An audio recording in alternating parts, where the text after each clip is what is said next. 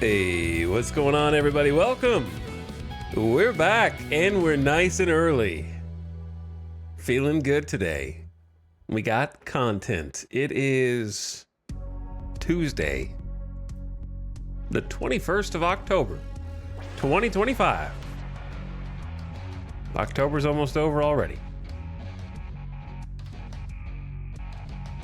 But the reason for this nice early stream is to make sure I got plenty of time to play a game I have been vocally looking forward to releasing in 1.0, and that game is Farthest Frontier, which we played some time ago, back at early access launch in, you won't believe this, August of 2022.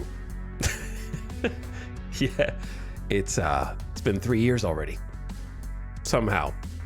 So if you somehow remember that stream, that may put the calendar into perspective a little bit. It was that long ago. So they've been working on it. It's been cooking.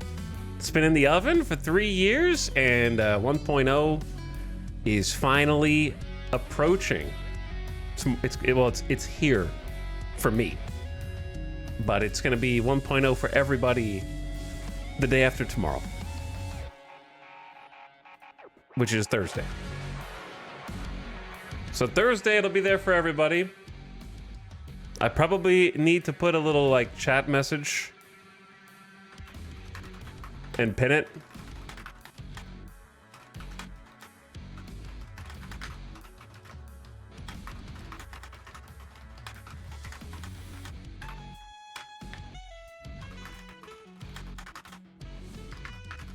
Which I'm doing now. You can probably hear the keys clapping in the background.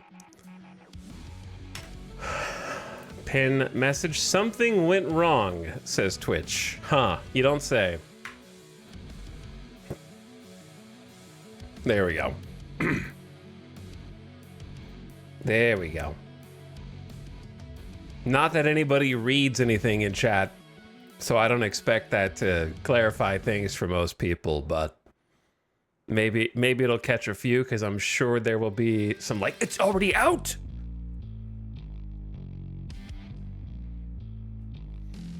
Yo, what's up? I saw the stream title, I went to Steam, and I got mad. Yo, I have been looking forward to this. I have been basically pinning all of my hopes for stream content on Farthest Frontier, so no pressure at all.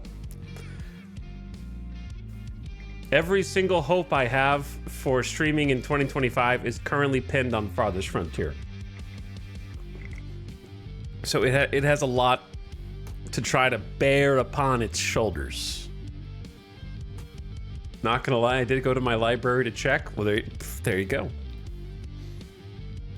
My entire career is based on this game and this game only. So for a little background, which I will repeat this at least 10 times on this stream, because I think it's something people would be interested in. The devs of Farthest Frontier are also the devs of Grim Dawn. This is their new game. So very big genre shift there, which is interesting. They must have just been like, you know what? ARPGs, we conquered that. We're at the top of the mountain looking down on everybody else. We need to go to a different genre and claim that one. And I hope that they do that for every genre. Just make, you know, be the king of every subgenre of strategy games. Now, the thing that Farthest Frontier has going for it is when we played it back in 2022 at early access launch, I really liked it. So I already know that I like it, unless they change something like tragically balance or mechanic wise since then. I don't know. So it looks like there's going to be a lot to do. It looks like there's going to be a lot to do, because we spent 30 hours in it in 2022. So it's going to be interesting. They added gacha mechanics. I'm okay with that. I'm all right.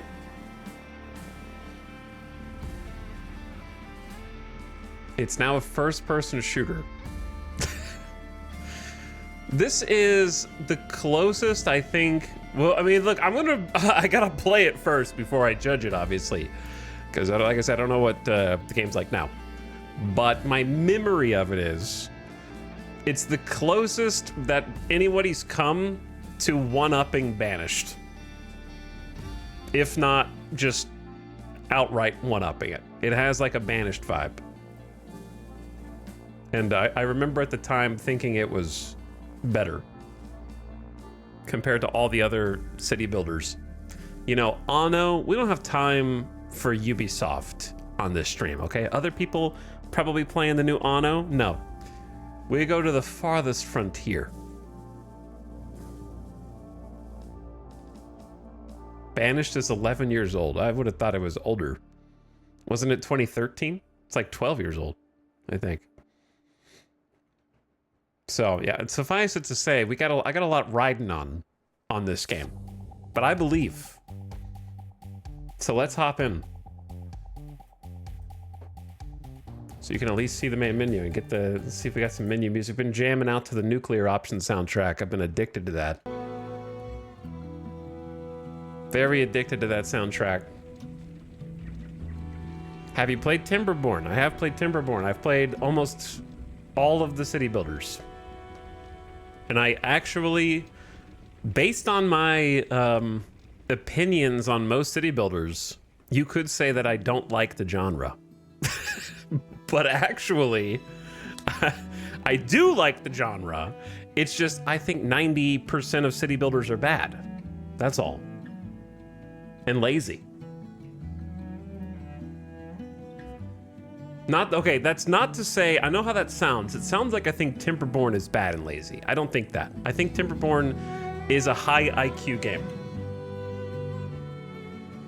Yeah, I just realized how that came out. I think Timberborn is a good game.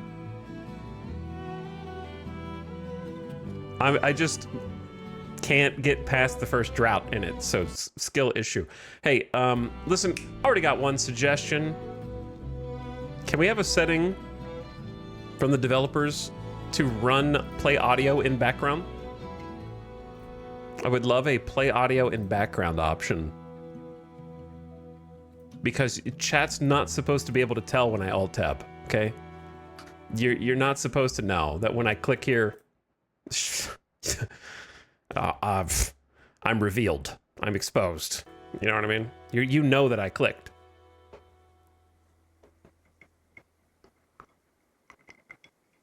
It's supposed to be a secret. Anyway, I forgot what I was gonna say. It's probably better that I forgot what I was gonna say, because I was gonna be like, here are a bunch of city builders that I don't like, so I'm just not gonna go down that conversation. But I do like Timberborn. I just don't have the desire to keep going back to it for some reason.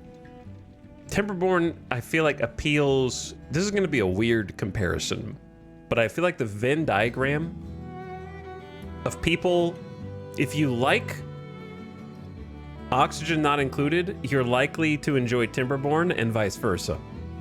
I feel like they take the same brain hemisphere.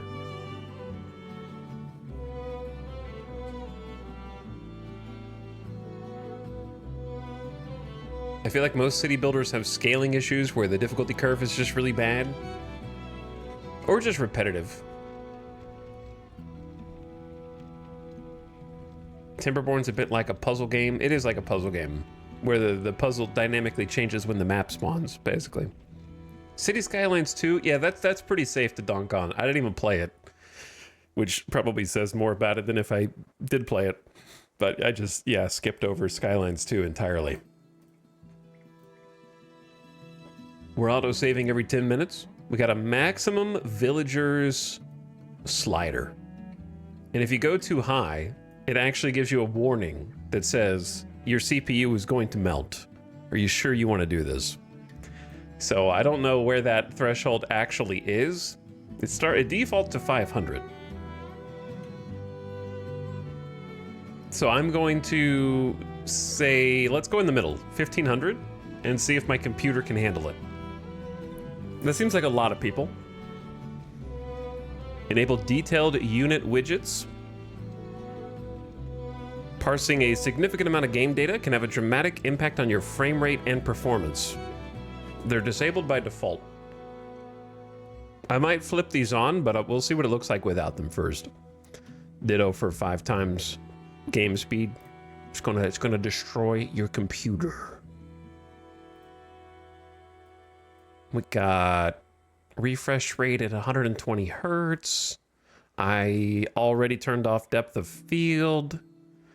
Background FPS. Okay, all right. I think we're ready to start looking at some new settlement options. So we got difficulties. Pioneer, Trailblazer, and Vanquisher. Default is Trailblazer. Plus starting resources, plus hunting and wildlife, plus hostile forces, plus healthcare adversity. Or Vanquisher. Minus starting resources. Scale the number of villagers, months of food, and initial stock of essential items you begin with. Obviously, I want to play here, but I'm gonna lose. Probably multiple times before I succeed. I remember restarting a few times, even back in 2022.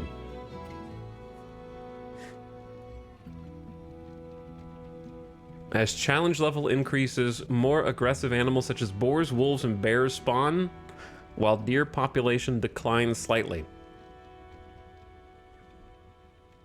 Higher combat challenge results in larger, more frequent raids with tougher attacker types. I'm curious to see how they handle combat, because that's usually the thing that most city builders struggle with the most. Even the ones that purport to have developed it, like even in the games in which it is supposed to be a selling point. I'm thinking of Manor Lords. Like Manor Lords really touted their combat, and it wasn't good. So we'll see. Rates of disease and injury scale up from a reduced level to become more frequent with proper hygiene and healthcare management. Most diseases can be avoided or significantly mitigated even on Vanquisher. All right, I want to play Vanquisher, but are you guys okay with restarting like 2 to 3 times to get a handle on it? Because if you're okay with that, then I would like to play on the hardest difficulty. Map size, small, medium, large. Unsure how big that's going to be. I just asked you for engagement. I was going to do it anyway. All right, we need a town name. I guess I could start on large. Just see if it feels huge.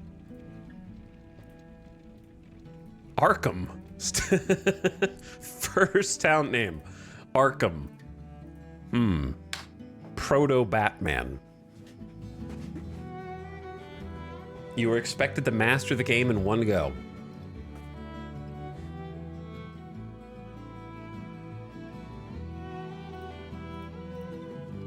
I'm not going to go to AI for this. I just need... Okay, there's going to be another town name anyways. Because this one's going to fail.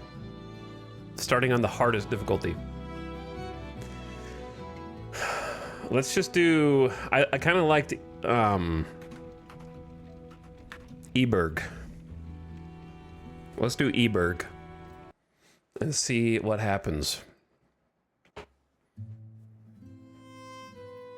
Life can be harsh everywhere, but in the old world, there was no hope of it ever improving. When our crops failed, the ruling class would still collect the same share, leaving our children to starve. And if we had any coin to our name, the taxman would appear, demanding it for the crown. Damn taxman.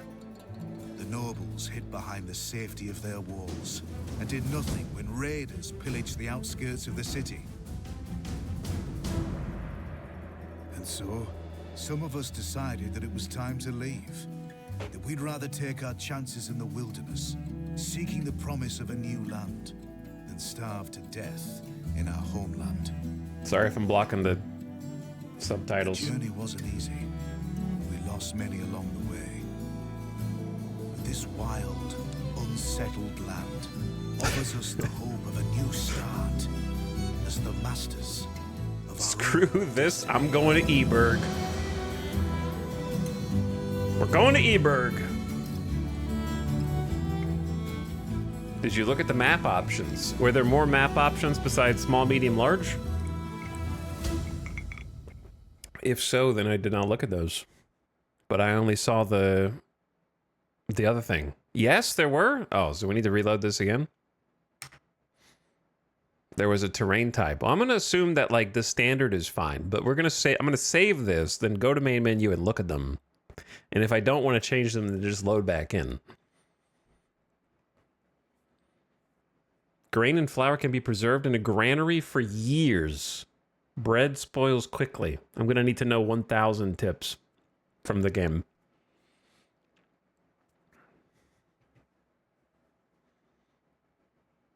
Okay. Hold. We finished scouting the surrounding area. Survey the land your villagers have explored and choose a promising site to construct the town center. It's important to choose a location that's near the resources you'll need to build a successful settlement. Things like clay, iron ore, and potential food sources. Oh, dude, I remember doing this a few times before I finally figured out, like, what my personal meta was. I ain't ready. I don't think you can save during this. Oh, chat, look what you did. You can re-roll the map from this if you really don't like your starting map. That's cool. That is a neat feature. Okay, but you guys are going to make me quit out. Look what you're going to do. You're going to make me quit out the main menu and look at the map options. If you didn't say anything, then I would have lived blissfully. Immediately abandoned, which that was just one possibility. It didn't truly exist yet. Okay, Vanquisher. Oh, yeah, there are advanced settings. Hold on. Dysenteria as a suggested town name. I'm not moving to Dysenteria.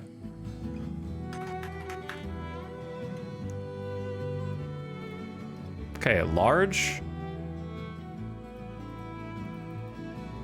Oh, you click on this. So we have idyllic valley, lowland lakes, arid highlands, plains, and alpine valleys, or random. A lush and fertile valley, abundant in resource and wildlife, the perfect place, ideal for pioneers just starting out. An ideal setting of dense forest, lush meadows, and lakes teeming with fish. Most, if not all, resources are available. The earth is fertile and ready for planting crops. The arid highlands, dry, desolate highlands with infertile soils, sparse pine barrens, and wasteland, but rich in minerals. Some resources are scarce, while others are abundant. The earth struggles to grow crops, and fertile land may be limited.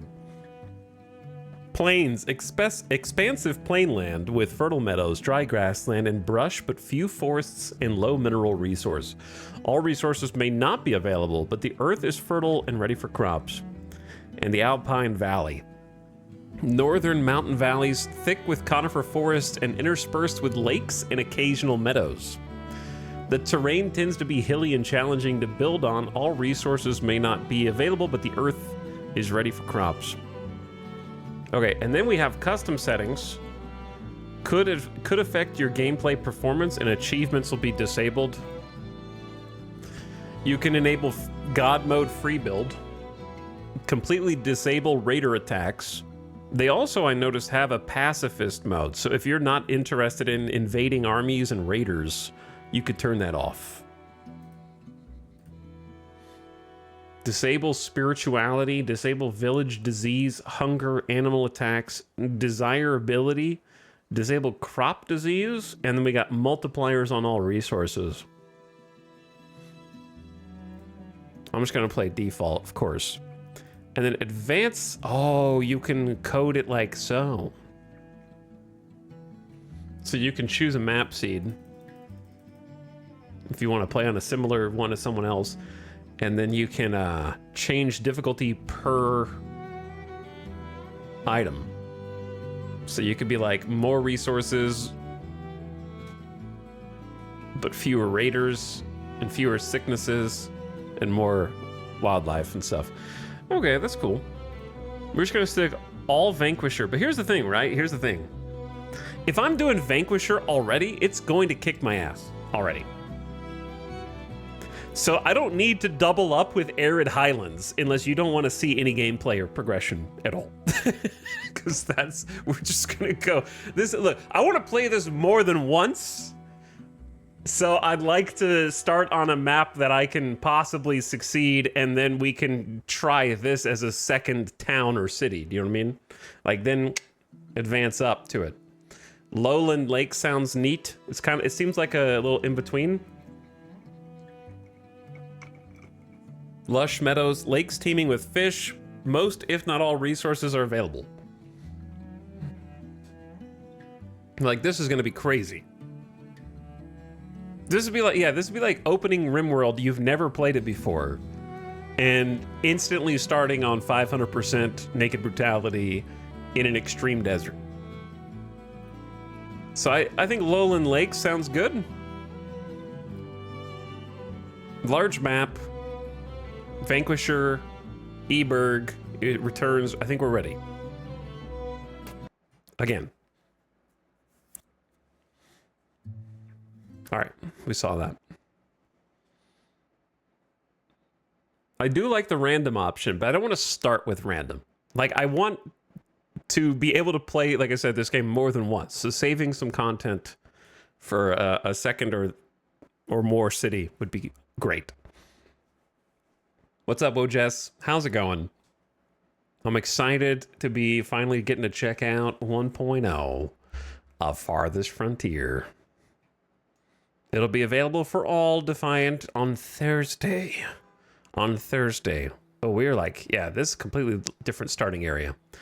Survey the land your villagers have explored and choose a promising site to construct your town center. It's important to choose a location that's near the resources you need, things like clay, iron, and potential food.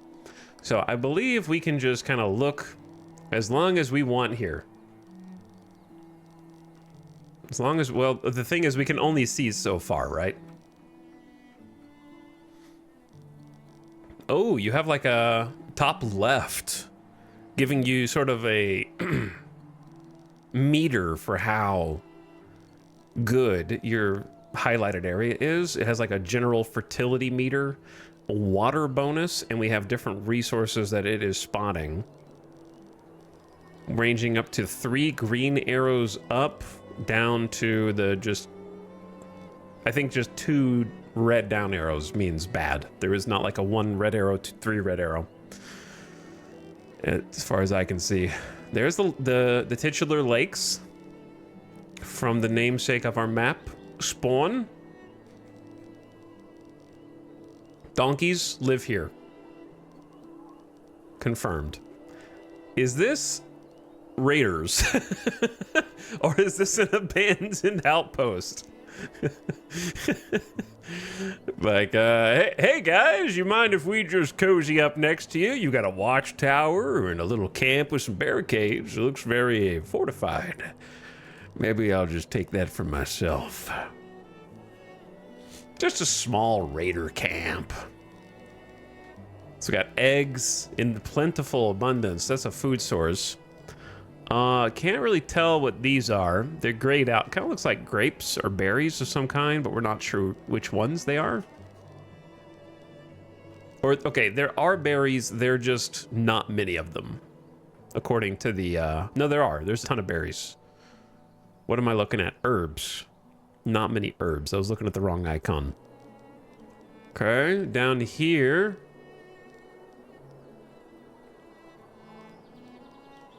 Let's see. Lots of nuts, lots of herbs, some medicinal roots. There's basically no iron, coal, stone, sand, or gold. So there's no minerals here. So we need to look for somewhere that has minerals. I remember liking this. This is like deciding where your home is in Catan. If Catan had any strategy to it at all. That was a weird analogy. Catan sucks, but this is cool. That's what I'm trying to say. What else is here? Greens. There's some clay. Huge oh my god, huge mountain with boars. This is Boar Mountain. They live at the top and have claimed 2 separate areas on it.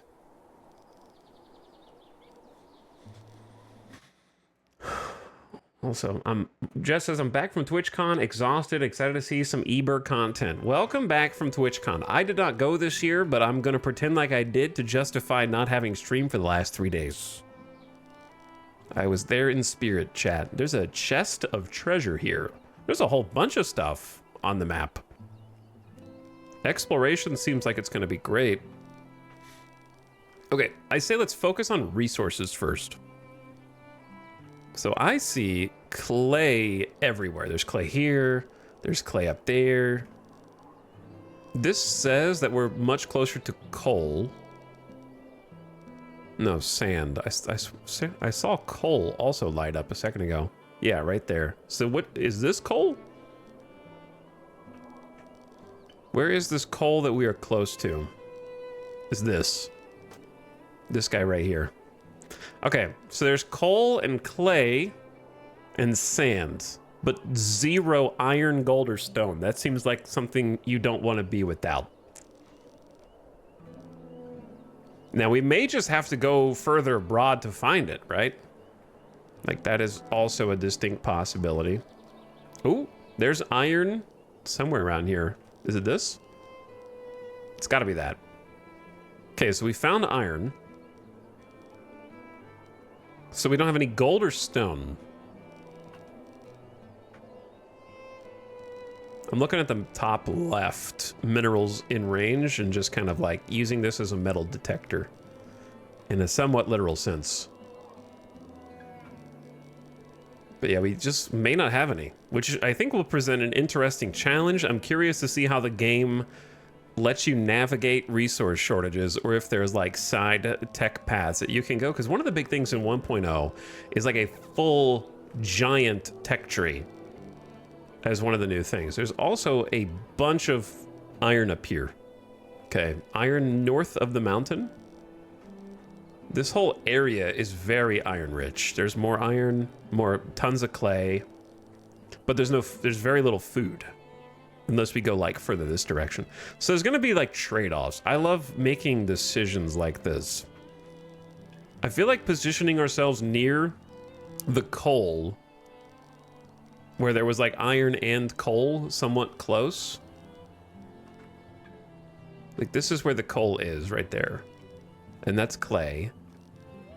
So where's that one iron that we saw that was down here?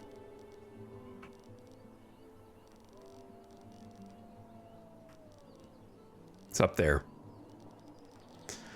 Okay, so maybe just somewhere like down here, but that's not too... There's fish in the lake. This looks like a pretty good spot. I'm gonna laugh if this is where it like spawned us in. Like, okay, it'd be so funny to me if you watch the opening cutscene, you spawn in, it positions the camera here, and is like, there it is, and you're like, I gotta look around, and you spend 15 minutes looking around, and then you just end up back at the exact same spot that you spawn in. It could happen. Like, it seems like a pretty good spot. There's trees all around. We are close-ish to coal, and there's a bunch of resources here that look like medicinal, a lot of herbs, a lot of berries, some roots, like more clay than you could shake a stick at, and then more. We got nuts, mushrooms, herbs, medicinal roots. The lake just over here, donkeys beyond that, the raiders, of course. Is there coal near this iron patch? There is. Oh. But what if I spawn in and these raiders just murk me? Like, they've got a red sword on a flag. This is the city builder version of a character creation screen. It is. It is. I gotta choose correctly. It's important. Because I'm gonna have to restart. Like, this area doesn't look bad either, but yeah, it does. Never mind. It looks good visually, but it looks bad resource-wise. Where's the coal that's supposedly around this iron? There's the iron. Coal's up here. At the base of the mountain, right there. Okay. And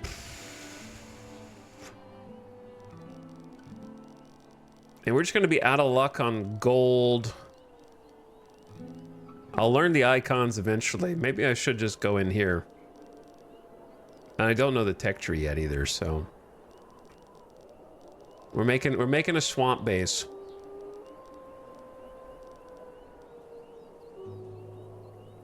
What is this icon? Greens?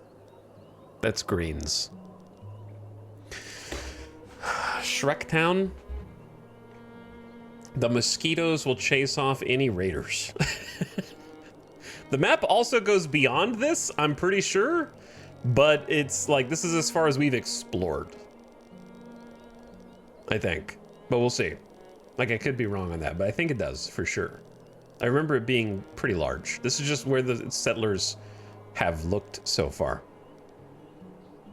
Nice, this is out of early access. Well, read the pinned chat comment first before you get excited.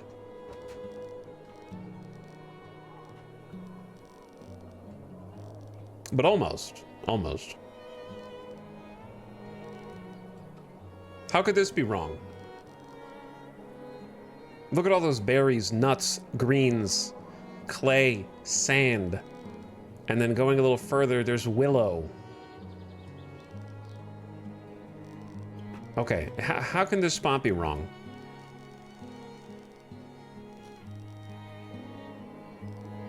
I'm gonna find a way. The iron is up there. There isn't like one spot that really stands out. I'm scared of building next to the raiders. I could re-roll the map, but it also would be fun to just send it and see what happens. If there was like any iron on this, there is iron up here, but it's like halfway up. Can we walk this? I don't know if you can, how to tap resources that are on a 50-degree incline. We got to get through Boar Mountain to get to the iron right there. Okay, well, if that's where the iron is, and there are so many like berries, eggs, and nuts and stuff all in here, maybe we actually look to this side, but there's no fish. Do we want fish? If we want fish, we need to be on the left. Plus donkeys that you can hunt.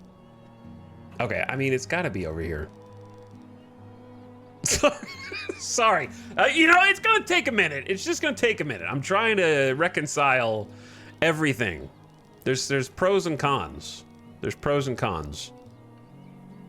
There's evil wolves there that are gonna try and kill me.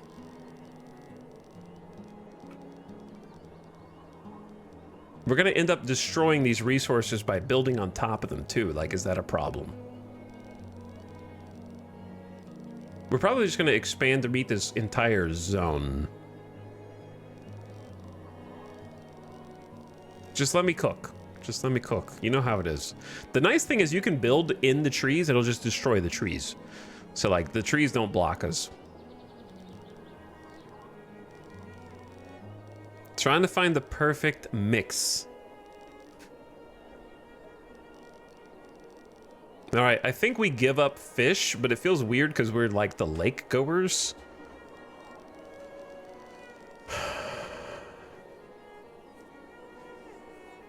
Don't worry, I'm sure wherever you build, it will be wrong.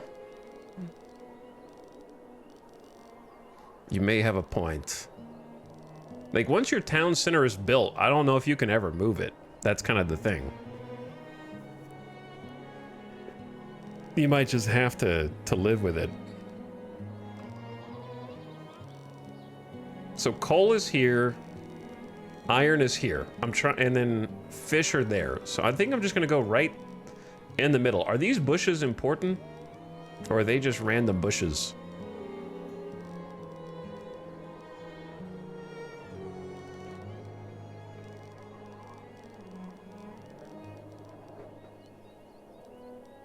Because I'm about to just build right there. This spot right here. Are you sure? Are you sure you want to place your town center at this location? To be fair, I would like to see a reroll just to see how much the maps randomize. Well, I mean, we did start in a different map before coming to this map. But also, I don't want to look for all the resources a second time unless I lose, and then we restart normally. I'm sure. I'm positive. 100%. Okay. How do I pause the game first? We're gonna pause the game because everyone looks really angry. Villager is homeless. Build additional shelters to prevent death from exposure. Villager is unhappy. Wolf carcass. Did we just, like, Wicked Witch drop a house on that wolf? Or did they bring that? And they just dumped it there, maybe. Predators are attacking. One predator has been killed. Bro, we just spawned in and the wolves are attacking. Wolves are aggressive animals that pose a moderate danger to villagers and livestock, but they provide meat, hides, and tallow if butchered by a hunter. Okay, couple things. Where are the wolves spawning in from? Are they just like, maybe they were just randomly there? I don't see a red wolf marker here, though.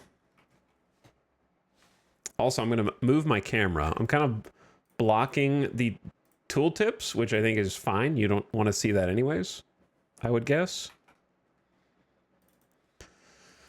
But I'm going to go through them and click them to see what they do. Zoom the camera. Done, done. Rotate the camera. Got it.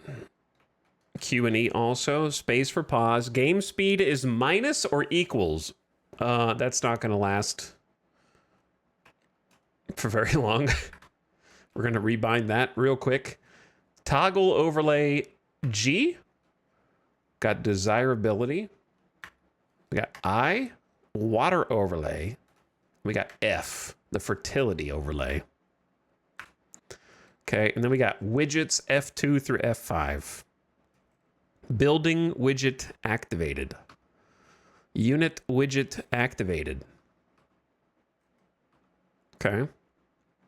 So we have advanced, military only, off, basic, advanced. All right, cool. And then F4 is resource. So you can hide stuff. Dropped, resource, basic, advanced, off. Okay, we'll see. Did the wolf seems to have... Need something? Camilla? No, I do. I need lots of things, actually. I think, yeah, the wolf just injured Camilla. Builder, 27 years old, 78% health. I don't know if you're going to make it. You might be dead. Twitch integration win to make every single villager a member of the chat. Because I am not going to hand name everybody who comes into this village. But if there was a Twitch integration that did that for me, then I would. Okay. Sorry about the wolf attack, where I chose to settle you guys. So we got 1x down here, speed, combat settings, highlight raiders, reduce the game speed if you're under attack. Okay, I think that's always a good thing. Toggle the minimap on or off. Overlay controls. Toggle military banners and help button. Top of the screen, we've got the report for the last 12 months of production. My difficulty settings, which will inevitably kill this colony. how much knowledge we have, how many villagers are sick. We have 7 adults, 3 adolescents in making up our initial village. They are fairly happy to start with, but they have sub-happiness levels that I may have accidentally hidden the information on because I was just hitting all the F widgets because there's a tooltip that is empty. That may be my fault. I'm not sure. 100%. Okay, desirability, family, health, entertainment, shelter, and how many of them are very happy, happy, unhappy, and very unhappy. Food stores. We have 1 singular meat. 1 meat to split amongst the population. And then seasons. It's early spring, year 1. Cold temperature with a light breeze. So this is just it moving through time. You can click this, and I'm not sure. I guess that just highlights the text. Log resources, firewood, planks, stone, clay, brick, and gold. Okay. Let's see what's down here. Center the camera on the village. Villager professions. This screen will look familiar to you if you are a player of Banished and other such games. How many resources we have in storage. Color-coded and organized. The summary of the crops. And also many other info cards. You can kind of access the other things from here. There's the tech tree, which is new, and I haven't seen this before ever. It looks like you start from the bottom. Tier 2, Tier 3, Tier 4. We've got things such as 25% less fertility loss from planted crops, faster farmer work, more resources gathered per forage source, a little more tax, reduced chance and spread of cholera, dysentery, and typhoid.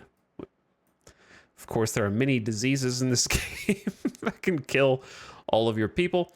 Plus 20% base knowledge. I'm just kind of getting a little overview.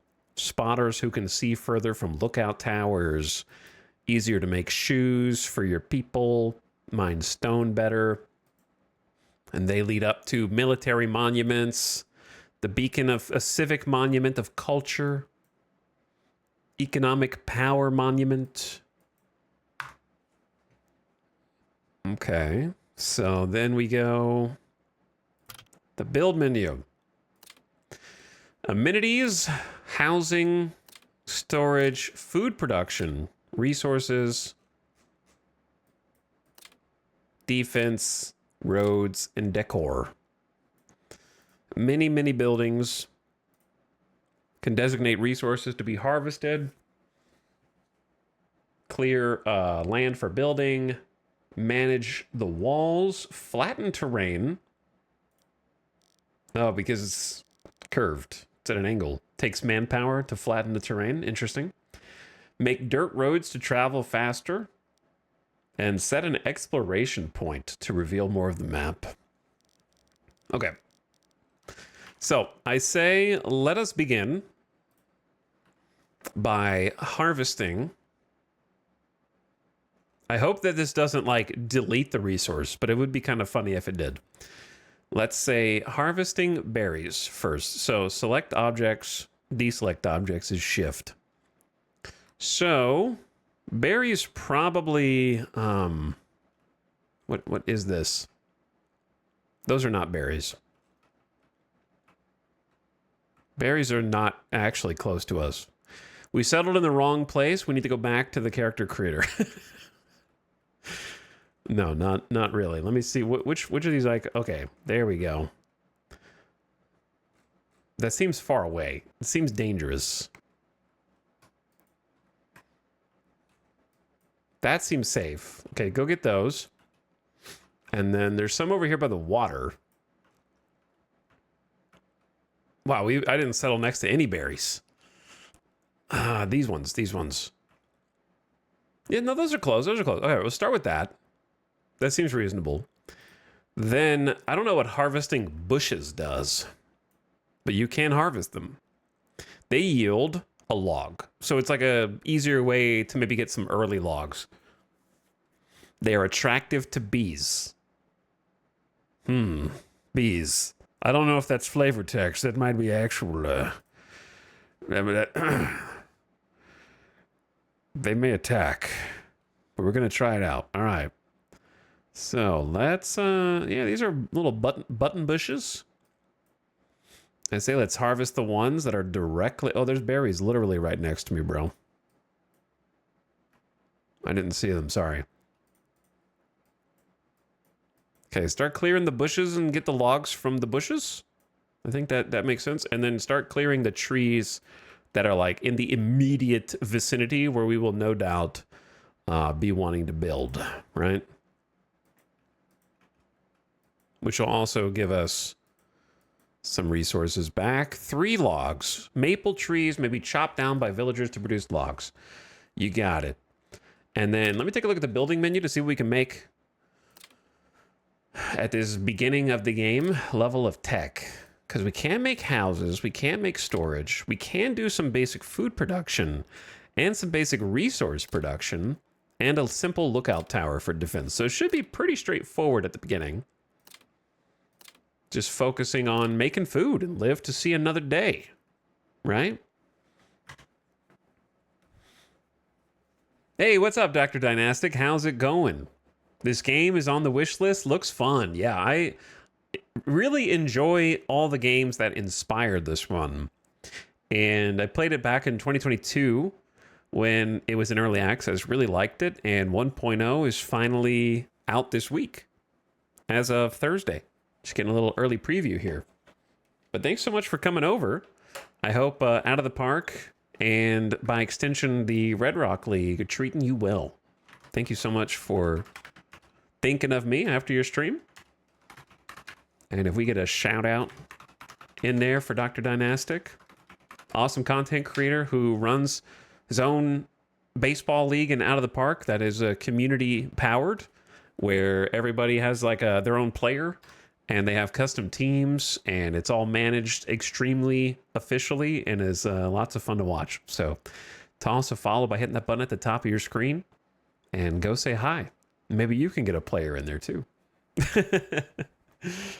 But thanks for coming over. Welcome, Raiders. We're playing a city builder called Farthest Frontier.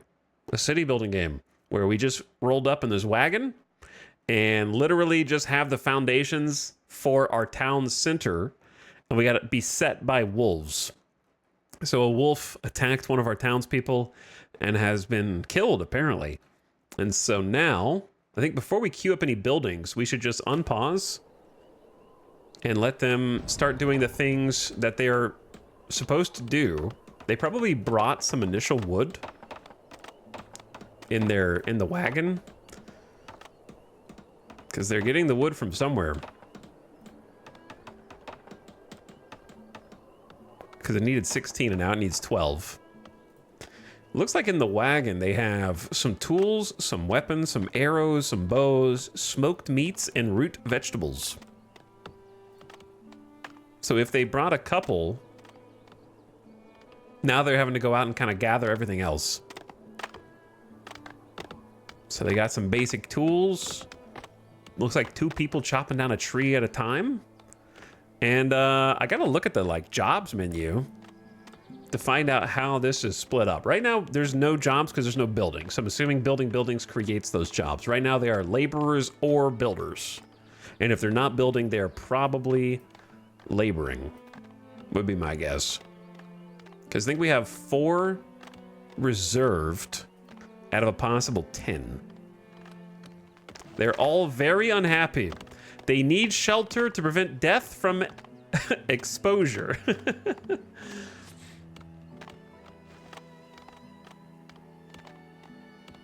Any plan on playing more Duck Off, or was that mainly a filler? It was a cool game. I don't think it was a filler. It was neat, but I just decided that I want to play this.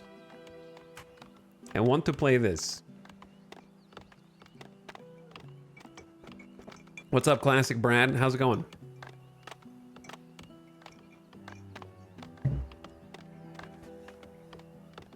Walking in the forest for a few minutes, I will literally die without shelter. kind of true, though. Okay, so there's the logs.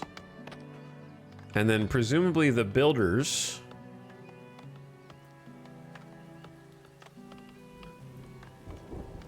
will reserve them.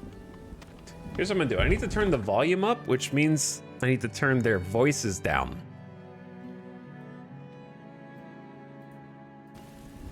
Hello there.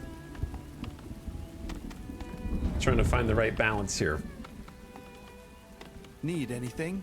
Yeah, that seems good. All right, they need 4 more logs for the town center. Some of them are harvesting the bushes, which should produce at least 1 log. What needs doing? Good thunder sounds in the background. And then I'm curious how they prioritize, like, say, harvesting. Oh, there may not be any berries because of the season. That's why it's gray. Okay, I gotcha. Hawthorn are large thorny shrubs in the rose family that produce red berries, which ripen late in the fall. In times of desperation, these berries are one of the last remaining food sources for the settlers. Town center has been constructed.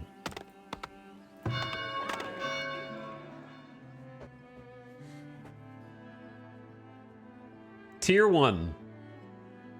Rally the villagers and garrison them. Tier 2 requirements. We need 8 shelters, a market, 30 population, 60 wood planks, 30 stone.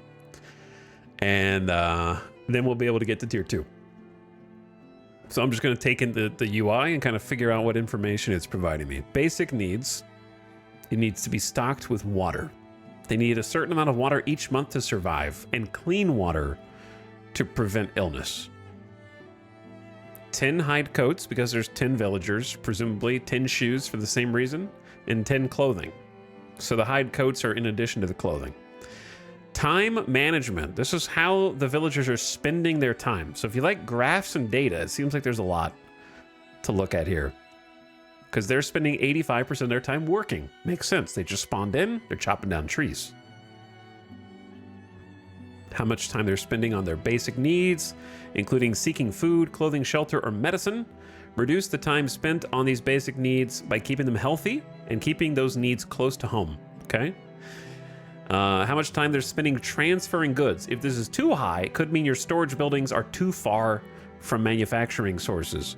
Move the storage buildings or make new ones closer. How much time they're spending defending from external threats such as animals or raiders, and how much time they are idle, waiting for work that needs to be done.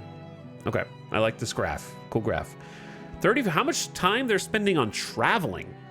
Excessive time spent traveling place to place can cause inefficiencies in work and failure to get needed supplies in time. Store raw materials closer to manufacturing and keep basic needs like food and water near homes. How many villagers are sick? How happy they are? 0%. They need living space. I like that it has like a list of things that they need so that you can work on that. Kind of gives you some tasks to do. Make sure I snooze the ad. There's no need for it to run right now. Yeah, they're gonna be cold, and they need soap. They want soap. There's the professions, resources, and storage, which right now makes my eyes glaze over because I don't know what anything does, but I will learn. And then a whole list of things for the villagers. They want beer, luxury, spirituality. They appreciate the beauty, service, and entertainment available near their homes. Okay, so they need entertainment, military companies, crop summary. The devs boast in their own words that Farthest Frontier has the most detailed crop growing simulation ever. Okay, this is their own words. The most detailed farming system ever. Those are big words. Strategically select from 12 crops with unique growing characteristics and configure crop rotations to maintain soil fertility, avoid heat and frost. and prevent the accumulation of disease. Cultivate your fields over time, removing weeds and rocks, raising fertility, and adjusting soil mix to achieve maximum crop production to keep your growing population fed. That says more about their competition than it does for the game. Maybe, but we'll see. We'll see. They should have maybe introduced a little qualifier there. Like, I thought it was going to say of any city builder, but it didn't say that. It said the most detailed farming simulation ever. Of all things. So I thought it was going to like qualify it at least within this, because I would believe it. The city building genre has some very basic crop rotations where it's just like fertility up. Okay, now it's down. You need to wait. To be fair, farming sims are mainly tractor sims. Yeah, I mean, it's kind of true. It's kind of true. Who's shooting guns in the distance? Okay, I need to give them work, chat. I need to give them work. They can't just sit around. They're chopping the logs. So after the tree gets cut down, it creates a log pile. That log pile needs to be chopped. And then they carry the logs. And they're I'm starting to see where they're currently depositing them. Are they depositing them in the wagon? Okay, they're using the wagon as like a stockpile at the moment. Serves as a place to store goods produced by the settlement. You can't read that because there's... Okay, hold on. We're just going to do this. Perhaps this will be better because there's a lot of menus up there.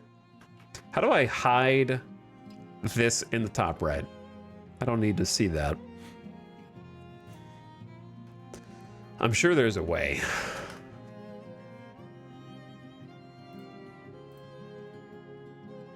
Display dynamic keybinds. I mean, it is dynamic. There might be a need for it, but you can hide it. Nowhere is safe for webcam in a spreadsheet game. Now we're fine. We're fine. Let us begin construction. Hunter cabin. Hunters will venture out from the shelter to track game for meat and hides. Needs 10 logs. Forager shack. Store food items collected from the environment around the village. Can provide essential resources like fruit to avoid scurvy, and herbs for medicines or the preparation of food. Fishing shack. On the water's edge, this will give villagers a place to fish. Crop field for vegetables and grain. And a smokehouse to dry and cure the meat and fish, extending how long the foods will keep before spoiling. Do you see the problem? This needs stone. We have no stone around here. So I'm thinking, let's start by setting an exploration point. Like, I don't think there's any stone on the map that we can see. I could be wrong. I may have overlooked it. Like, I just started the game. But now look how small our vision cone is because we settled. So we're just going to explore and hope we don't run into enemies or boars. Or we might just need to start over. You know what I mean? I'm going to put some exploration points there. Now, there are stones, but I don't know if you can, like, crack those. Okay, you can just crack the rocks. However, there isn't a renewable stone source near us. So we'll have some stone. We'll have some stone. But it'll run out. So these individual rocks can be harvested. We should do at least a little bit of that, especially on the ones that are really close to us. Because we're going to want to build here. That's 18. Okay, that'll get us started, those two. Just dig down. What do you mean you don't have stone? Just dig down. Straight down. So for resources, we have a basic well, provides clean drinking water consumed by villagers, industry, and used to put out fires. They replenish over time based on water levels. Too many in one spot and a lack of tree cover can cause the ground to dry out. So tree cover is important for the wells. Firewood splitter to heat homes during winter. Okay, that's a familiar one. Defenses, we can make a lookout tower. Defends the surrounding area against hostile threats. It has to be manned by guards who do extra damage when attacking from this vantage point. That costs 5 monthly gold, so we can't afford that yet. And then we got basic fence. Keeps animals away from your crops or predators away from your livestock. Costs wood, fence gates, and basic dirt roads.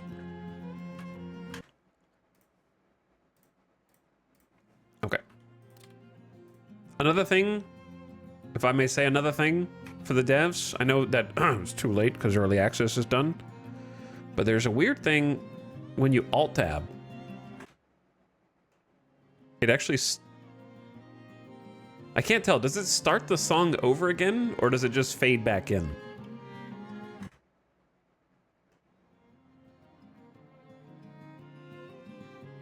Anyway, I would like a play music and background option would be very lovely. I say let's start with... Ooh, the hunter's cabin would be good, but the donkeys are the closest thing. Okay, those aren't donkeys, that's deer. They look like donkeys. It's deer. Hunters will venture out from the shelter to track game for meat and hides. 10 wood.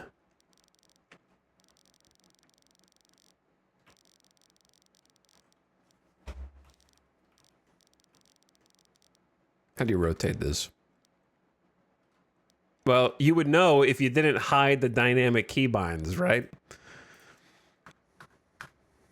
So why don't we keep that up for just a minute? Rotate is tab. I knew it wasn't going to last long. Classic.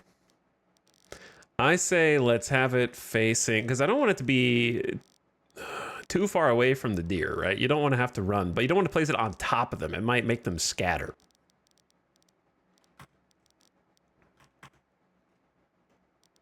I'm thinking like right at the edge of the woods.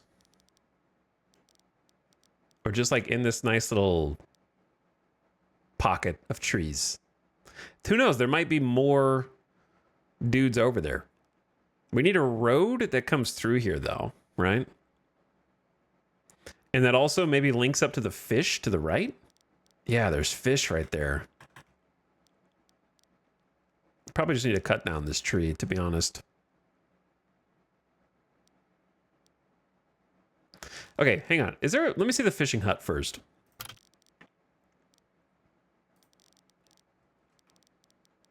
The fishing hut. Slope too steep. Warning, raider camp nearby. Oh yeah, the raider camp. What if I just die to raider camp straight away? That could happen. So maybe...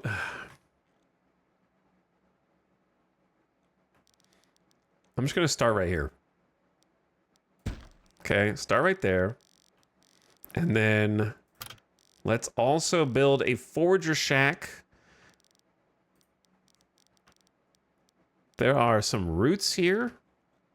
Medicinal roots and herbs in abundance right there. Okay, so that seems like a solid place. Then we've got a bunch of herbs and roots over here next to a sand pit. And then we've also got a cluster down here bottom right. Let's start close to home.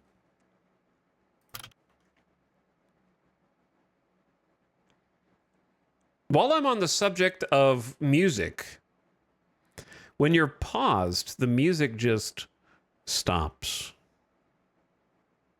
I would like it if the music continued so I'm not left alone with my own thoughts.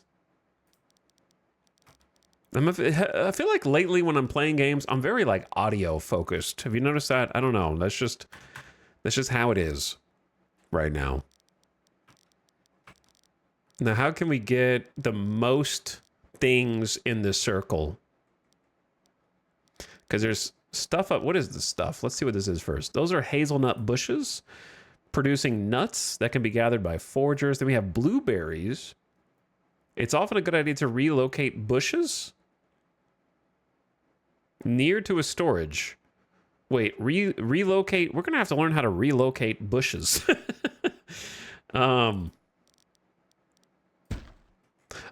Oh. I just did. There you go. What if I want to cancel this now?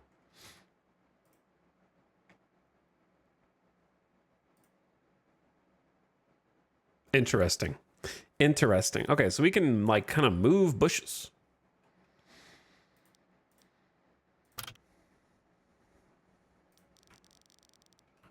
So I want to be kind of close to here. And I would definitely want space for like a road to go around the other side. So something like...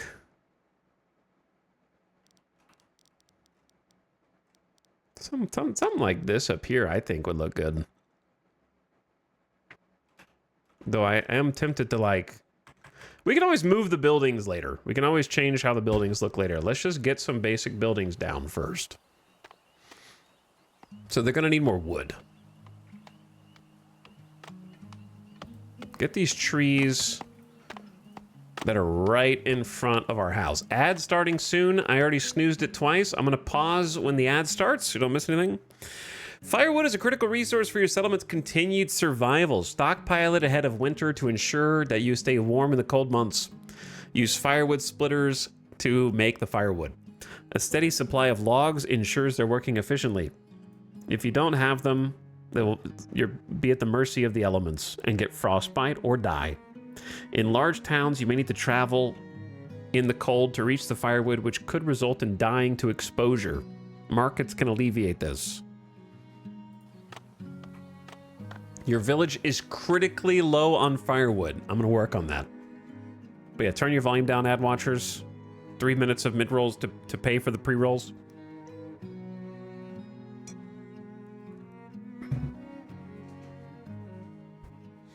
What's up to some subs while I'm here? Which requires me to alt-tab. Because I missed a bunch of people, actually. You guys came out of the woodwork. What's up, Y2B Shears? Thank you for 80 months. I appreciate you priming again. And Short and Saucy says, go away, stinky ad. Done. Thanks for leaving your prime here for the next 30 days. And hello, Mr. High says, that's a bold claim that a streamable game exists. I think it does. And today, I'll prove it. Nemo55, thanks for a year and a half, dude. How's it going? Appreciate the sub. Adam says, looking forward to city building. E-Town, thanks for 40 months. It's been a while since we did like a city builder. Right? I feel like it's been a while. I don't know when the last one was. Influx says, I don't know who needs to hear this, but it's time to move your Halloween costume from the freezer to the fridge. What does that mean? Is it just that it's almost Halloween? Is this a Halloween alert? Appreciate the 50 months of sub, though. Rongle Bongle. It's a Thanksgiving turkey joke. How is it a Thanksgiving joke? I don't understand. Paul, thank you for a tier 3 sub. 5 years? What happened? I'm an old man. Me too. Thanks for the 5 subs in one, dude. Very, very kind of you, and thanks for supporting the stream in a big way. Roggleboggle, thanks again. Waking up for 80 months of sub. Incredible long subs in this chat. Right on time. Hello, how are you? Happy 5 years. A lot of subversaries, too. Kirk Danger with the brand new Prime. Hello, Kirk. Thanks for sharing. Sint, thank you for 45 months. Waving at chat. Dr. Dynastic, thanks again for the raid, dude. Hope you have a great rest of your day. Taco Tyler says E for 53 months. Hi, Taco Tyler. Flying Lima Bean says, yay, city builder time. I'm excited to have a city builder to sink my teeth into and learn what's up and how it operates. Colt Diggity says E for 9 months. What's up, Colt? Tyler the Lee is excited about the game. Thanks for the Prime. And Kansas City Mickey for 45 months. Hello, Kansas City Mickey. What's up, gamers?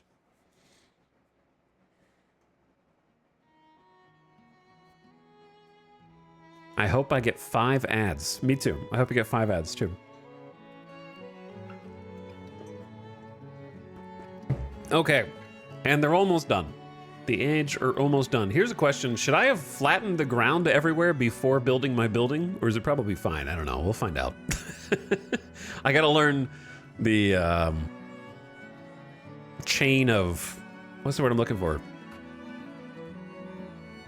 Workflow. I gotta learn my city building workflow.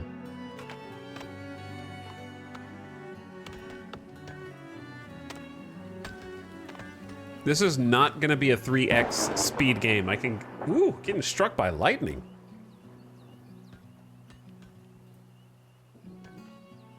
Getting struck by lightning here. Where do we want to build a well?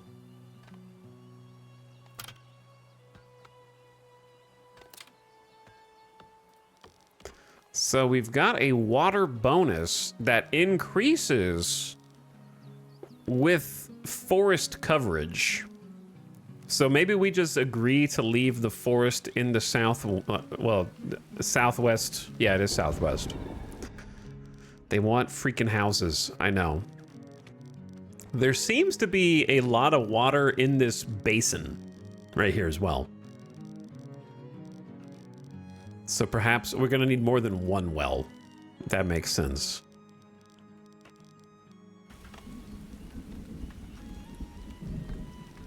So there's a 3x2 building right there.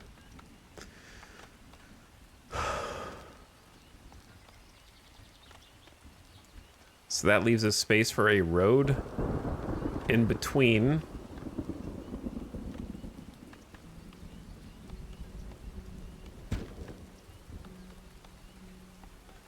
Kind of diagonal down from it. It's going to take 3 wood and 5 stone. Let's see how the people are doing. We have a hunter. Oh, they built the hunting lodge. I didn't even see it. Some buildings have a work area to function. The circle defines where they will seek resources. For example, a hunter cabin's work area defines where the hunter will hunt. A fishing shack, similarly, what coastline they will fish from. By default, it's centered on the structure, but that is likely not the best setup. To relocate the work area, left click and then move the cursor. The tooltip will give you some insight. Okay. Hunters will venture out from the shelter to track game for meat and hides. Tools are needed to work efficiently at this building. To upgrade it, we need a town center tier 2 and some other resources. If you upgrade it, you get more recipes and increased durability. So here is the work area that you can retarget.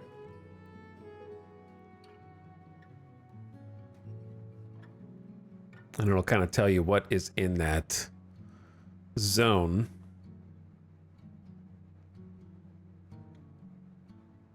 I think this is fine right here. Okay. Sturm is currently the head hunter. And this is what they will produce. Select to set production limits. See, since they're going to be gathering multiple things, I suppose you could set a production limit so that your building doesn't run out of storage space for one item to the exclusion of the other items, possibly. We'll see. I need to experiment with this. It needs water storage for the worker, presumably. And then details of their basic needs. Okay, we'll see how that works. So what are we making next? Hopefully that's not too far away. Though getting a road down would be very helpful, I think.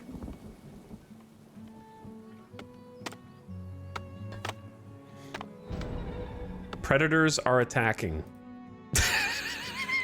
Yo, we're dead, man! You know, are these the guys I sent out to explore? Oh no. I sent them into the mouth of the wolves. We actually are kind of surrounded. There's a wolf den down there. There's a wolf den over here. Chat, we need to be more careful.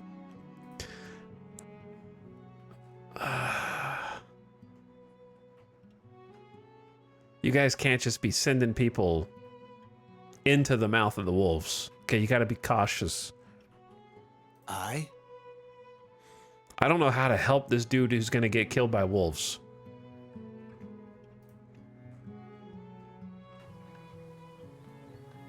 Minus 22 HP.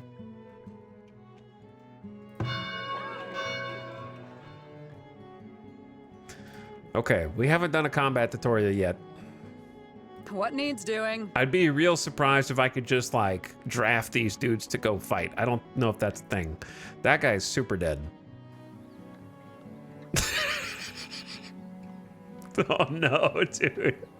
Oh, no. Run! Keep running! He's missing! We need help! You've almost made it back to base. Keep going. He got stuck on the trees, and now there's no trees. He's... villager is wounded and will soon die if not taken to a healer. And they're homeless on top of everything else. Dude, we can't make that yet. It's got to be an... Oh, of course the graveyard is buildable. Well... The healer's house requires a technology to unlock, which we have no knowledge of. Do they automatically fight back if there's enough people? That dude's dead. And the wolf is still on the prowl here, near my other townspeople. And wandering closer. We're under attack again. Run with your wheelbarrow! Is one wolf gonna destroy this entire camp? Holy! Oh my god, the hardest difficulty goes crazy. She insta-died. They're punching!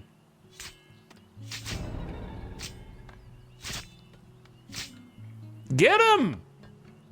Don't let him murder the whole town!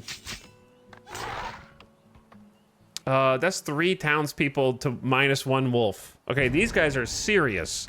Listen, we're just coming up with a creative solution to fix the housing crisis here, okay? If you send everyone out as an explorer and they happen to run into a wolf's den, then you need fewer houses. So, that's what we're going with.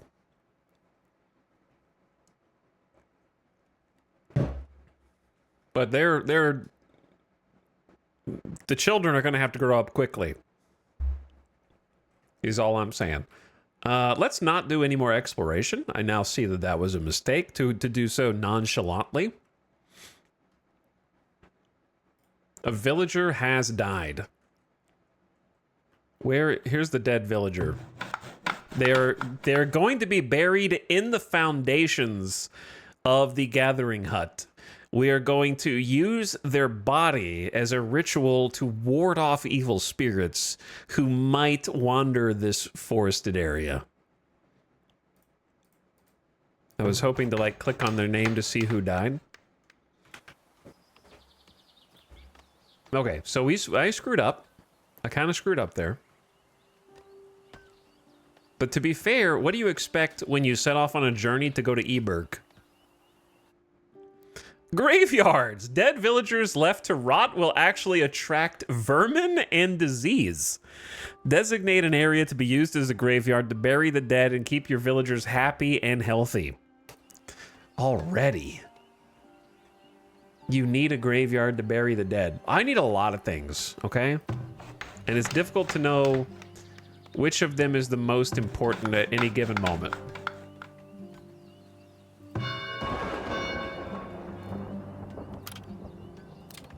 I can build probably shelters. That wasn't available to build a second ago. I should have looked at what the prereq was. That would have helped. Dude, I gotta build this all. I don't have enough people to build. Our villagers are getting struck by lightning.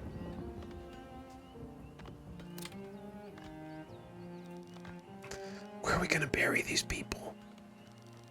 Where are we gonna put them? I don't want to put them right next to the town center, dude. But I also don't want to build super far away. A quarter of your population dies? Well, we kind of messed up here. I told you we were going to start over a few times, didn't I? I did say that.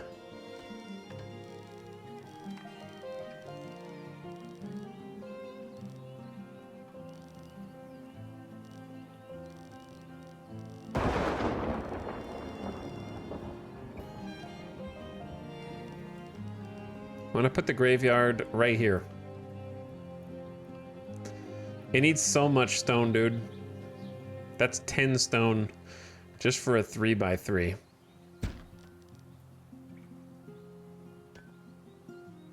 The other people are still bleeding out. That's the saddest part. No one Work can to be help Tom and the wounded laborer just left to succumb to his wolf injuries. I know we have a housing crisis. I'm building the wrong things first. She's dead. We have nowhere to bury. All right, you guys ready to start over? You ready to start? You ready for Town 2, the sequel to Eberg?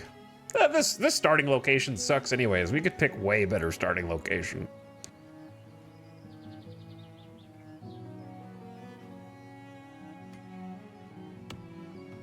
I gotta figure out what my actual priorities are. Like, the well can't be the highest priority. There's a lake over there, which has to be maybe not clean water, but it's gotta be fairly clean water.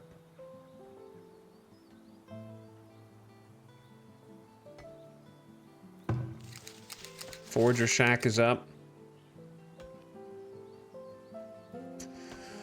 A place for foragers to store food items collected from the environment around the village. They can provide that. Yeah, I'm building this before I'm building houses. That's not a good...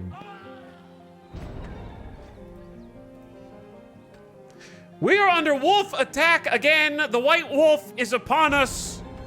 A villager has died. Okay, hang on. Where did this dude come from? We're playing on the hardest difficulty, by the way. Chat, we are gonna avoid... I don't want to be within 500 feet of a wolf den. Is it at the It's at the graveyard, dude. He's like, let me help you here. Maybe wolves should be the dominant species on this planet. Okay, hang on. We're gonna start over, but I need to at least read the buildings so I don't have to read them a second time.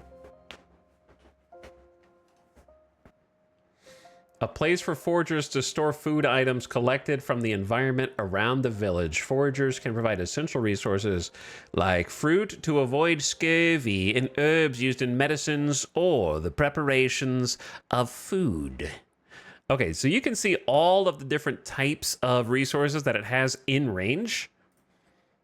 Berries, greens, herbs, roots, and nuts. Foragers cultivate a selected resource in a garden, okay? So you can kind of choose with the little up arrow for priorities. Water, berries, smoked meat, root vegetables. Okay. And then they can probably store a little bit. Travel time is massive and also bad. Understandable. I need to consolidate my ambitions. Shrink it down a little bit. Wells provide clean drinking water, which is consumed by villagers, industry, and is used to put out fires. Rain is increasing water generation by 150%. Total bonus 100%. Water capacity up to 200 water in storage. Do not dump the body down the well. I realize that it is very dangerous. This wolf is feasting on the corpse of our dead villager. Okay. Hit me with the reroll.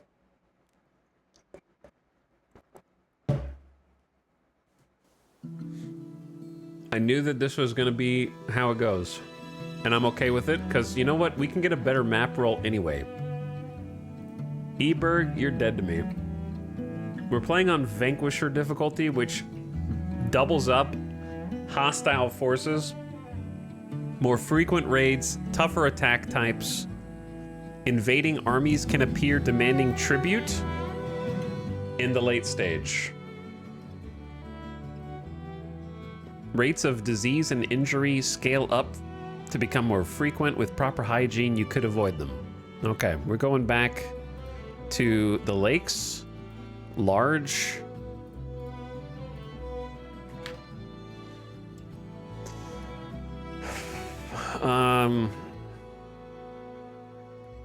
We had Eberg already.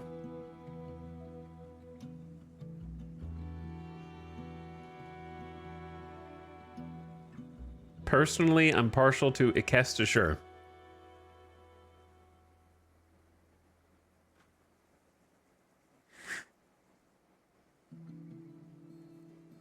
Wolftown. Not naming it Wolftown. Man, Eberg was good.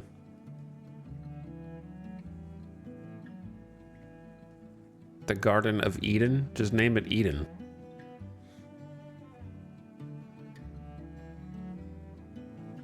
Though I don't think that that's true. The Den of Wolves, more like. Okay. Newberg is funny to me because it's just like those doomed settlers didn't even make it through one season and they've already been like eradicated, and the city that they came from has already sent like a second expedition out. That's so stupid. But for the record, you can play on pacifist mode. Okay, for people who are just coming in and looking at things.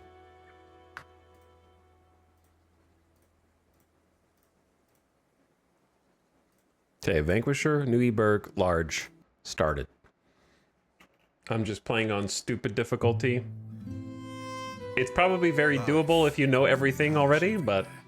But in the old world, there was no hope of it ever. I'm gonna learn while doing it. When our crops failed, the ruling class would still collect the same share, leaving our children to starve. Don't worry, I'm gonna tax you eventually too. And if we had any coin to our name, the taxman would appear, demanding it for the crown. The nobles hid behind the safety of their walls and did nothing when raiders pillaged the outskirts of the city. And so, some of us decided that it was time to leave.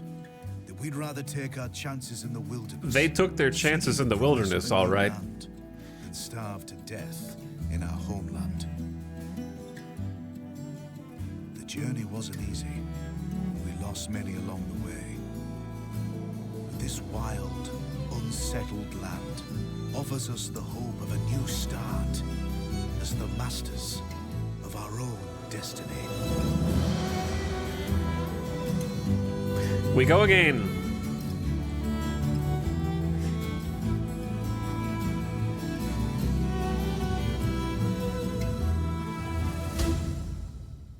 I like the music. Okay, let's get a good map roll. I like the mountain on the last one, though. We're never going to get to conquer Boar Mountain. And that makes me a little sad.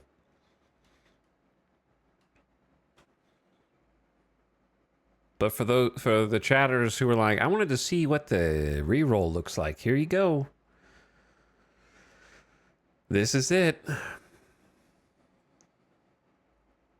Was this EA for a long early access? We played it in 2022, and now we're here. Now we're here. Well, there does seem to be a mountain nearby. Survey the land and choose a promising site to construct your town center. It's important to choose a location that's near the resources you'll need to build a successful settlement. There is a mountain.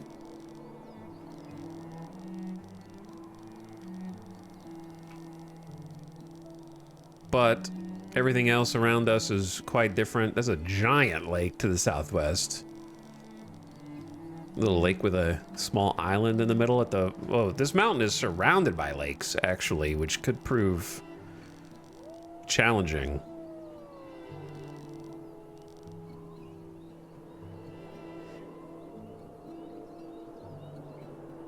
How big can this go? I don't know. I'm just now playing it. Look at the screenshots, I guess, on their Steam page. See what you can gather from that.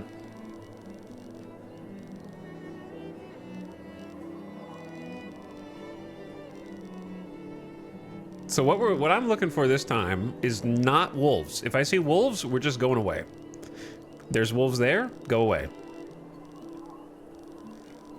There's also wolves there. Okay, so this place is like, they got this place locked down. There's wolves and the boars. They're in an alliance in this forest. We're gonna have to exterminate them, basically.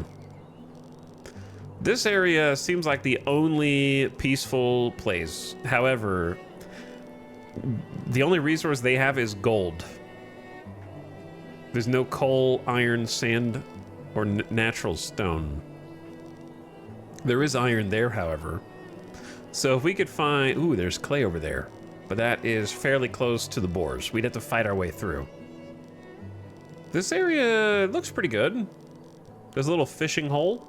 But again, gotta watch out for the bad animals. I might play from a rotated camera so the mountain isn't in the way. We could just play with the camera upside down, but that's gonna confuse my directions.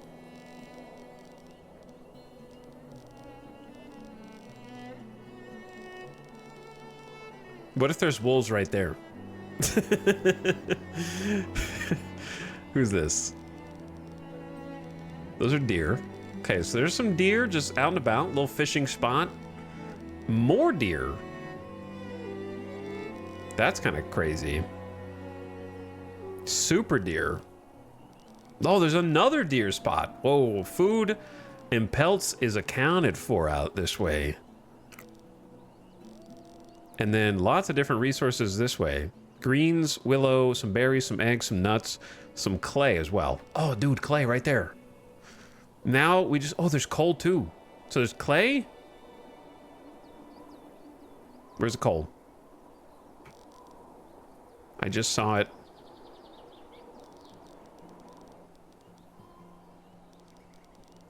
What is that? It's like sparkly. It's infinite. It's got like a loop. Okay, this could be cracked because we got coal right there, clay right there, iron right there, and there's... Wait, is that where the gold is? Gold's right there. Oh, okay. Lots of juicy resources. Plus, we're surrounded by deer and a little fishing hole. There can't be that many fish in there, but apparently there are. I'm just gonna double check that we're not next to like angry animals that are gonna try to murder us.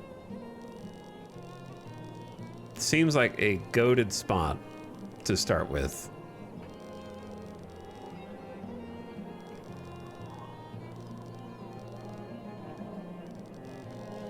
Like, to me, throwing this at the almost the foot of the mountain, I just wish I could flatten the ground a bit first. All right, I don't want them to have a 100% travel time to everything. This is kind of the only... So where do I want to begin? Oh, we need to... Can we look at the water bonuses and stuff? Fertility of this land is like... in the green, but... Oh, down here it's crazy fertility, like right in here. Well, it's not crazy. It's like 70%.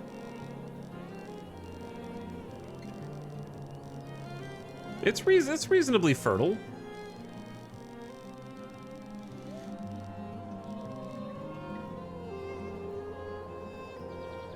Okay. I feel like what you're supposed to do is build your little town settlement near those resources, but what I do is kind of build in the middle of all of them, which I feel like is what is gonna punish me.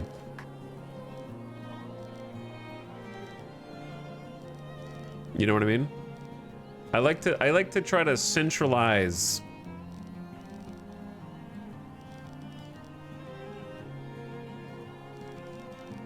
the resources, because we got coal, gold, clay, fish, lots of gatherables, deer, eggs, more eggs, greens, more fish down here to the right, but watch out, they're the wolves. Okay. Look for the danger spots. More wolves down there. I don't see any wolves along this edge, however.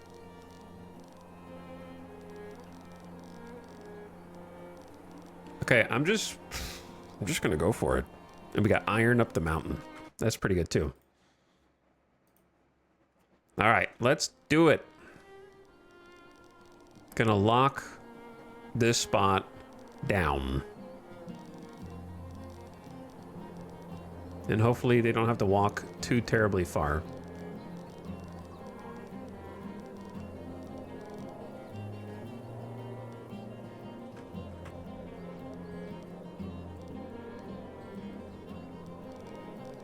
I really want to build like at the foot of the mountain. We're a coal town. Are you sure? Not really. Not really.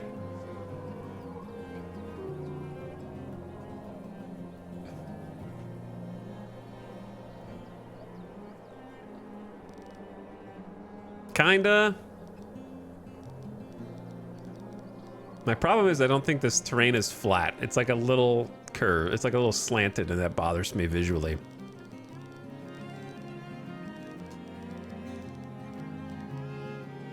Does that look flat to you guys? Like right there? That looks pretty flat, right?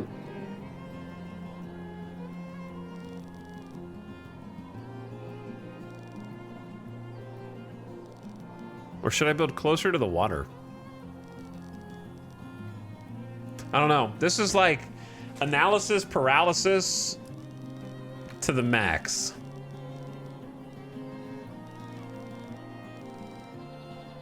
Analysis paralysis. I love how they're already right there, so it like already expected me to build in this spot. I'm just falling into it.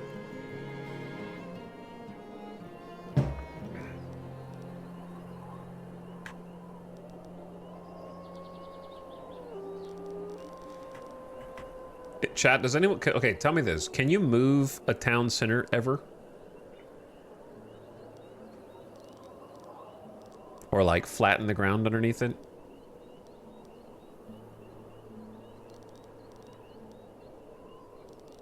I can hear the wolves. Shh. No, you can't.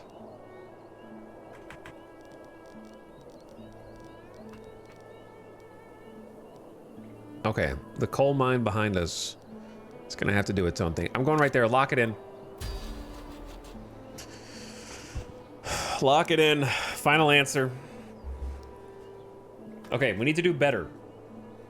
We need to do better this time. I know we have a housing shortage. That's fine. We're gonna start by harvesting the trees.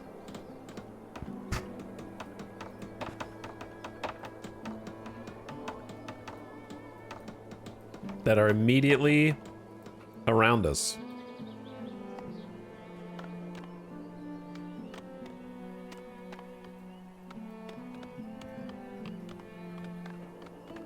And get some wood.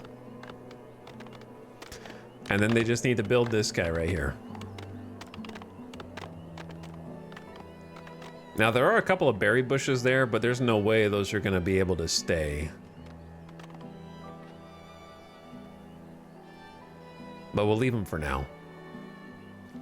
We need clear line of sight in case the wolves come. Exactly. We are really close to the coal and the gold, so I'm hoping that I leave enough space for all that. But we'll see.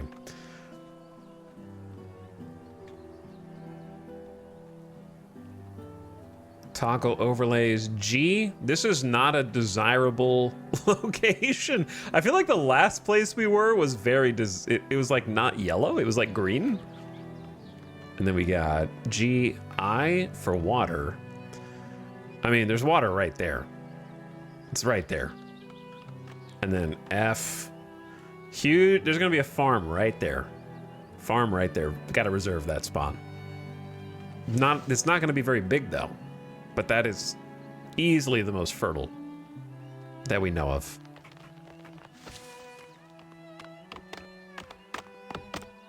How do you have an axe without wood? Listen, life is not Minecraft. You don't have to punch the tree to make a wood axe to then cut the tree, okay? They traveled in a wagon where they brought their own tools, see? 15 tools. So they're using the tools they brought to the farthest frontier, which is where we are now. They also brought 4 weapons, 3 bows, 80 arrows, 20 root vegetables, 20 smoked meats. So that's what they've got to keep them busy for now.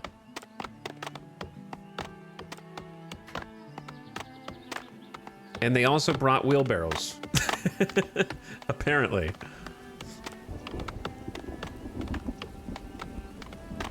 It's already the middle of spring. The seasons are going to happen fast, I fear. What needs doing? What needs doing? Status chopping trees.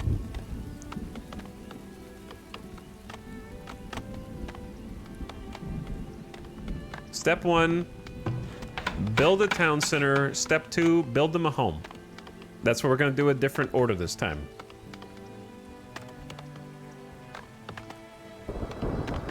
We've also got options to select infantry, archers, cavalry, and all military units. We're not going to do any crazy exploration this time into the wolf dens. We're going to mind our business and just stay right here for now until I feel more confident.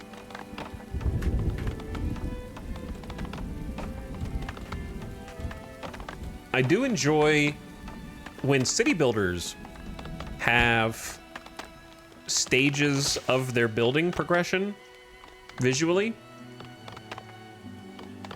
Obviously bonus points if you do it brick by brick like the wonders in Civ 6, but I don't like when city builders have a plot of land and then a progress bar and then it poofs into existence.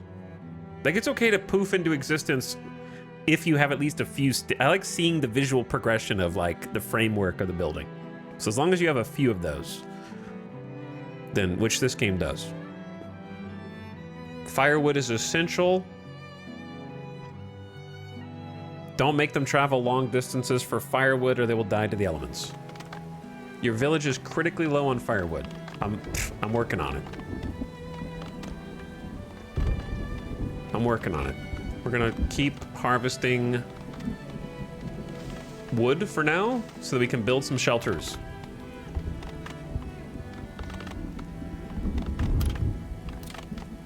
I don't want to have to build a graveyard out of the gate.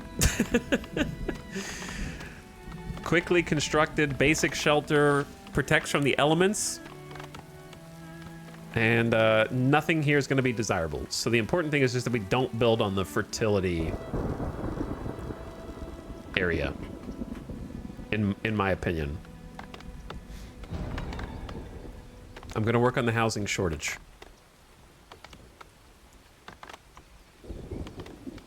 Small thicket. Let's clear these out of the way.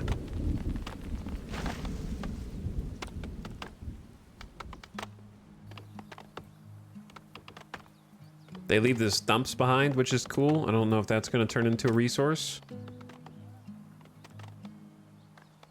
I don't think it's a bad idea to start mining some rock, but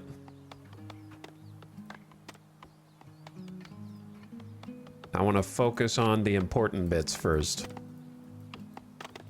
How do you click on that? Get the thicket out from in front of our beautiful town home. Ding dong. All right, let's start building a home or two. So I'm gonna pause so I can figure out where to go. You need rock for your graveyard. No. That is not correct, I'm afraid. There is a bit of space back here for homes.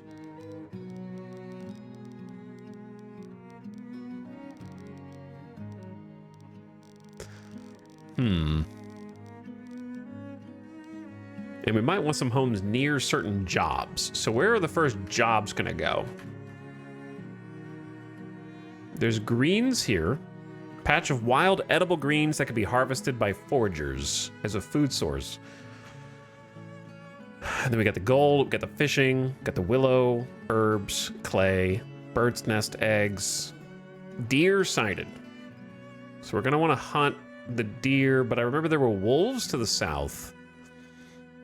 It might be safer to go up to this side or this side. Okay. Deciding where the neighborhoods go is gonna be tough. Where's like the market and town hall and such gonna go, I wonder? How does the flatten command work? New Eberg.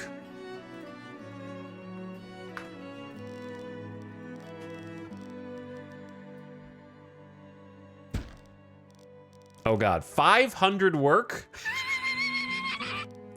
Okay, hold that thought. That sounds like a big number. That sounds like a massive, massive number.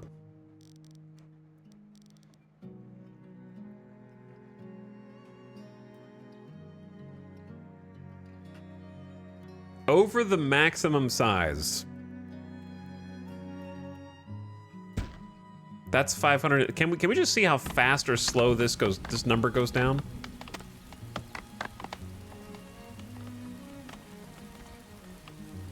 I'm sure it'll be crazy, but I'm like curious. I have a full-time job, 8 hours a day, 5 days a week, and I only do like 10 work per day. That's fair. Like if they all work together, it's going. They're gonna be doing this through winter, man.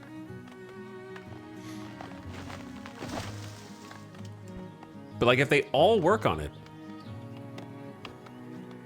doesn't it make sense? Chat, seriously though, forget about what you know or don't know about the game. Does it not make sense if you're gonna plan like a big town and city to level the ground first? Logically? Because you won't be able to do it after the buildings are on it, presumably. Maybe you can, I don't know. What are you guys standing around for? Hang on. What are you guys standing around for?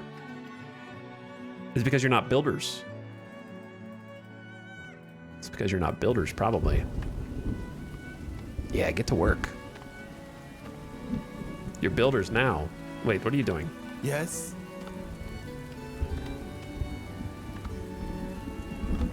Work to be done? Maybe only a few people can do this job? Maybe only 3 people?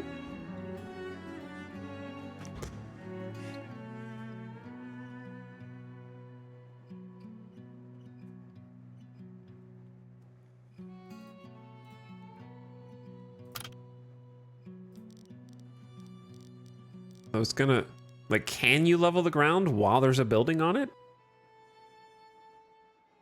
Maybe.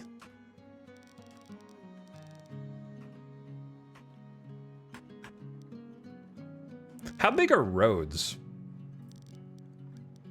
Like, what is this yellow? What's the yellow squares next to the other things?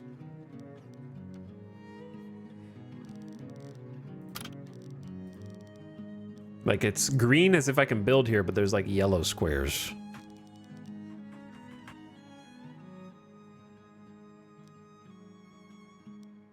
The road looks like it's just one wide. Let's see if we can flatten the land that the homes are built on, out of curiosity. Here, oh, dude, I remember this from 2022 just now. I remember complaining that the town hall is an even number of blocks. It's 6 across. So there is no middle. Like if you wanted to have a row of houses with a road going down the middle of it, you can't because it's 6 blocks. Can you make a 2 wide road and it actually looks normal? Like, does it combine it? Yes, I hate it. Okay, well, someone else has the same level of crazy as me when it comes to odd numbers versus even numbers. Odd numbers are just better.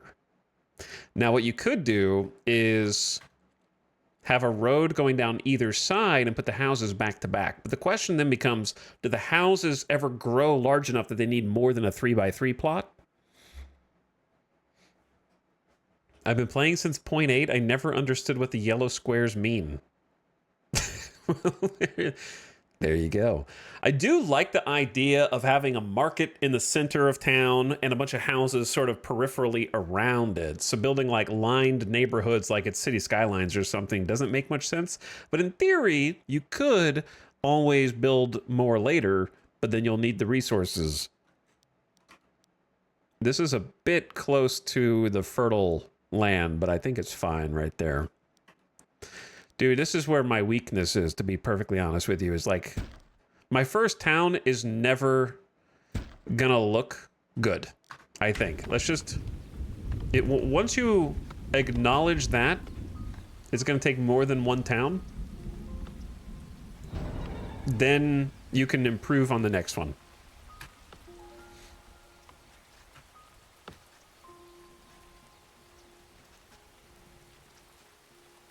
Resources have already been pumped here. They're going to start building their shelters. We can solve this housing crisis.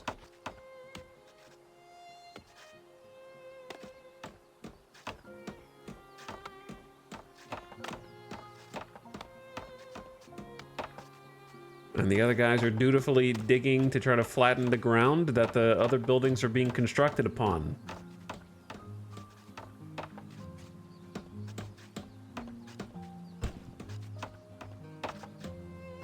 Hey, look at that. Wait, does building on the ground flatten the ground or no?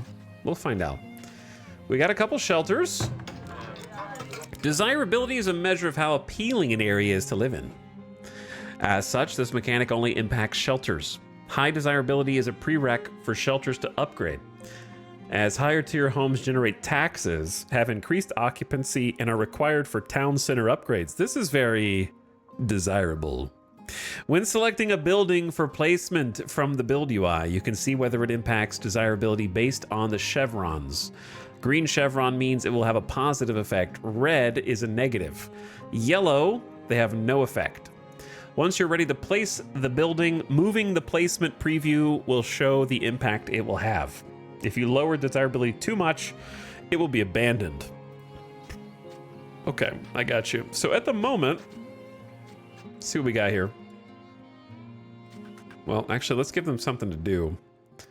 I'm going to start harvesting a stone just so we can have a little bit. And then can't really go wrong with getting that big bush out of the way and maybe a couple more trees to clear from around the coal, which we'll be tapping into in the future. Okay, that should keep them busy for at least a bit.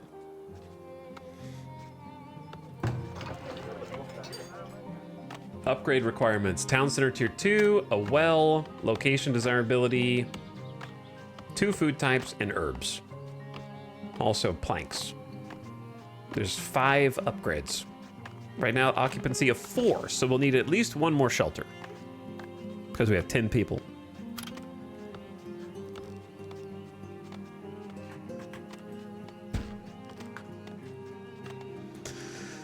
And if that's the case, we don't need that many builders. Say like 5 for now.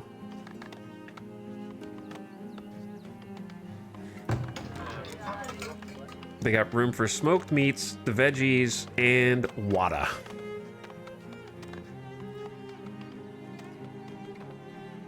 So right now there is a lot of water amongst these trees, but once we clear all the trees, probably less water over time.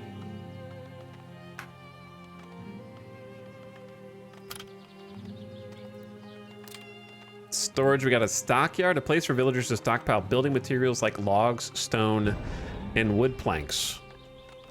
Costs 10 wood.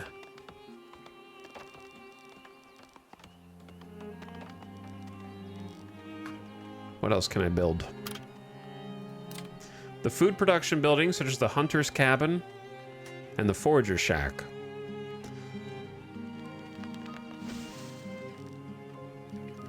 Okay. Forager's shack. It mentioned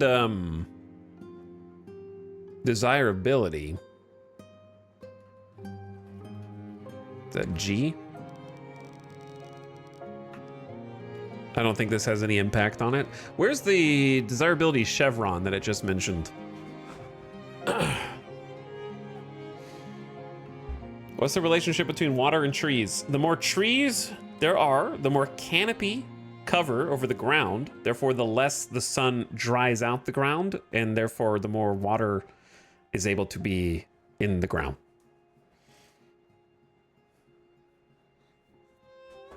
Build a tannery in the middle of town and circle every house around it. It's a good idea. I'll think about that.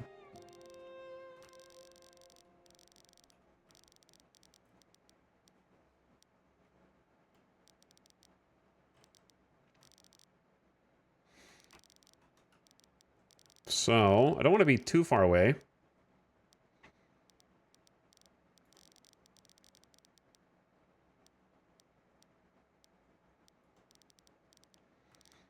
I like grid-based building.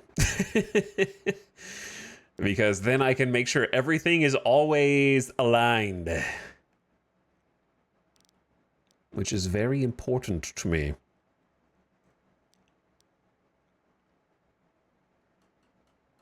I'm thonking though. 1, 2, 3. Yeah, let's put like a little forager shack right there, close to home.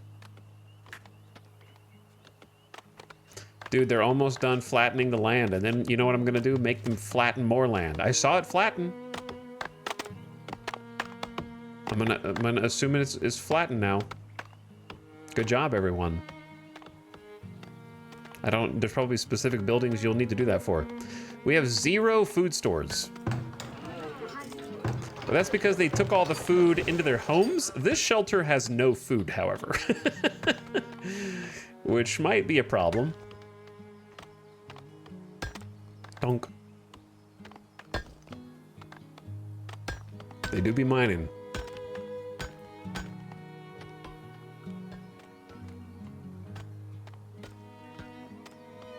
Drop the wood and the logs. And now we can start building the forager shack.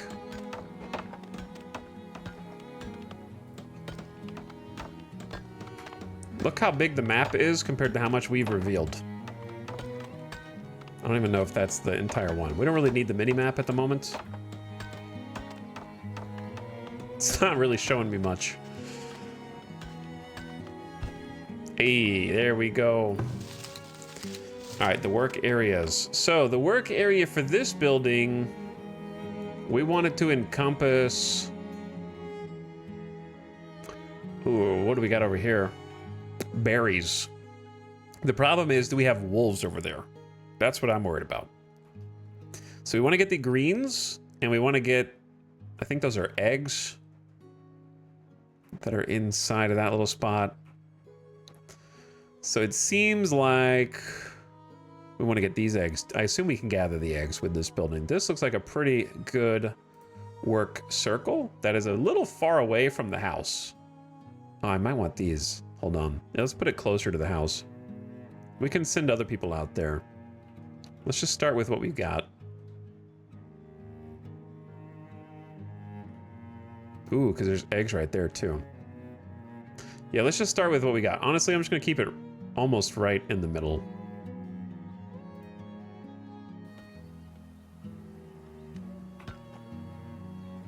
Okay, that'll get us started on some gathering. I need to probably assign someone, though. Forger's been auto-assigned. Yes. Hello, Alara. She is hard at work getting some greens. Okay, that one's gone.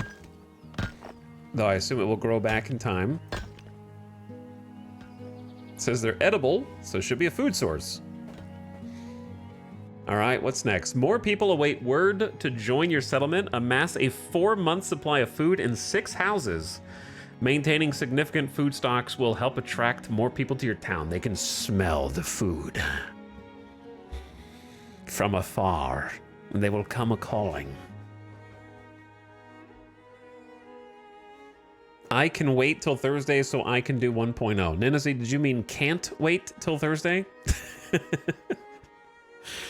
I can wait till Thursday to play 1.0. Maybe you just got stuff to do in your life, you know? Maybe it's just a busy week. Or you're just especially patient.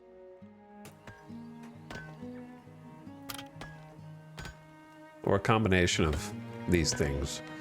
So let's get another food source in. I think let's start hunting. Venture out from the shelter to track game for meat and hide. There's one up to the top and one to the bottom. I want to say the top one was a bit safer. Let's get some roads going in too, just some basic roads. Because the dirt roads do not cost... Okay, I didn't... Hold on. They don't cost any resources.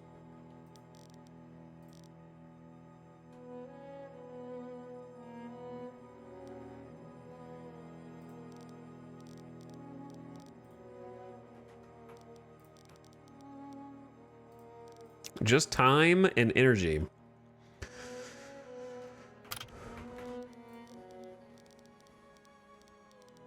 You can do curved roads across the grid, which is nice. So that tree's gonna have to come down. And then somewhere to reach out here. How many houses did it say? Did it say 6?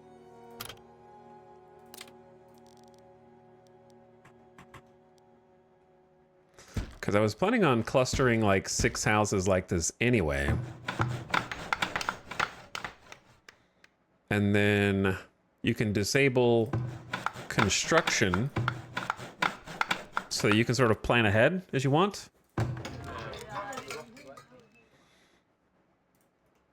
That way I can kind of just know where these houses are going to go. Then we might just build like a little road on the other side of them.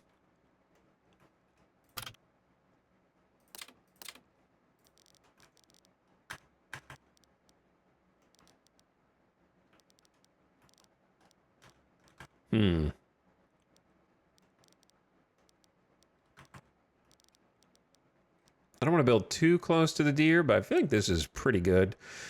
And we can just reach a road out there. My problem is I want to be on the grid, but I also want some curved roads because they look cool. So how do you do both? Gotta mix and match a little bit. They don't want you to know this, but the dirt outside is free. You can just take it. It's true. Because, like, if we built a road, you could go... Is there... Okay, here's the real question for the devs. Hold shift for straight roads. You can do straight diagonal roads as well. Now that's interesting. Can you do rounded roads, though? I think that's a question on probably a lot of people's mind. I kind of doubt it. I think a way to fix it would be if you could choose the direction the road is facing. So like if I could say I want the road to face up, then it could try and auto-fill a curve that fit that. And you could just create your own. Because it already has a system by which it can make somewhat curved roads. And there might... Ooh, there's a... Ooh, if you hold control, you get an overhead top-down view. That's cool, too. But I don't know if you can make those 90-degree curves. Or at least I don't know how to. But I think that will be hotly in demand, shall we say. How do you cancel?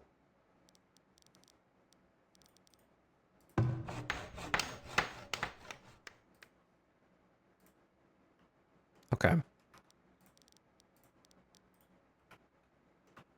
Because, like, what if I... Well... Think. Think, chat. You have to think.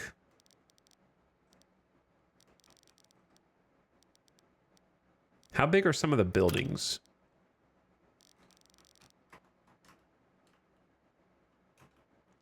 I feel like we're going to end up with a market that is like over here in the middle. Probably. And just kind of go north. Planning ahead. This is the part that gives me just severe analysis paralysis. I kind of like like a diagonal road stretching up from here. Also, there's going to be an ad starting here. Just an FYI. Because the mountain is here anyways, right? So we go diagonal, we're kind of just like following the edge of the mountain. Ad starting soon. I'm going to take a BRB, get a drink and a snack, and then come back.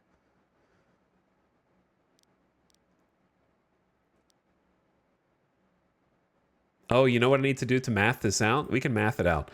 So from the foot of the mountain, let's say this is the foot of the mountain. 1, 2, 3, 4, 5, 6, 7, 8, 9, 10, 11, 12. And there's going to be a road there. Okay. The road is on 12. So we go this way and kind of look at the foot of the mountain and say that that's like here.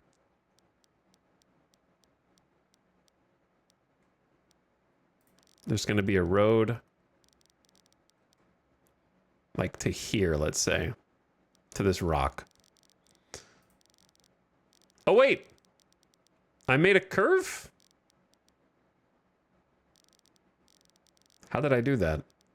It does do a curve if you go out far enough. Oh, that's cool. Okay, I'll be right back while the ad's playing.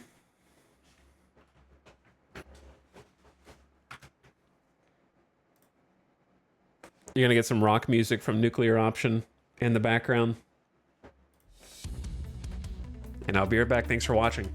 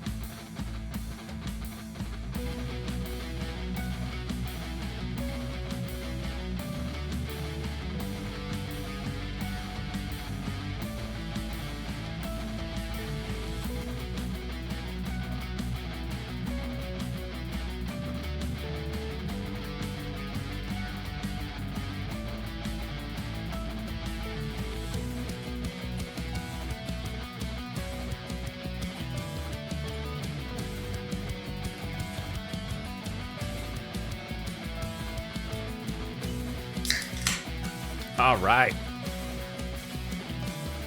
Sorry to interrupt my favorite nuclear option song, but we're back. We are back. This is also the part where I ask the developers to please allow music to play while the game is paused. For the slow players, such as myself, who can't make decisions and don't want their people to die in the background. You can make rounded roads. It's just a little difficult to do. Here's what I want to see.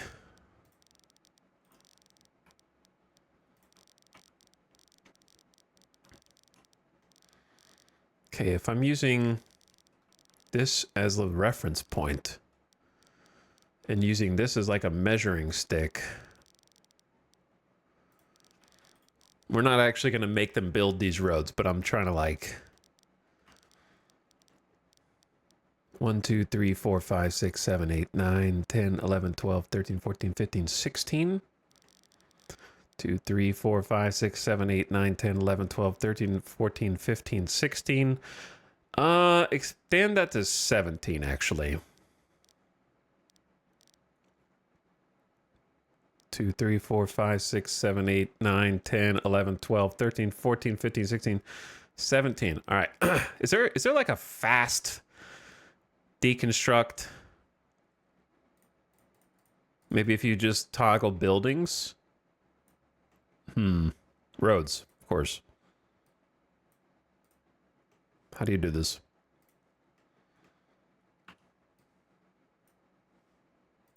There we go.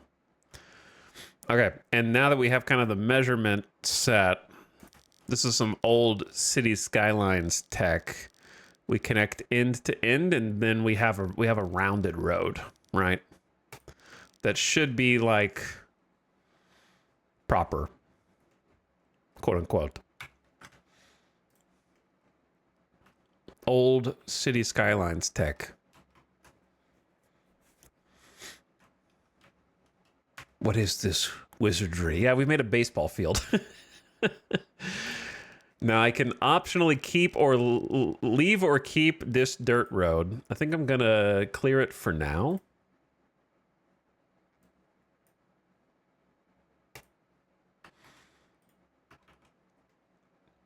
I was thinking about doing like just a straight diagonal, but I think this will look cooler. The problem is that builds right next to the deer spawn, and that may cause the deer to despawn. That's kind of what I am. Oh, by the way, speaking of baseball field, go Blue Jays. Damn my boys.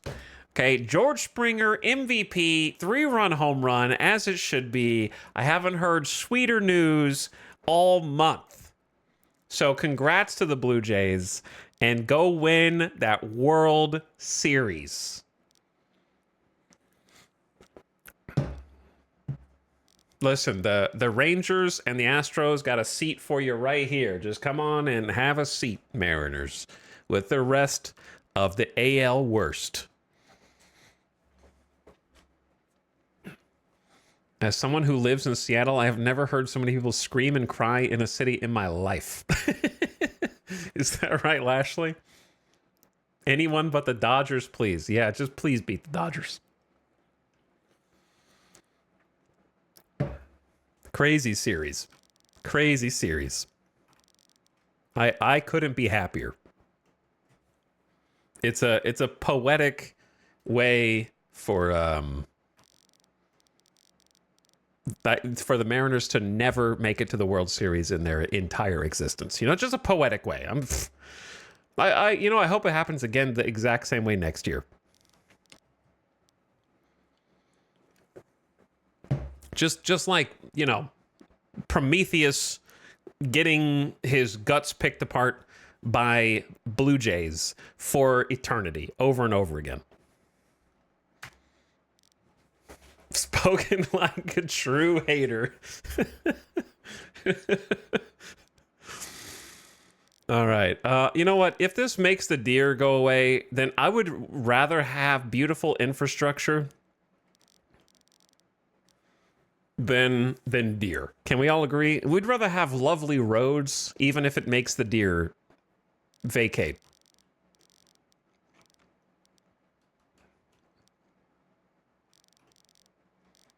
Now, the problem is, can I do the same circle on the other side?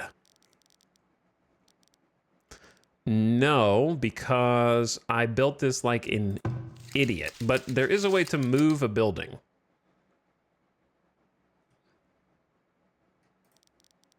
You can move buildings in this game because the devs do not hate you. So it just takes work.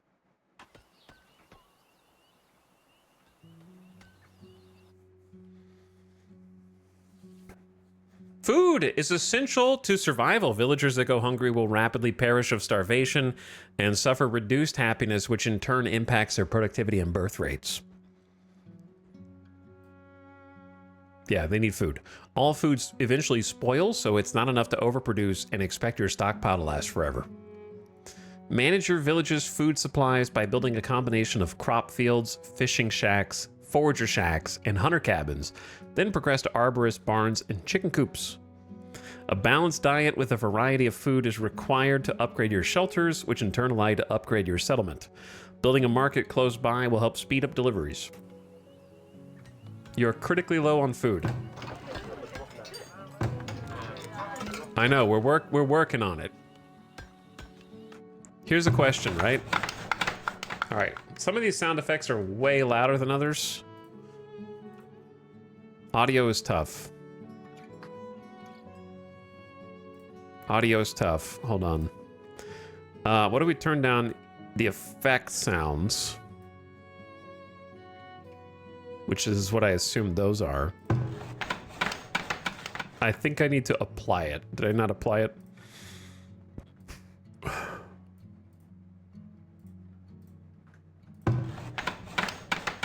Is that the same? Did that go down? Hold on, let's do a test. That's not an effect.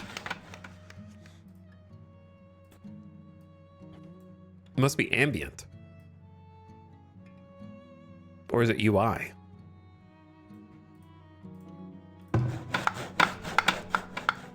What?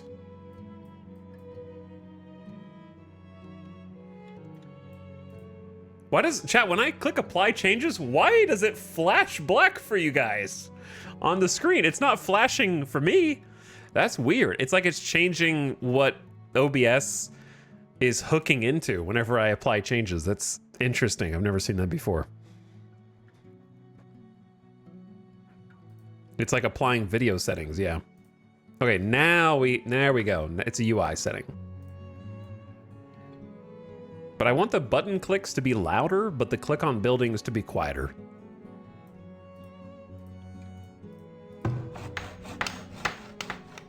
Still a bit loud. One more time.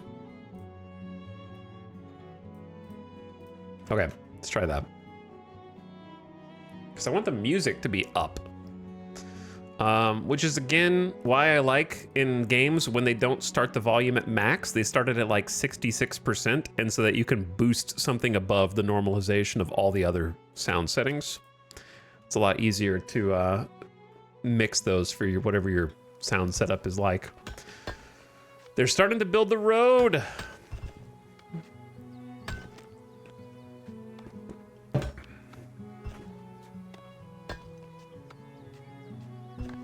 It seems like the road gets built quite quickly. It doesn't cost any resources. Though making them move this is kind of a waste of their effort, but I already screwed it up. And they have to probably cut down the trees to move it in the first place. Because what I would love is for a rounded road to go that way and a rounded road to go that way. But our city center is over here. I don't know. We're making like a horseshoe. Kinda. Critical food shortage. Critical food shortage. All right, let's get a hunting cabin.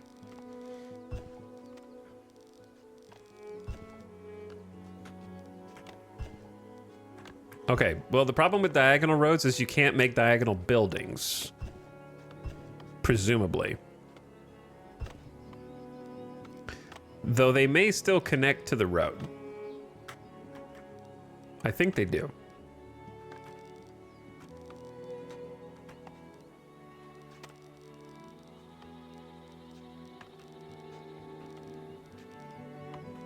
Where even are the deer? Oh, I see them. Yeah, I don't know if building this close to them is a good idea, but...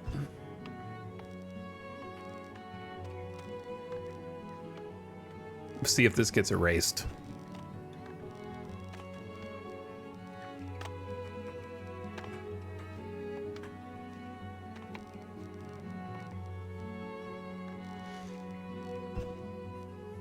And then maybe we just never build a rounded road again.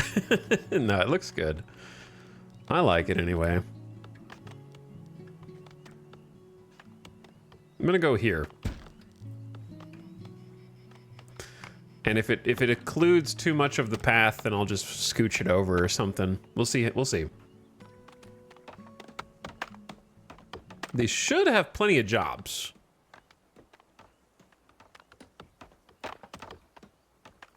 I think, anyway. Do they have enough food to survive, though? Hey, the greens are making their way into the people's homes. Cool. More people wish to join the settlement. So 4 months supply of food. Brother, it's summer, and we haven't done anything. It's already summer, dude. We need to... the fishing could go crazy. Also, crop field. This is like a good spot for crops, but it's already midsummer. So there's no shot, right? A smokehouse to dry and cure meat.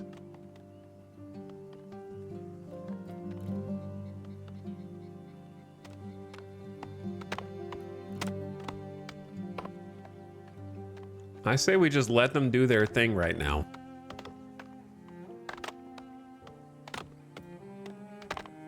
Because the bro's cutting down this tree for the path. And this tree. You're critically low on firewood. I know. The winter months. The winter months. I hear you. We're gonna need a well? Produce firewood to heat homes during the winter and as fuel for industry. Requires basic logs to turn into the firewood. So this actually has a negative effect on desirability. So we do not want to put this near the homes. It outlines them in red to indicate that it's going to have a negative impact. I kind of like the idea of a firewood splitter, like at the foot of the mountain.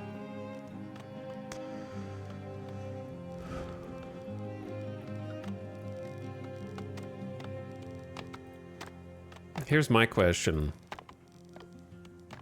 If I try and like flatten, what happens if you flatten the mountain?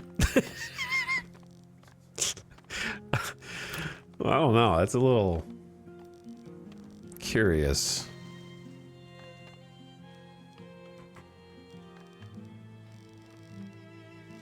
Where should the firewood splitter go?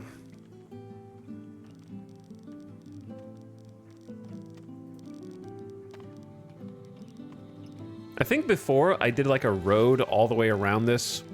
I think I'm gonna stick to that. Since it's fairly straightforward to build the basic dirt roads.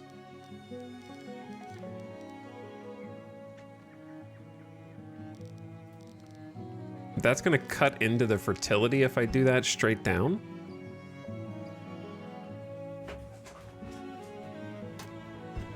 I just want to make a cool looking city if I live long enough.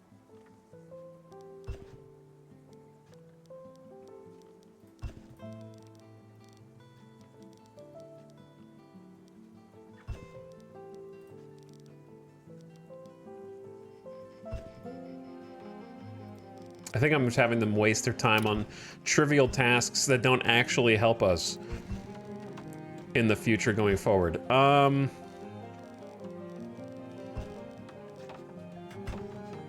Okay, I'm gonna stick to what I just said. Firewood at the foot of the mountain. Away from the homes of the people. Right there. Next to the hawthorn. Who is subbing right now?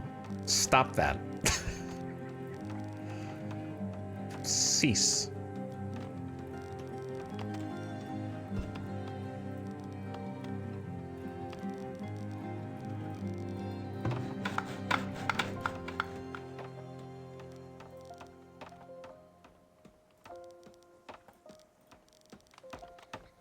Okay, they should have plenty to do. We're getting the firewood put up.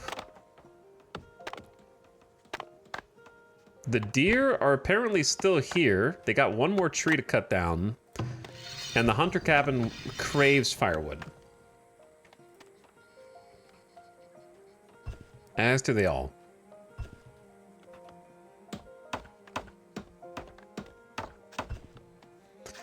And there we have it. So, villager professions, we have a forager, we have a hunter, we have a firewood splitter. So that's 3 people who have jobs at this point. And they'll just kind of get to work. So now what I want to do is accommodate the other people who want to join. So we need more food. And if we have a hunter and we have a gatherer, the gatherer is largely done gathering from the area that they can gather, so we can just move their circle. But if there's a wolf over here, I'm in trouble.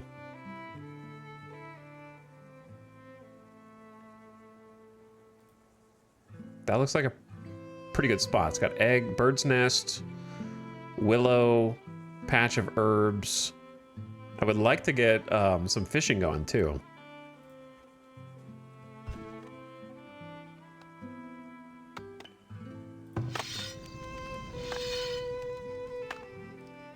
They require carcasses. So right now, they're at 114% work rate on deer carcasses. And you can actually kind of like see him in there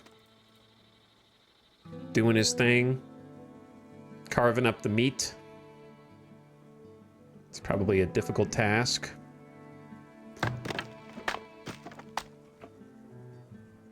Now, firewood splitter is in. It kind of makes sense to me to have a little bit of storage, like a stockyard.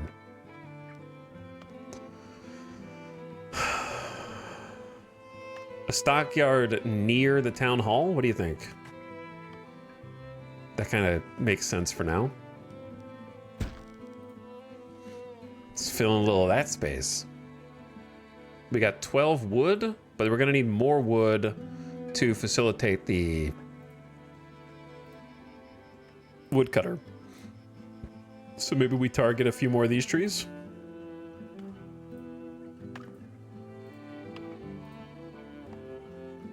We're gonna need to clear out. Oh yeah, there's like a whole coal deposit here, so we're kind of building on top of that. I'll probably have to just move stuff around, and that's okay. But I need like 30 wood to build the other sites over here. Woodcutter is hard at work. Looking good, big dog. And we built a stockpile real fast. Stockpile building materials such as logs, stone, and wood planks. And you can also choose what is stored here. So we can do barrels, firewood, wood planks, bricks, logs, stone, iron ore, gold, coal, clay, and sand. At the moment.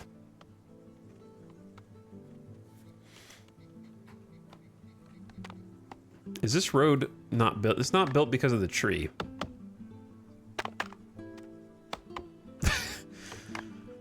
They're trying to clear it. I don't know what they're doing.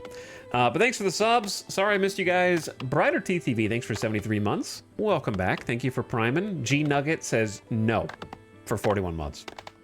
Yes. Engaged. Yellow.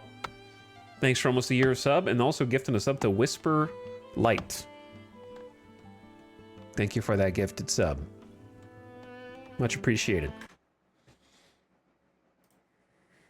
And Sear Max is 36 months. Like the best cured Parmigiano. Where pump it. Also, I'm scared this might be yet another 500 plus hour game I've discovered here. Don't do this to me. Thanks for 3 years, Sear Max. Nenazi the second also, hello for 11 months. I appreciate almost a year of sub. And Cliche 420, what's up? Thanks for 30 months. Okay, I think I'm all caught up on the gamers. Should harvest these as well.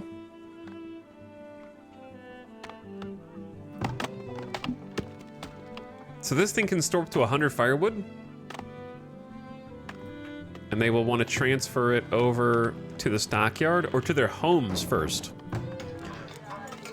So this home has 3 poop. Wait, waste? We need somewhere for the waste to go. They got water, eggs, and greens. Firewood is starting to populate the houses. So they're getting a little happier now. They got poop. And it's already early autumn, so it's almost winter already. So we're gonna need more food, chat.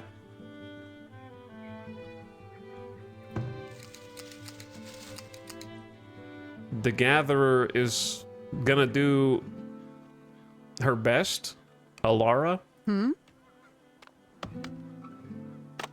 But I don't know if we're making enough food. Ooh, look at the flock of birds flying over. Shoot them down.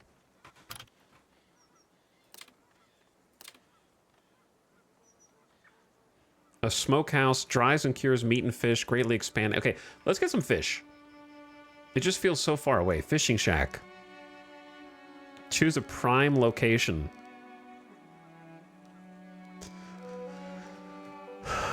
I'm gonna try.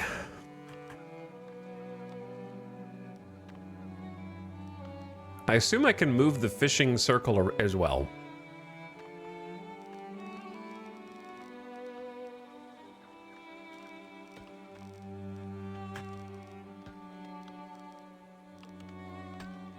Fish count 208. That's 170% productivity on this side.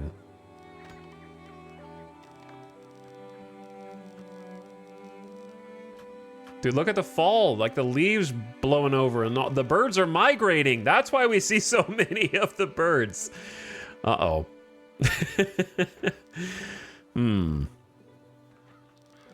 Suspicious.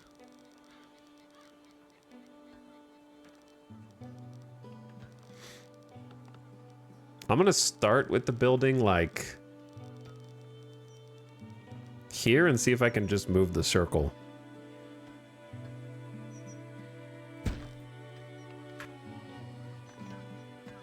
That's gonna take 10. We have 30 logs stockpiled, so that's pretty good. Need something? I need something! Work to be done? There is. I'm trying to see what they're doing first. Kind of like just watching to observe how the work goes, because I think she's going to stockpile. And then grabbed 2 logs from stockpile. Presumably for the fishing shack.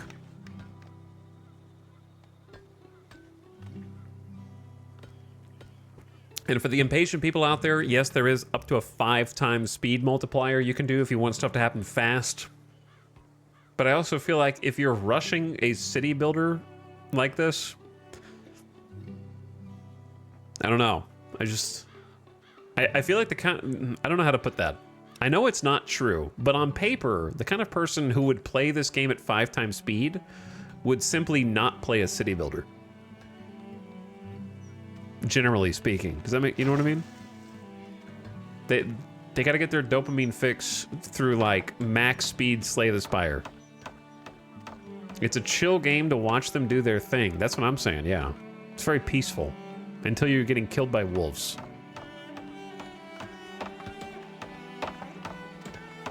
Especially since the towns can get up to like thousands of villagers all doing their own thing.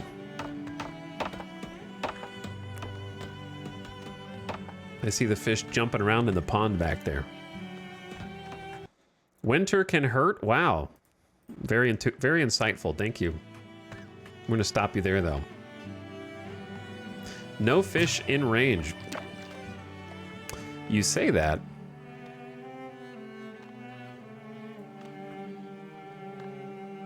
But now there are.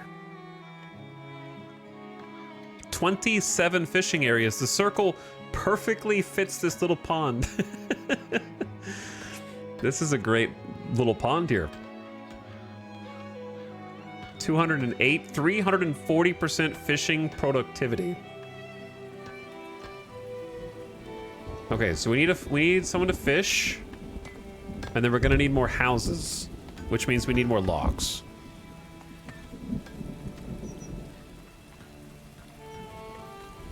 Oh, yo, hawthorn is in. Large thorny shrubs in the rose family that produce red berries, which ripen late in the fall.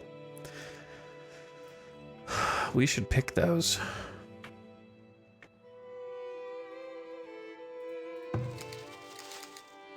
I'm gonna move our gathering circle. What is this? Mushrooms? Yeah, it's mushrooms.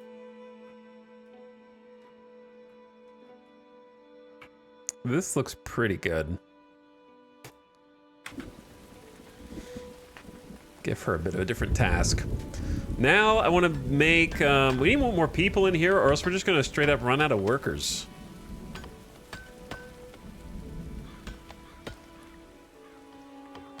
Because now we got a firewood splitter, a fisherman, a forager, and a hunter. That's 4 jobs, and we only have 10 adults. We have 6 adults. And it's mid-autumn, freezing temps, moderate breeze. Oh, God. How much food do we have? There's only 12 greens? We have 30 meat produced in the last year. Where did they take it, though? We also have, okay, you're not going to want to eat the herbs. Are we dead? Maybe. Where is this the meat? Is it like in storage right now? Where did the meat go? Did they eat it already? Hang on, hang on. There's a menu for this.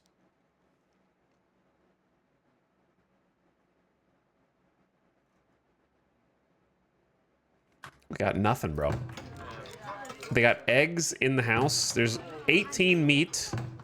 Where's the other 12? It's gone. They already ate it. My lord, 12 cabbage is not enough for this whole season. Yeah, about that. I need to look at how building the crop field goes. You can build a little fence too, right? So do I need to save a space for like a little fence?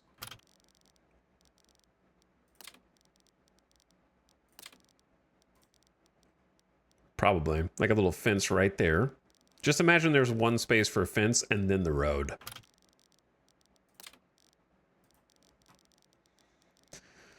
So this is like 42% fertility all the way up to like 55 right here, 65, 70, down to 54.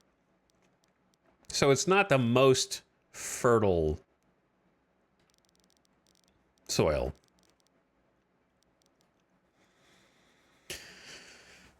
How to do this? How to do this?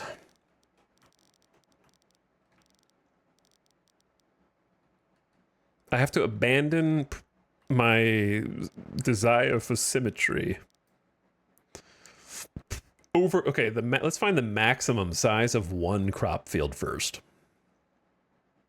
12 by 12 is the current like single crop max size. You probably don't want just one field though.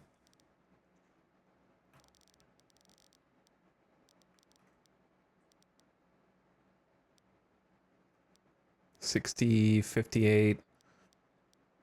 Let's start it like at the 60. So if 12 by 12 is the max, maybe like, well, the thing is, if you do smaller fields, I don't want to separate them by road, because then we're just wasting the fertility space. This is tough. The silence is haunting me. I'm sorry, I'm paused.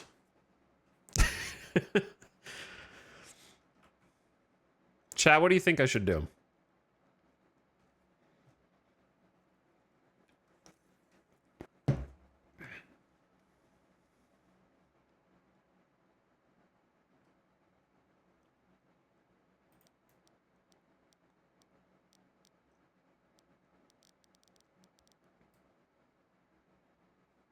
Okay, let's say that it goes to here. So like 2 spaces past.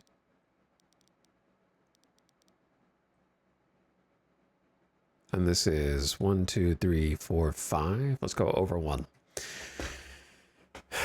Backseating only when you don't ask.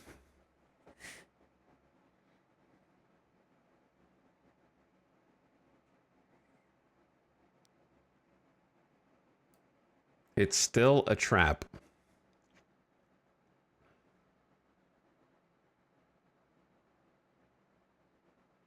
How big is this? That's like...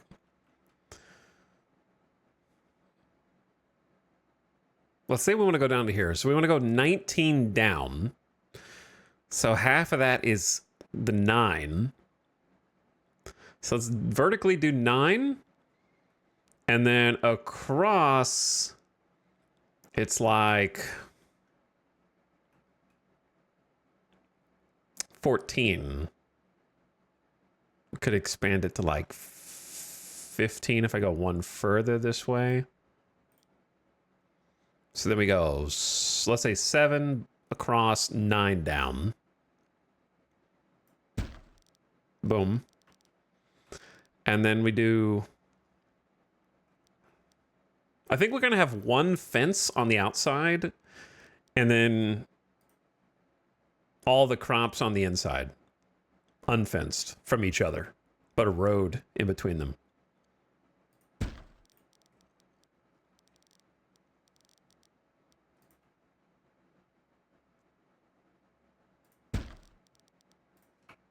Something like this. And then we just pause. Oh my god, it's gonna be like 12,000 work. So maybe we just start working on just one. Well, yeah, maybe we just start working on just one. It's gonna get rid of the greens, but it'll be worth it for next year. Plowing for days.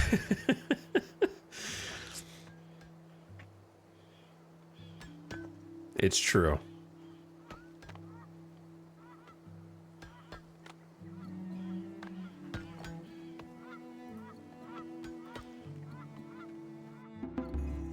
As your people adapt to their surroundings, they will innovate new discoveries to help make their lives easier. Invest your newfound knowledge in the technology tree to improve the means of production, unlock new buildings, and enhance the capability of your military. Note that each discovery becomes harder to achieve than the last, so plan ahead for what your settlement will need most. The town center will generate knowledge every month, but further advances will eventually require an academy to research at a reasonable pace. The Academy is the center for scientific pursuit and tremendously accelerates the rate of new discoveries. Scholars will perform research even without supplies, but providing them with a steady supply of paper will speed up the work. Certain structures also grant you knowledge immediately upon being constructed for the first time, example, a school. These are denoted on the build menu with a book, golden arrow, tech circle. As your people explore their surroundings and scavenge through salvage sites and vanquish raider camps, they may stumble across tomes of knowledge. When acquired, this resource immediately grants the settlement of knowledge. Traveling merchants may sometimes carry these valuable texts. Very cool. I like it. So let's take a look at the old tech tree. This is new in 1.0, so it'll be in your game on Thursday. This is the new hotness. 5 tiers of tech. Well, technically 4, but the final one is almost like a tier unto itself.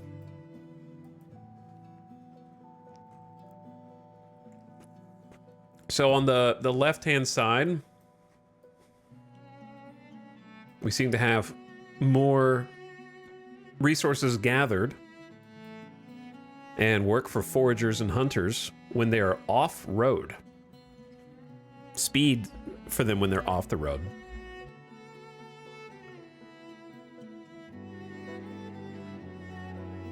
Oh, we got building unlocks here. Unlocks the barn, the chicken coop. And then we got cheese makers. Unlock grain crops, the granary and the windmill, the brewery. And then all the way on this side, we got tree felling, faster work for firewood and other such creations. All right, well, this is going to be tough to decide where to go first, isn't it? Oh, no. Oh, no. They have one for plus 20% base knowledge generation.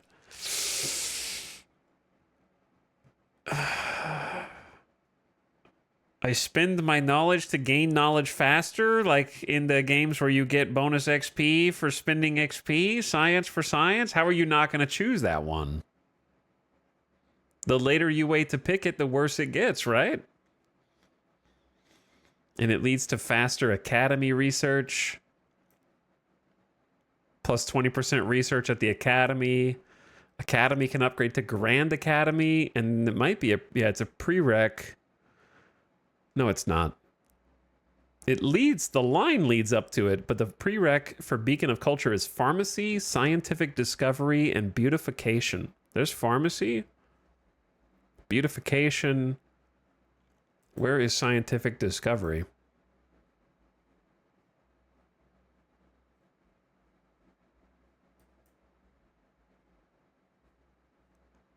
Chat, what are the odds this was called Scientific Discovery, but it got renamed? No, this requires Scientific Discovery as well. Oh, it's right there.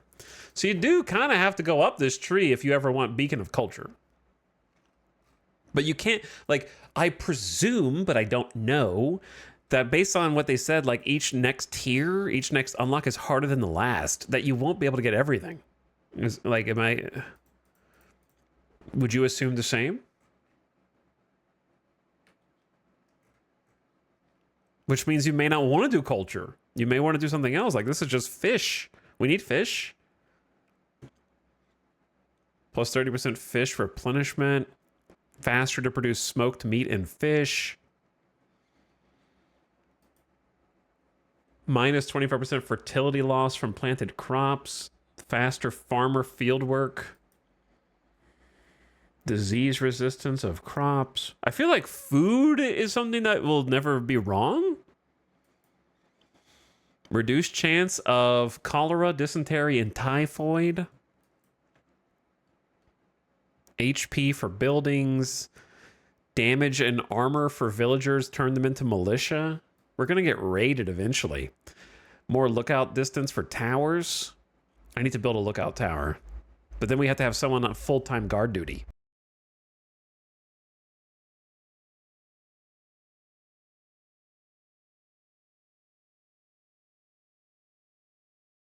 Okay, tough call.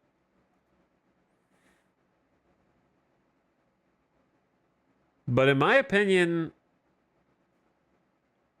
I'm thinking sustainable fishing early.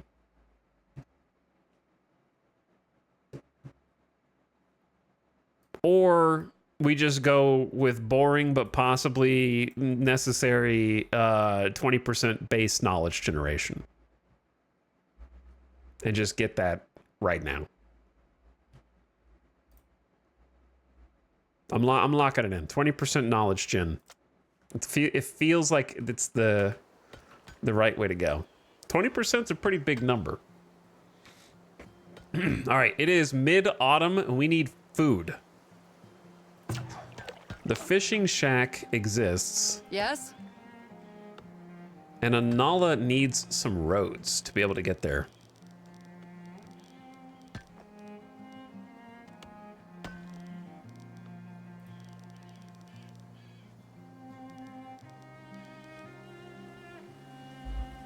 We're gonna need some gates as well. I think which way does the fishing hut? No, I think that'll work.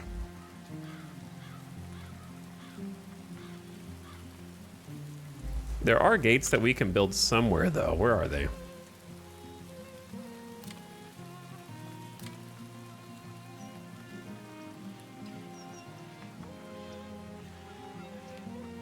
It's good that they let you do diagonals for the diagonal roads.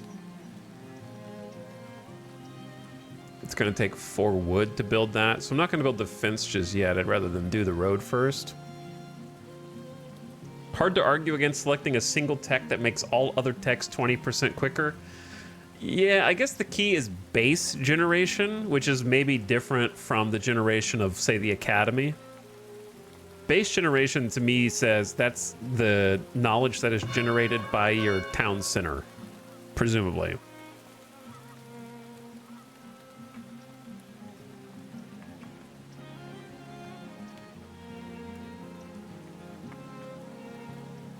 We're gonna need to cut down some more trees. But I also want to be a little choosy with which zones we deforest here. This area we're definitely going to want to build up because of the coal and the gold. So there's no harm in cutting those down, I should think. All right, let's see where everybody is.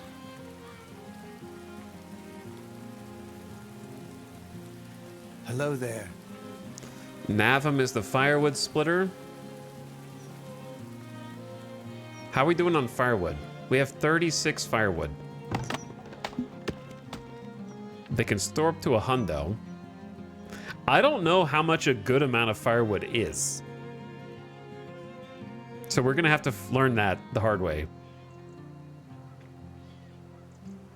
Because if you feel like you have enough, then you could pause their work. But I'd rather have more for winter. Oh, there's your quota.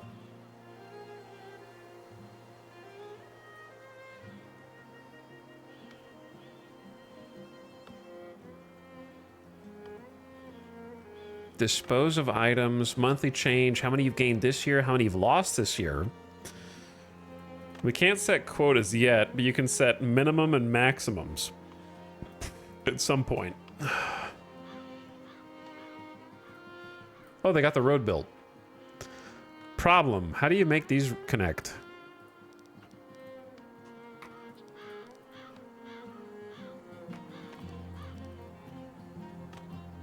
Like this, I suppose.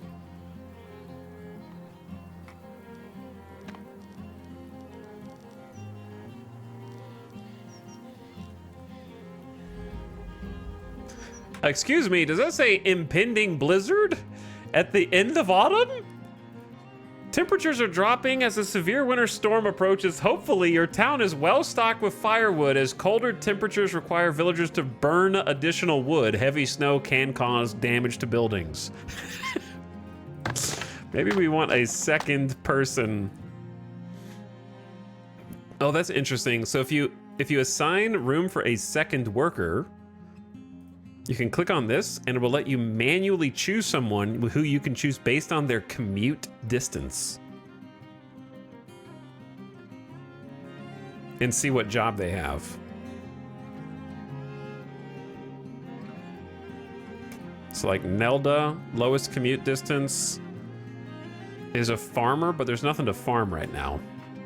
Oh no. They're all farmers. Hold on. There's 6 farmers. Okay, that's why we're not doing anything else. Let's pause construction on this, yeah? We don't need 6 farmers. Auto refill professions is enabled. There's the issue. All right, no farmers right now. You guys go do other things. Much more important that you do this stuff. I'll just do it. I'll just handle it myself. Incoming blizzard. Brace for impact. Let's see if we can survive the first winter. I kind of doubt. There are deer all around our deer shack. So, like, the hunter should have no problem, but we can't have a second one yet. Okay.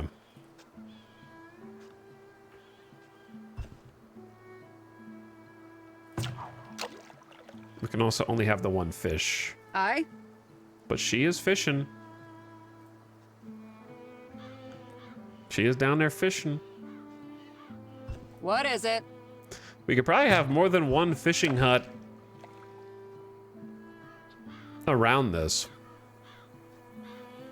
if I had to guess.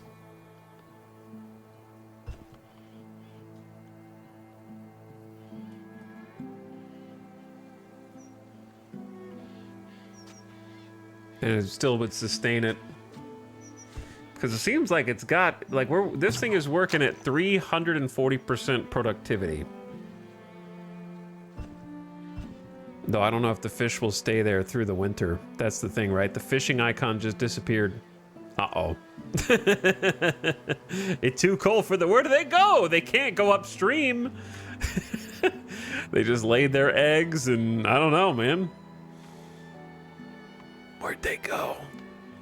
Construction is halted due to winter. Panic. I wonder how long the deer will stay. Got greens. We got berries. You know what we need? A smoker. The smokehouse dries and cures meat and fish, greatly extending how long these foods keep before spoiling. They need a constant supply of firewood, though. So therein lies the problem. Also, it lowers any housing desirability. So you gotta watch out for that. My problem is, I just have my townspeople only build roads. All day long.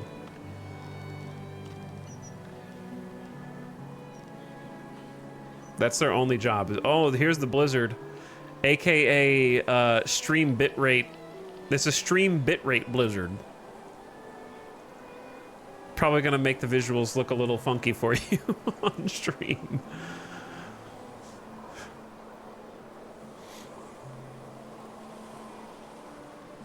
Now, hopefully nobody dies of the elements walking to and fro.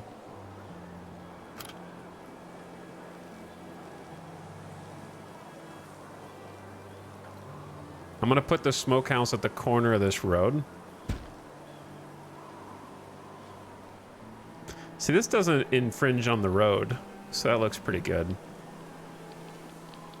But you get the smoke. It needs 8 stone, which we do have. More people wish to join your settlement. How do you know how much food you have? Like, it says a 4-month supply of food. How do I know how much food I have?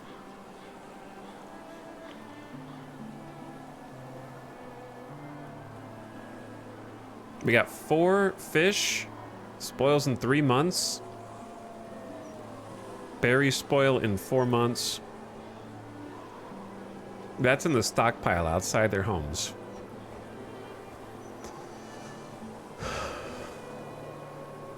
We have 119 items with 75% or less HP, I'm guessing, before they spoil. Knowledge, medicine, 10 of 12, happiness, food. Oh, we have 1 month of food in public storage. Uh-oh.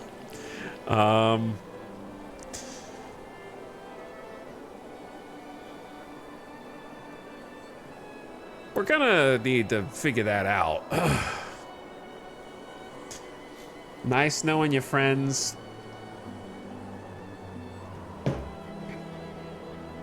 All right, maybe the blizzard is over. Extreme cold, temp, moderate breeze. Middle of winter, year 1. Here's the question. Is a season, like when it says months of food, but the stuff at the top is like middle of winter, middle of fall. Is it video game? Now I have 3 months of food in public storage. Who just carried that? We have 30 meat. They just hauled the meat. We're good. We're good, dude. The time bar at the top is 12 boxes. That's true. Yeah, okay, so it is split in the months up there.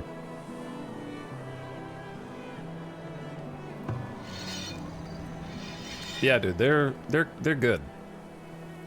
And there's still deer here for now. I like how the weather changes.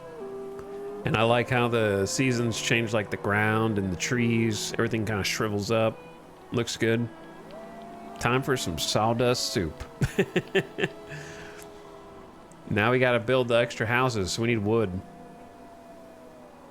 We gotta cut some trees down. I'm gonna just do like a harvest.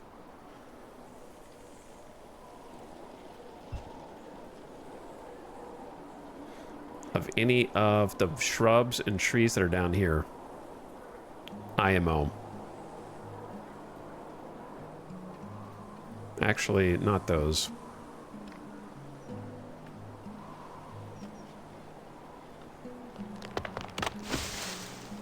Extreme cold, light Need breeze. something? How do you tell if someone is dying of cold?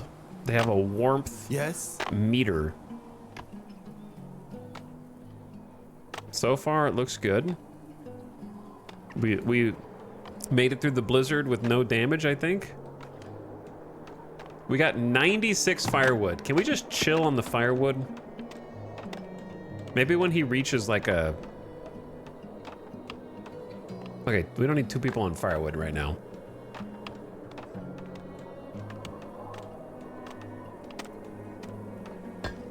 Unclear how long that firewood's gonna last. So I'm just gonna stop building production and just kind of watch. Because we have 96 in stockpile. I don't know if that count. I assume that counts as 72 there, but we'll see. 24 firewood in the stockyard. Houses have 10 apiece. Almost. Because that's what's eating through all the logs. Snooze the ad. No reason for it to play right now. You need anything?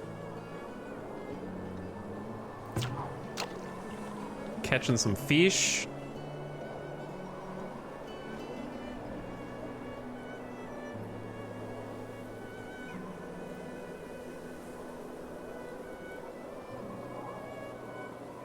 Okay. Like, I think we just kind of got to give them a minute to catch up. I like how the dirt roads look snowed under as well. Be cool once we get those upgraded to proper roads. And then we need to get the farms going for actual spring. So that's going to be my goal. All right, what else can we do? A shrine, a small place of worship that provides spirituality and fulfillment. It needs gold. Graveyard, we won't need that. Nobody's going to die. Different types of storage. There's an actual proper storehouse, which can store all items, whereas the stockyard is primarily building materials. The root cellar stores food at a reliable temperature, reducing spoilage. We also need possibly a well. But I feel like the lake, maybe, well, I guess the lake is frozen.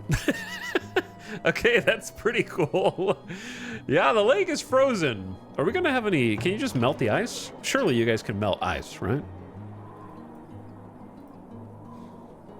The saw pit to cut logs into wood planks. We need a lookout tower. Defend the surrounding area against hostile threats. But that's gonna need 50 gold, so maybe they won't attack me right now until we get money. And then a fence, I think, is gonna be expensive. And then a bunch of decorations that cost gold, but probably raise the value of the nearby land.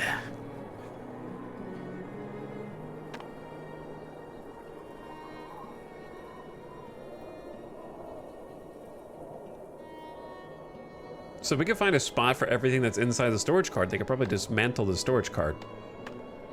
You can also move it if it's in an unfavorable location.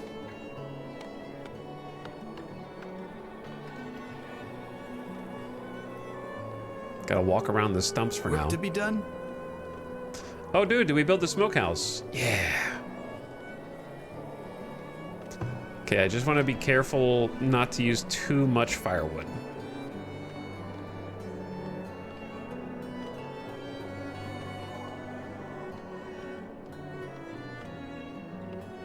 Missing meat, missing fish. No, you've got 8 meat in storage.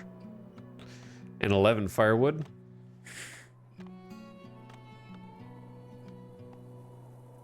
Basic needs, working, transferring goods 42% of the time, idle 2% of the time. So we got 20 smoked meat here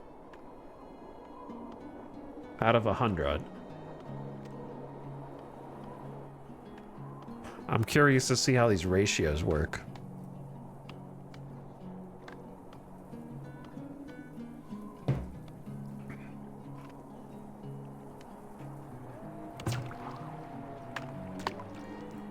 But we got 2 months of food. The snow is starting to melt because it's not extreme cold. It's just going back and forth between cold and freezing. And we should be back in January here. All right, I kind of want to just see what everybody is doing. I unlocked 2 achievements. Survive the first winter without losing a villager on Vanquisher difficulty. Something of a gamer here. Through the town center, you have the means to enact policies. With policies, you can fine-tune various aspects of your settlement, production, defense, and even happiness. All policies have positive benefits. Many come with trade-offs that may not be suitable for you. Mix and match to achieve the best results. Note that policies can be toggled every 12 months. Hostile bands of raiders have been spotted roaming the outskirts of your lands. Be prepared in case they attack. Excuse me, I just got here, man. New year, year number 2. For Auld Lang Syne, my dear, for Auld Lang Syne, we'll take a cup of kindness yet. For Auld Lang Syne. All right, we need to get the other people into the village. Let's start building the other houses to give room for them. Here's the thing, right? I can't make a tower without gold. And I don't know how to get gold right now.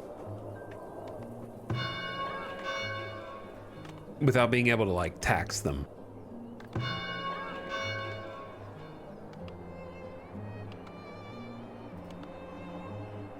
So maybe if I just look around.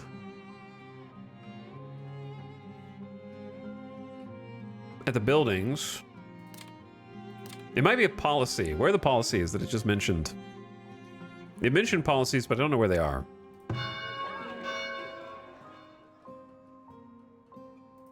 Here we go. Found them. So we got production policies.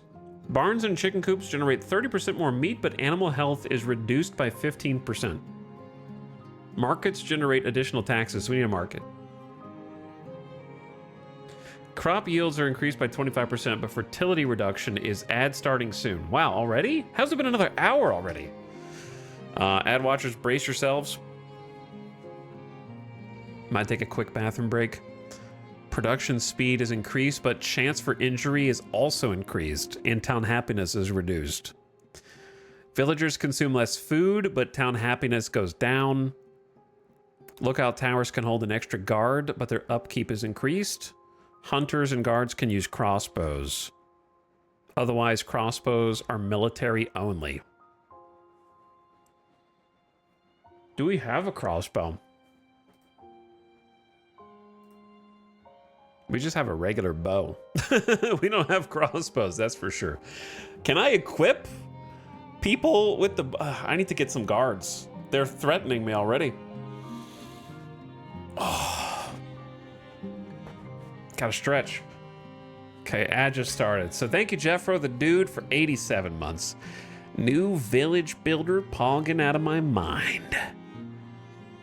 I love a good village builder. The key there is good, which I think this is so far. Panicsford, thank you for the 56 months. This isn't banished, it's better. We're evolving. Things getting brighter, TTV. But the policies don't give gold yet. Not yet, but soon. Hopefully. Spring starts in January here. Did that just move while the game was paused? I swear I saw the little line move.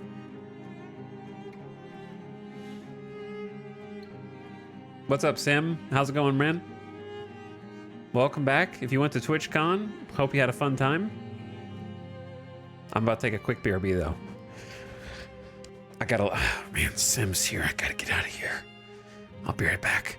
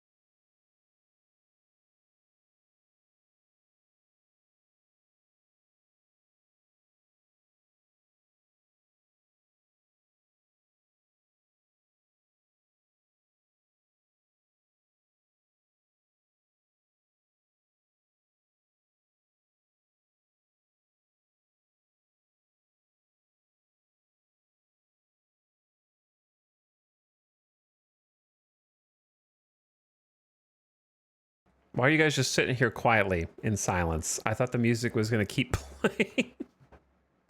But it didn't. I'm back. Sorry. I returned.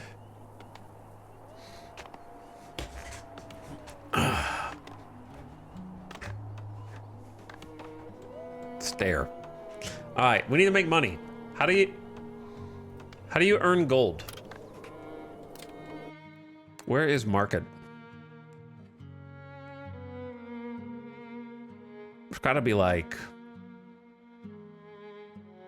amenities and services?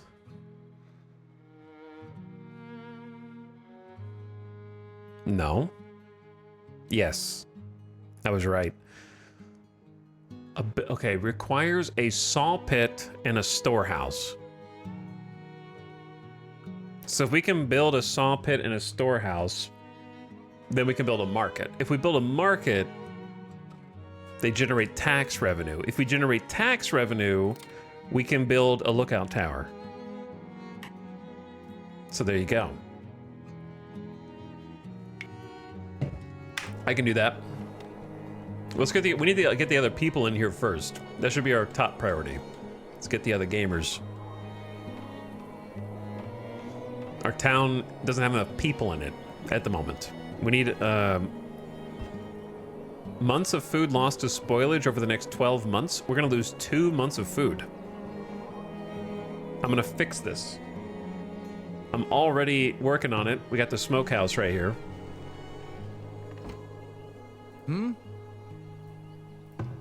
Don't me. Hopefully it picks like the best worker for the job in terms of proximity to everything else. All right, you guys need to chop down some trees, okay? Let me see what you guys are up to. The farmers. Stop farming. That's your problem right there. You're auto-assigning as farmer when I don't want you to. And I have auto-refill off. I was wondering why they weren't gathering anything. Etal, did you see the big Diablo 4 update? I did not. What is? I wouldn't mind playing some more D4, but I've just been playing other things. They changed tempering, masterworking, enemy AI, enemy affixes, and how armor works, and added capstone dungeons. Ooh, I'll definitely play some more. I just need the time to be right. The problem with ARPG seasons is sometimes you want to do something else with your life instead of grind the same game for 100 hours every month, like 3 months, I guess, seasonally.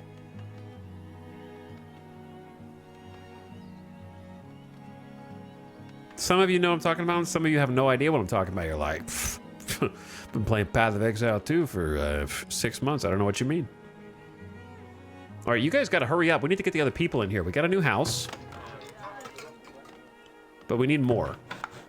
So we're going to enable these two, and then hopefully there will be enough room for the other people to move in. These guys are over here helping us big time, cutting down some trees, gathering up the building mats. Not having time for games makes me feel old. See, that's my secret. I have plenty of time for games.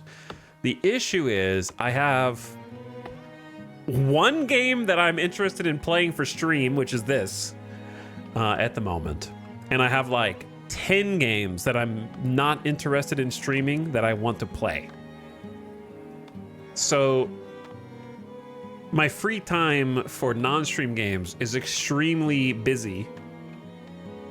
I'm currently technically in progress on actually let me fix this while I'm looking at it. Hades 2 is the main one. Working my way through Hades 2, trying to get to the actual end of the game. I have beaten all known bosses at least once. No spoilers for the people who want to experience that for themselves. So I'm working toward the progression of getting to the actual end game of Hades 2. I restarted Final Fantasy X on Switch. I'm playing it on Switch 2, actually. Switch 2 is backwards compatible with Switch games, which is nice. Final Fantasy X has been amazing. I played that when I was a little kid, and I got maybe like halfway through the game. I never finished it, so I've never seen the rest of the game. So I am going to play through Final Fantasy X and maybe the other Final Fantasies off stream as well. So that's been really fun. I've actually really enjoyed that. Oh, Kraken Lightning. We are out of all logs. Where are you going, out of curiosity? What is it? Are you... What are you doing? Well, you're carrying the wood up to the houses. Now we just need more food.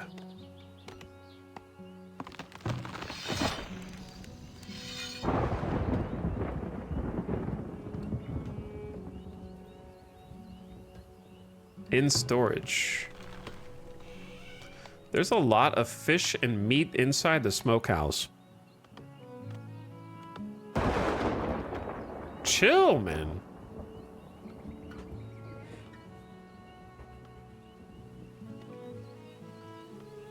Anyway, I said there were like 10 games. I also started Donkey Kong Bonanza, but haven't played more than like 30 minutes or so yet. And then I got Absalom on Switch 2 as well, which kind of has a visual style similar to Hades, but is a side-scrolling beat-em-up. That seems pretty cool.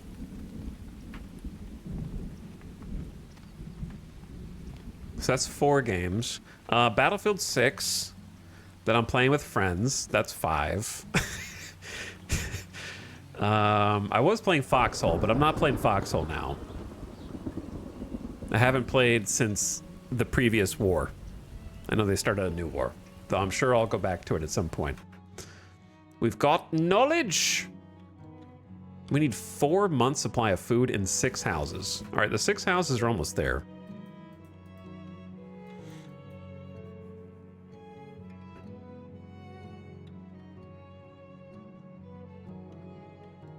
This is a tough call.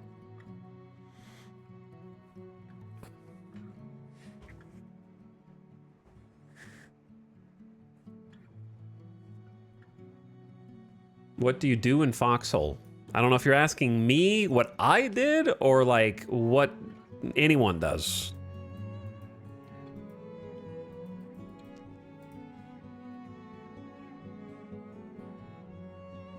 Chat, which thing do you want? I'm thinking it's less work to produce smoked meat and fish.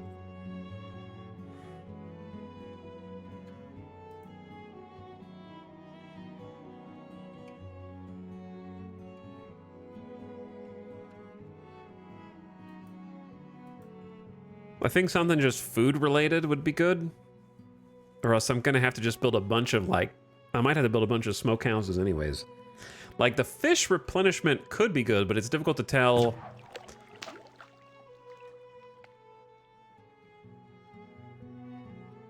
whether that's gonna be an issue right now. I think we need a second fishing shack here. But then we need more people.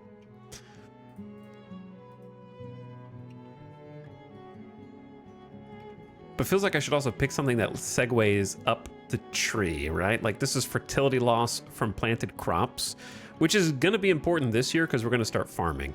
And that leads to disease resistance, which leads to yield for beans, greens, and roots. So perhaps we like go ahead and take this one. That way it kind of like builds upon itself. And we are going to start a farm.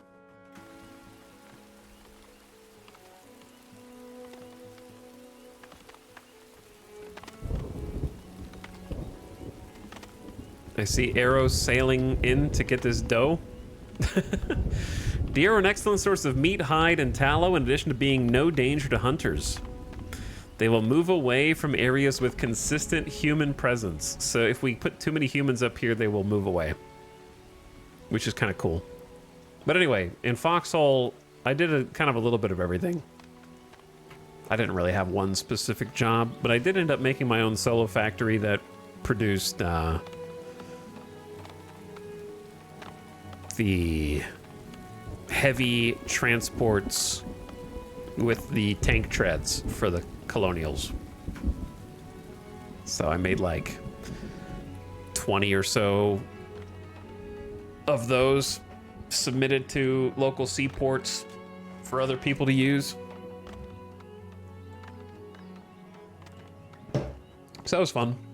All right, we have no access to clean water. Build a well. But here's the thing, right? Is this not clean water?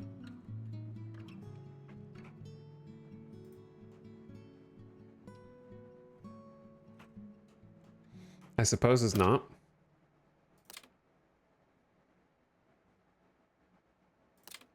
Okay, where is the well? There it is. Hmm. The fish... The fish is pooping in there?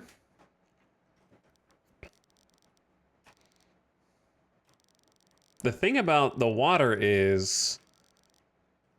There isn't any. I mean there is, but like also there isn't in a way. Like we could put the well all the way down there next to the... See, the well's near the pond anyway. Or it's in this little tree patch, or it's in this little tree patch. 82% looks about as high as it gets. This is a good spot anyway, I think. It's going to cost 3 logs and 5 stone. Okay. I will get it done. I will build it. There's also a way to increase the number of assigned workers so it builds faster, but I honestly think that they'll be fine. We just got to achieve over 6 houses. We need 1 more month worth of food, and then we can get some more people to move in, which will be a game changer. I need more people for jobs.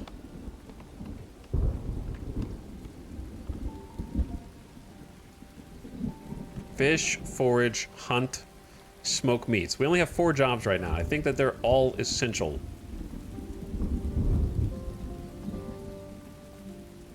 But I really need them to do the field. So we're going to build the field as well. Which might require the farmers. We only have 3 laborers. Oh, man. I just need that 1 extra month, brother.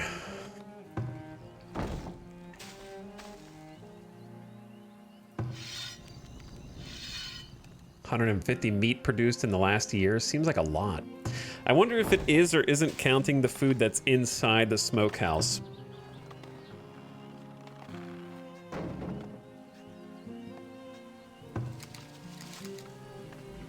The forager shack has some smoked meat, 64 berries, some herbs. Oh yeah, I can move the, I gotta remember to move the gathering circle to over here, where all the good stuff is. Also closer to the shack itself.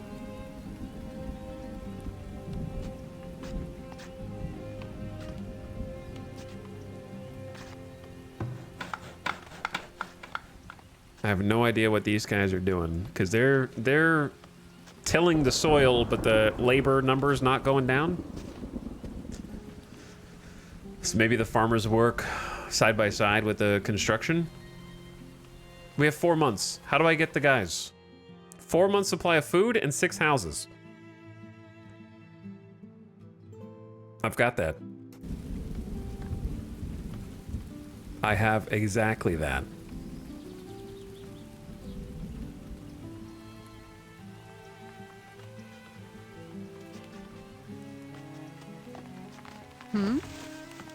Alara the Forager is getting the greens out of this field. Yeah, we need to be planting like right now. It's springtime. We're digging the well as well. No pun intended.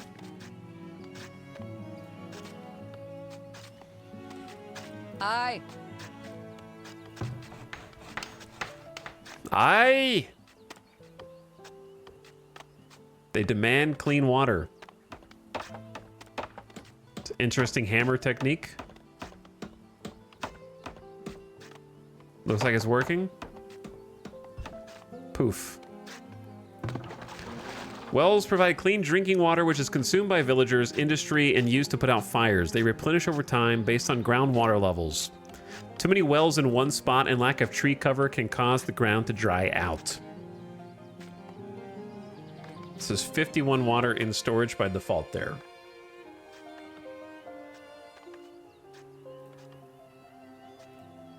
Tier 1 well. So yeah, I have 6 months of food and 6 houses, so I don't know where the other dudes are who want to settle. Do I have to accept them, or do they just have a pop-up? I'm not sure.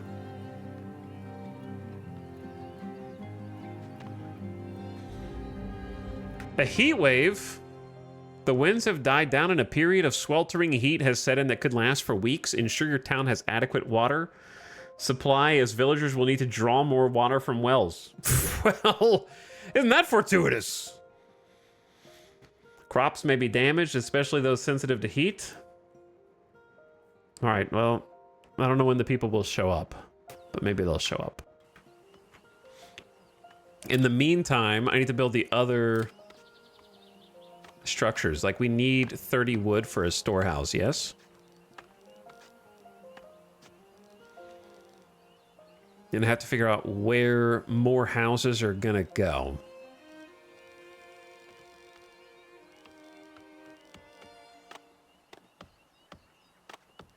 Like, I could build more houses on this side.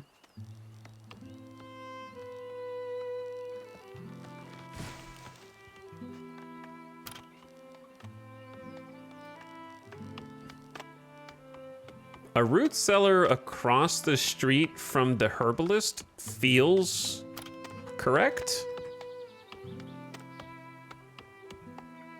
Wouldn't you say? Though, yeah, I've got to watch out on this side too.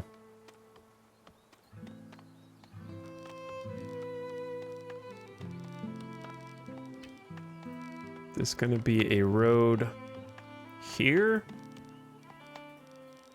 Like so.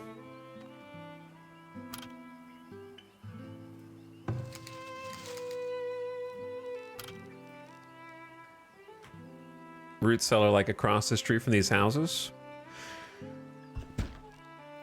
I like it. I dig it. I love the early game micro in this. Yeah, the early game seems really nice. Seems like it's expanding in a natural way, but then I'm gonna get raided. And I may not feel so good about it soon. We don't have any more laborers. If I have 4 builders.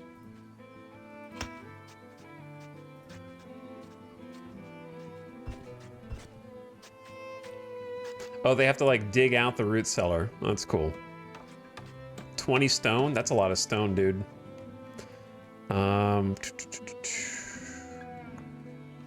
Where do we want to mine some more? This is a little far away. Maybe there's some like in this forest? I know that you could just do like a drag box, but I like seeing where it is. There's like 8. Maybe back there. I wonder if you can get any of the, like the really small ones. Okay, it's kind of what I thought.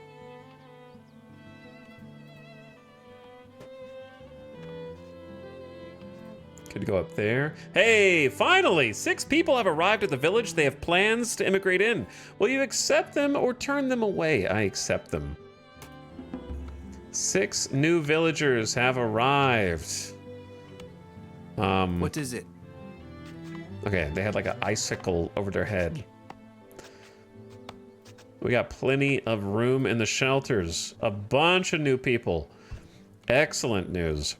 So let's start with adding like 6 to the farmers and get them underway, because they're doing their thing over here. Okay, stone. Gotta find the stone. I think that's a good 32 rock on that little slope. Looks good.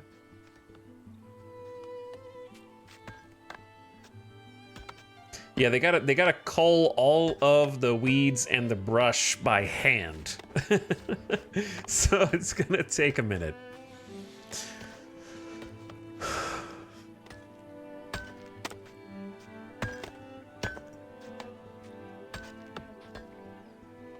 Okay. The things that I need, I'm kind of focusing on the wrong things. We do need more trees. And I was gonna put a storehouse down, but I can't decide where I want more houses to be. Let's look at fertility, water, and yeah, desirability is just gonna be what it is.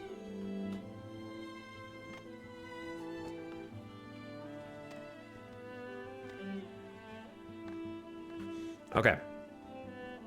6 houses is nothing. It's a tiny amount. But we don't want to be next to the firewood splitter, yes?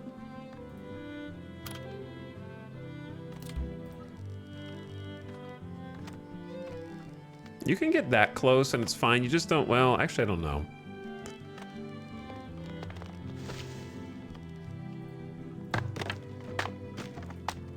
It's hard to see because it doesn't show you like an icon. So you kind of have to remember where the bad desirability is. It's like 11%, 12%. Man, nobody wants to live here.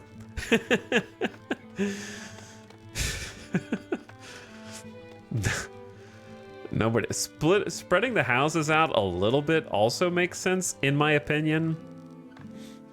Because you're going to have like the fishermen down here, but you also want them to be close enough. Okay, that's the thing, right? You need to centralize some things, some aspects.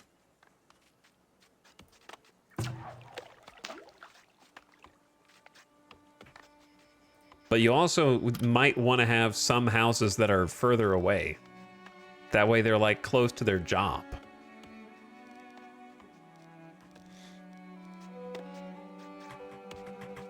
Like what if I just put it like a little house down here? And then put another fishing hut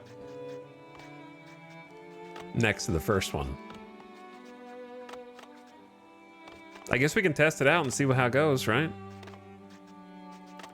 I don't need to do that first. I'm just thinking out loud. I need to prioritize. I just need to pick somewhere for a storehouse.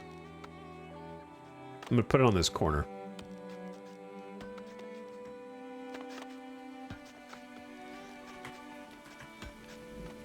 Put it on the corner. Because it needs 30 logs. We need logs and we need stone. There's some more rock over there.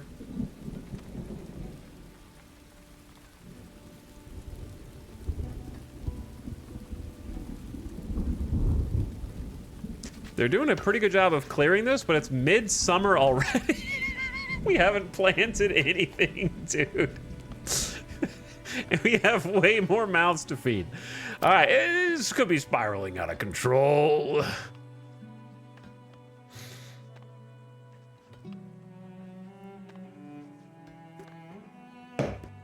It could be spiraling. So for the market, we also need a saw pit, which is another 25 logs. And it's going to have a real adverse effect on desirability in a large AoE. It'll take them to -%. So I'm assuming we're going to be able to grow our own like trees and stuff.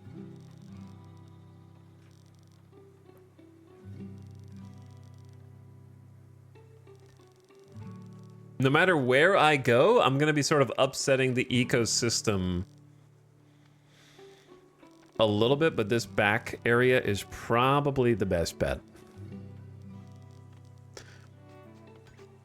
There is like a whole gold ore resource here, though.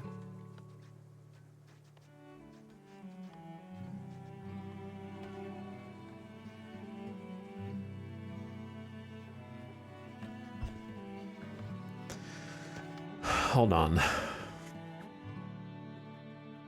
I want to try something.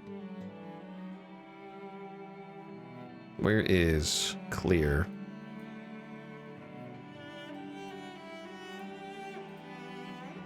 Well, this is only a dirt road.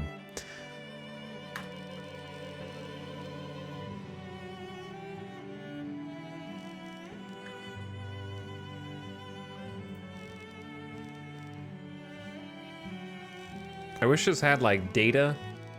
I forgot how many over I did.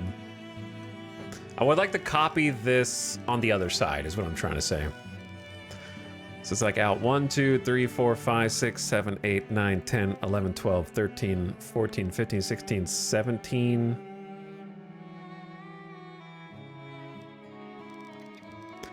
I think it's 18, but I wanted it to be 17.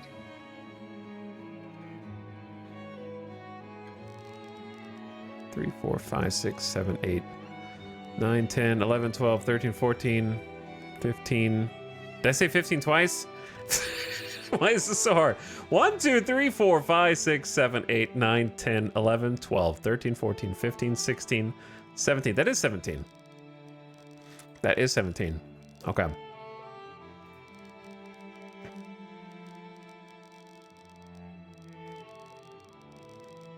Hold. Oh, I'm not going to be able to measure this the same way. 4, 5. Okay, 1, 2, 3, 4, 5, 6, 7, 8, 9, 10, 11, 12.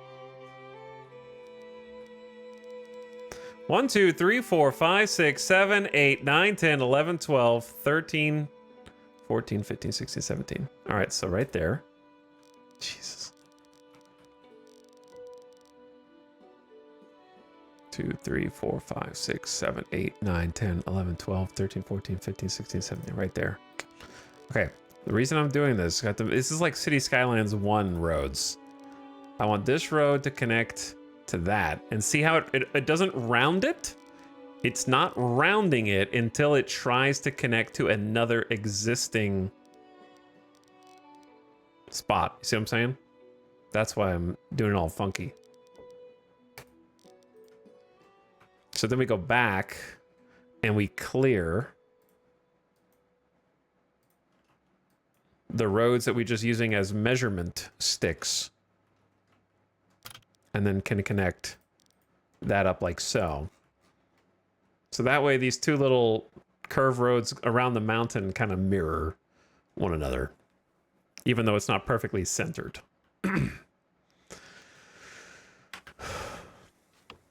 The reason I'm doing that is because somewhere down here, we're going to make the saw pit away from civilization. It has like an entrance and exit as well.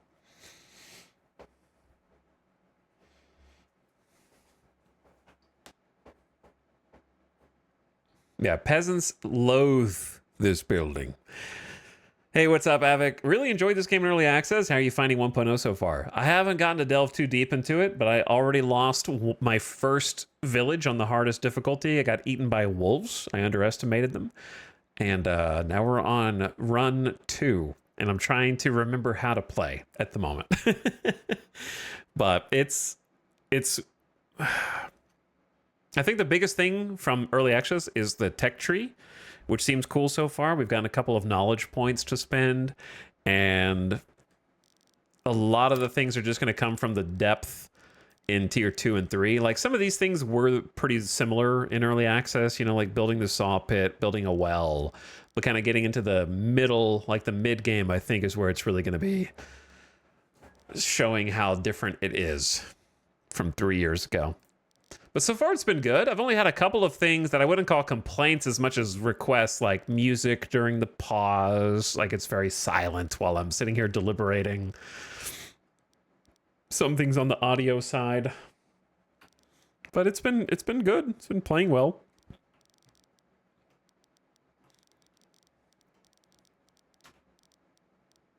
Okay, it's hard to tell where the road... Maybe we let them build the road first.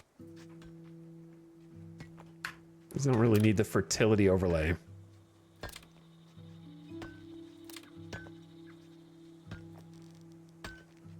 I think, no, the yellow is the road.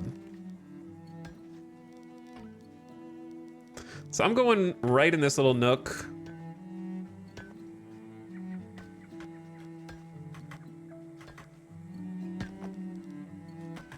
I'm going right in this little nook.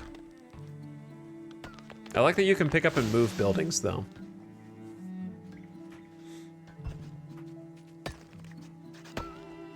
We just got an influx of new villagers, but I fear that even that is not good enough. I got 6 people trying to make a farm, and it's already late summer, so we didn't try hard enough, I would assume. But it is a lot of work, man, because you have to take a patch that looks like this, and they're just clearing away the grass little by little. There's still 1,000 work left, and there's 6 people on it, but at least it'll be cleared away for the next season, I suppose. It's gonna take a little while. We have 4 months worth of food, and we're gonna need some firewood again soon, which is also gonna require some more wood. I don't think there's anything wrong with cutting down the trees on this side. And so we will do just that. Wait, why are these all highlighted?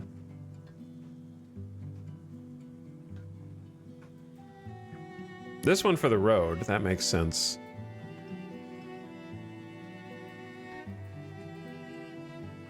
And then all of these? Okay, they got plenty of things toggled. I think the issue is we don't have enough workers to do it. There's 3 laborers. Maybe we just want like 2 builders and 4 laborers for now.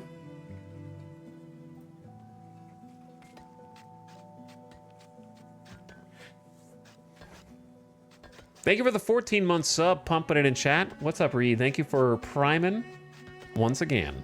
Glad to have you. But anyway, how you doing, Havoc?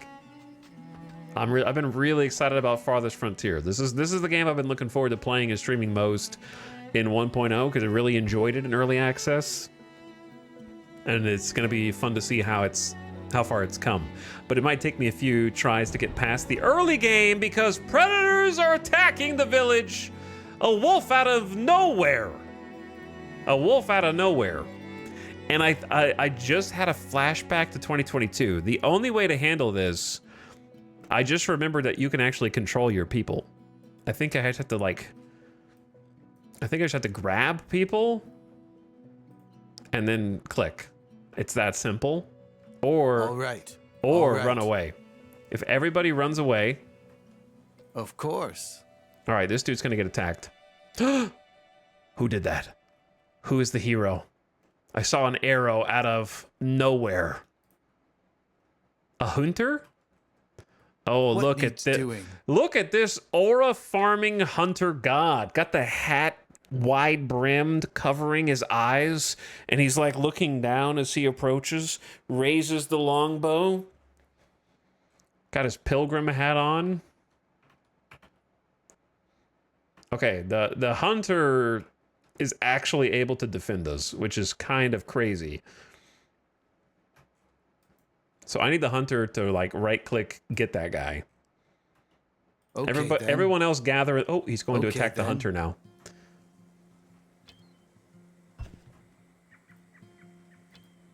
Nice shot! Kick his ass! Nice job! And that's right, chop it up. Everyone, false alarm, back to work. As you were. Dude, the hunter just destroyed him.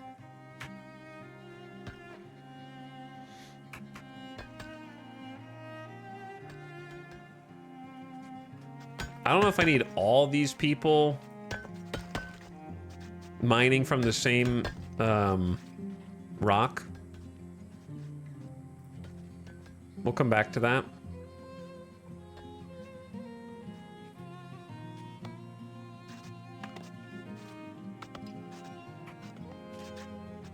I need to chop the trees the most.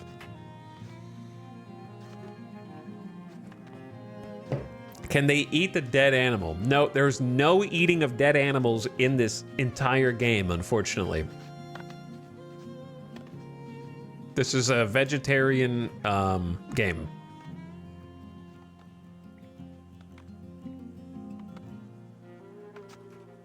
Adds an extra layer of challenge. At the main menu, you can toggle whether you want to be able to eat humans or other animals. Now, of course you can. That's why why do you think they were chopping it up with an axe? Do you think the hunter is just a name?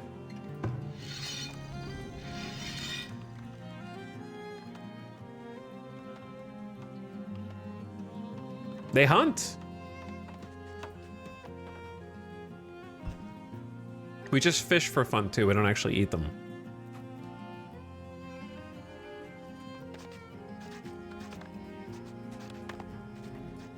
How are you guys doing back here? I'm worried about the laborer versus worker issue from other jobs. We'll see how it goes. These guys are almost done with this initial field setup, and it's already early autumn. The seasons are going by really fast, I feel like. It feels like it's going by really fast, but it's going to go faster on 2, 3, 4 times speed.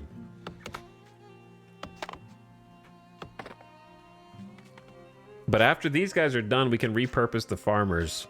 Oh, yeah. Crops are ready for assignment. Crops can be now assigned on a 3-year rotation. Holy tooltips! My eyes! Okay.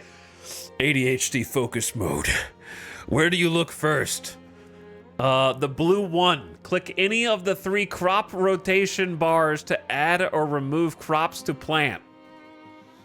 Each bar represents 1 year, and farmers will cycle through sequentially.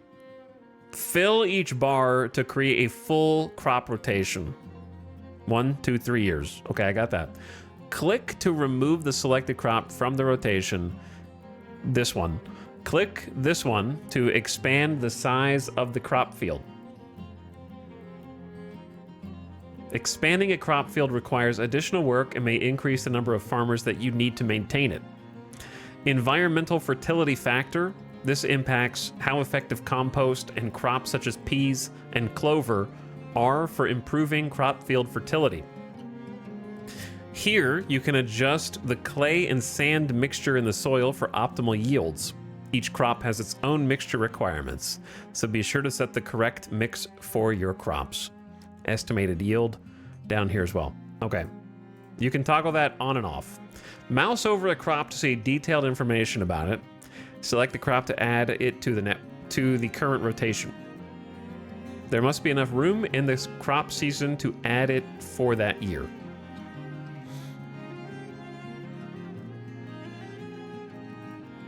Okay, so here we go. Crop information. Beans. Beans yield moderate amounts of dried beans that can be stored longer than other crops. They are sensitive to frost. As a nitrogen-fixing plant, beans can help improve soil fertility. They are 6 out of 10 on yield, 0 out of 10 on frost, 10 out of 10 on heat tolerance, 6 out of 10 on drought tolerance, 10 out of 10 on rockiness resilience, 2 out of 10 in weed suppression, 125 grow time, 1% fertility impact, and 5 out of 10 fertility dependence. So we're going to have those meters for each of the crops. So at the moment, our yield factors are 66% fertility, 85% weed levels. So we have hella weeds, and 20% rockiness. So we need something that's extremely weed resistant. And then the mixture for clay and sand, we don't have clay or sand yet. So we're going to have to just pick something hardy. And we're here. So it also needs to be something that has insane frost tolerance, such as turnips. Would be great. They have 5 out of 10 weed suppression, 10 out of 10 frost tolerance. They grow very quickly, are frost tolerant, and do well in average soil. And they tolerate disease better than most. Ow. Then we have carrots. Then we have peas.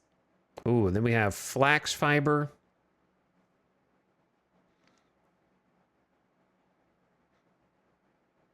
And then we've got wheat, which is locked. Buckwheat, which is locked. Rye, which is locked.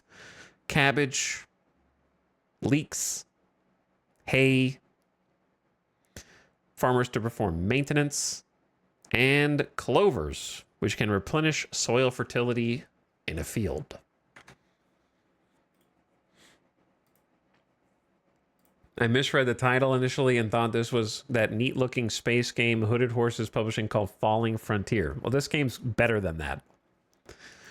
You know why? Because it exists, and Falling Frontier is fake and doesn't exist. So this game is at least 100 times better than Falling Frontier.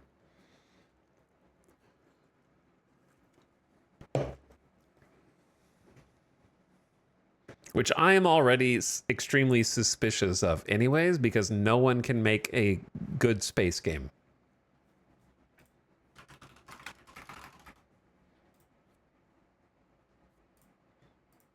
Which is a true fact that you can't dispute. Name one great space game from the last 10 years. What about Star Sector? Star Sector is more than 10 years old, so it doesn't count. X4, you're very wrong. Outer Wilds, I struggled to call Outer Wilds great, even though I really enjoyed it, because the DLC pissed me off.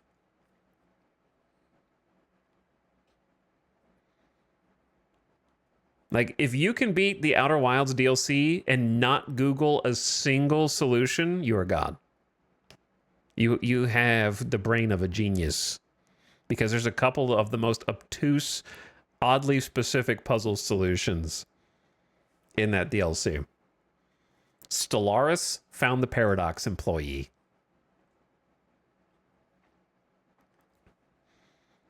I just accept buying bad space games. FTL is more than 10 years old. Correct.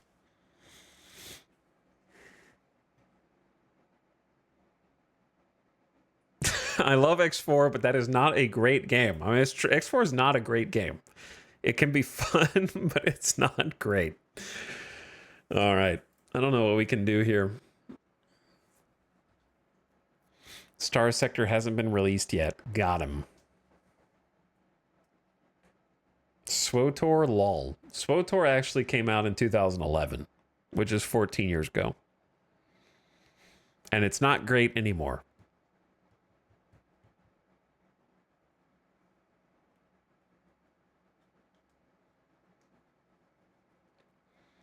So, what do I want to do?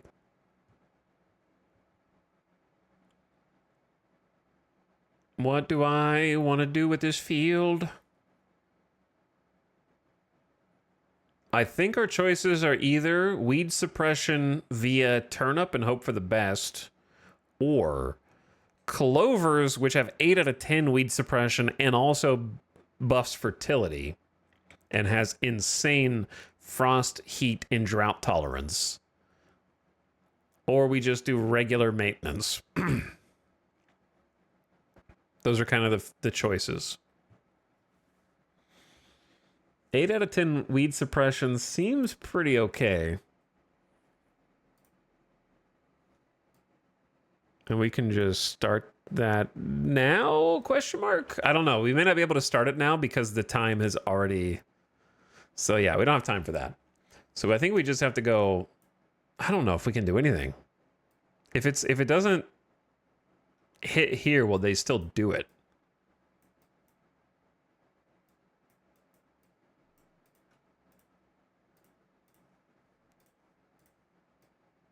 It does have an estimated yield, so they'll still do it.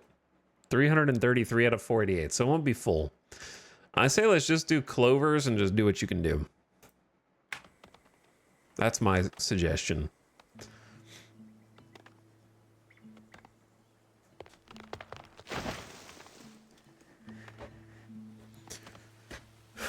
I realized I accidentally paused my stream, so I thought E-Town was just staring at chat smugly after saying there are no good space games.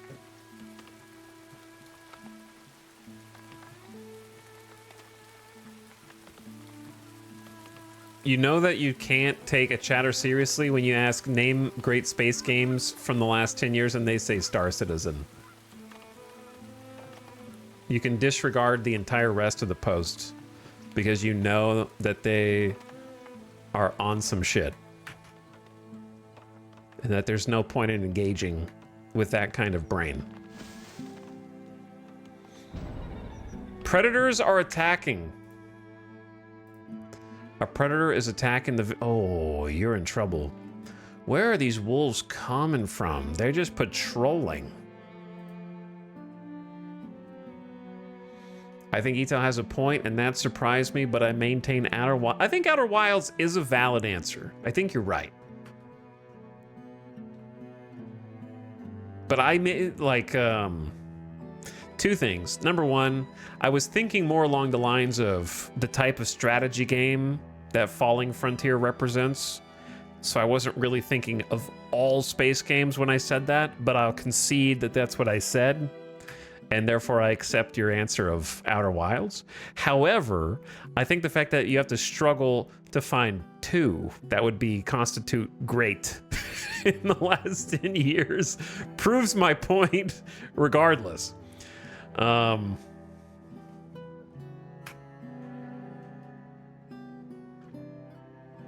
We need to get all hands on deck here. As you say. All hands on deck. Where's the hunter? As you say. Will do. Uh-oh. Uh-oh. Gotta help. All right, good. Pull aggro, pull aggro. Of course.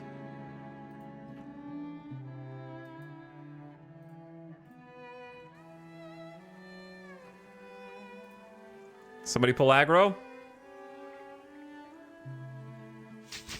Get him! Yeah, good job, gamers. All together on the defense.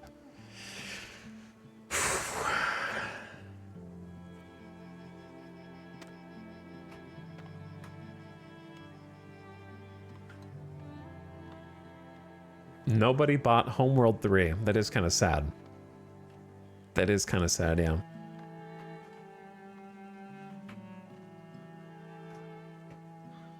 No stone, no logs, and we're gonna need firewood for the winter. So what am I to do? What am I to do?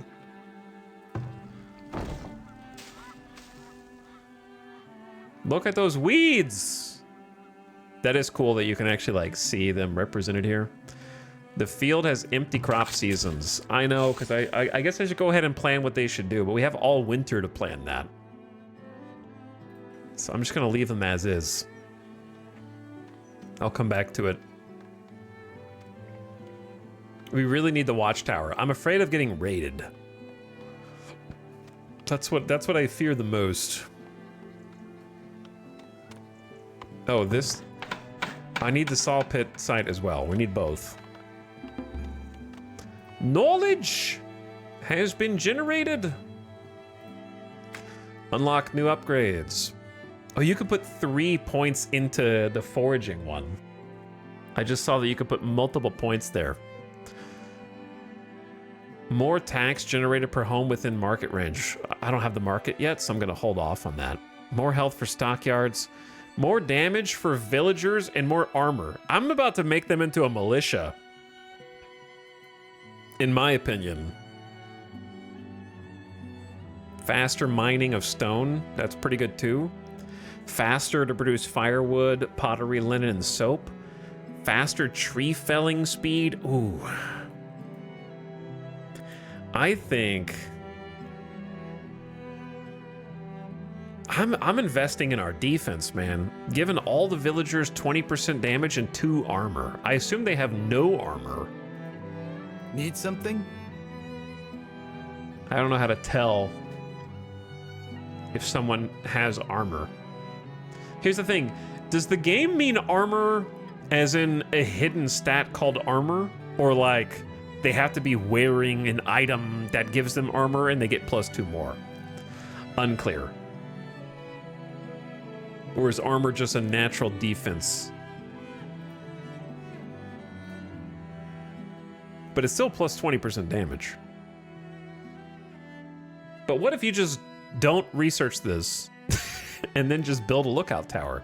It does still lead to bonus soldier damage, which also leads to veterancy rate, cavalry stable, Reduced upkeep cost for guards, and conscription as a policy.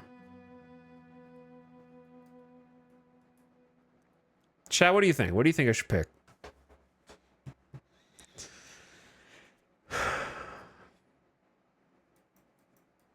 Do you think I should go armor? Do you think I should go food?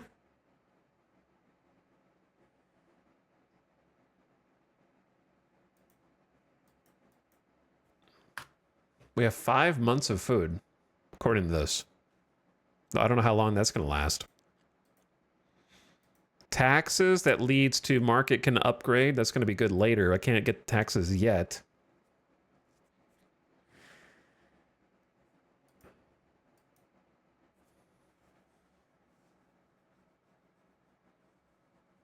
I don't know. I'm thinking about getting the villager one.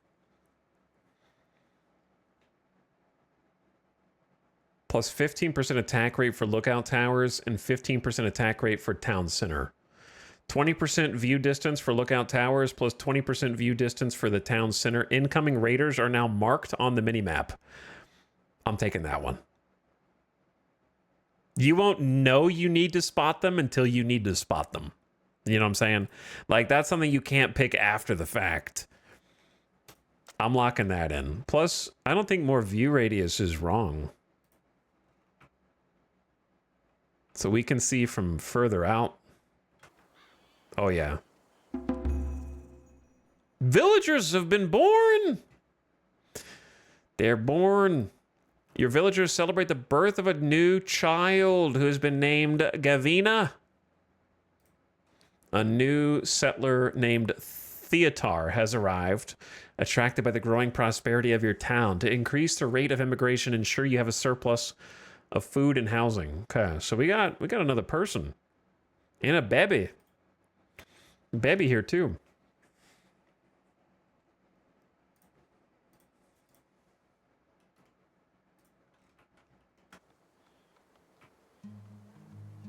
So I'll be able to see the raiders from a little further away now. Welcome to the world. Here's your pickaxe.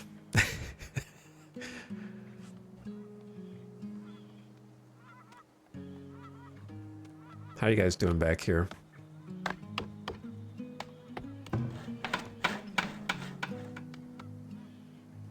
Slowly, slowly, slowly working. I think it's because I have too many farmers. We have 6 laborers now. Hello. But the laborers are also stocking shelters with ingredients. A bustling market would help generate gold and attract settlers to our growing town. Markets stock houses and generate gold based on the number of houses in their work area.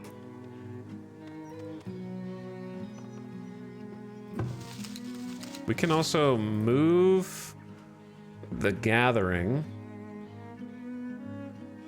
to over here because there are a bunch of thickets. They're actually hawthorn amongst the thickets. Aye. Stockpiling logs.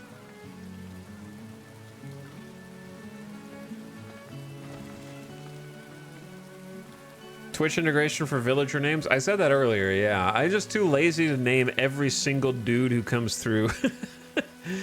I don't even know where the list of names is. I don't know how to keep track of every single person. There is a list.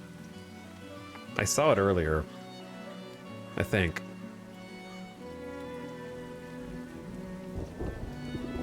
So we got 27 nuts, 52 smoked fish, 64 smoked meats. So that should last us for a little while. 3 months. We got some willow, some herbs, 200 liters of water. I don't know how much that is, actually. We're going to start running out of tools, though. When we run out of tools, we're probably dead.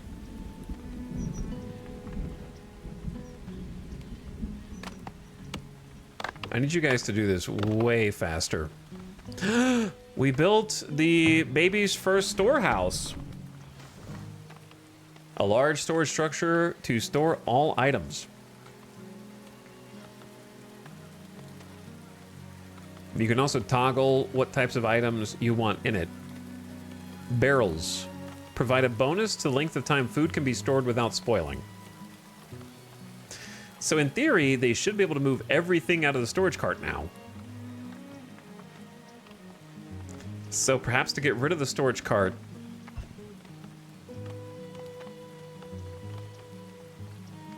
we just toggle everything off. Actually, wait. There's the descending on it. All right, they've already descended on it. I was gonna say move the entire storage cart first, then unload it, but they decided. So I'm just gonna let them. They've already done it.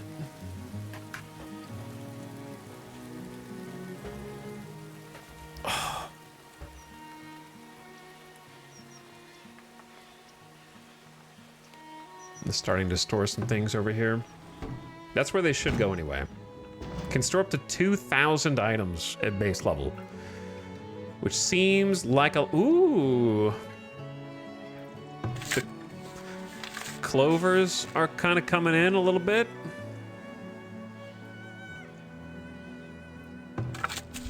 Weed levels at 86%. I'm curious to see how that's going to trend.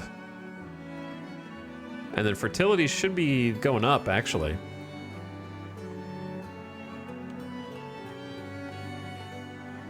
But now that we built that, we need to allow construction of the saw pit. And then we're just gonna need, you know, many, many more trees to be cut down. Already got a bunch queued up over here.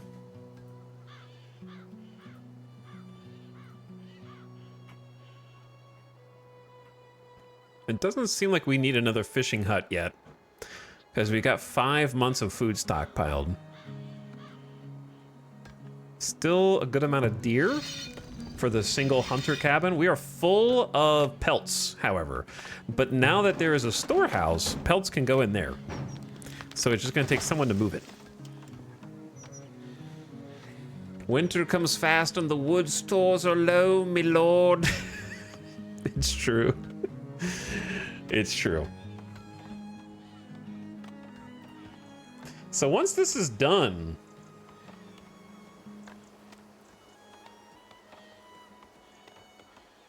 it's empty. What do you do with it?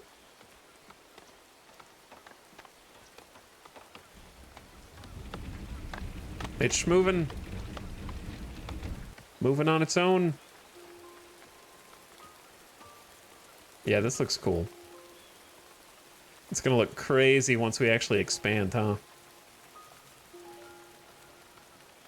I don't know how to help you move all this stuff, brother.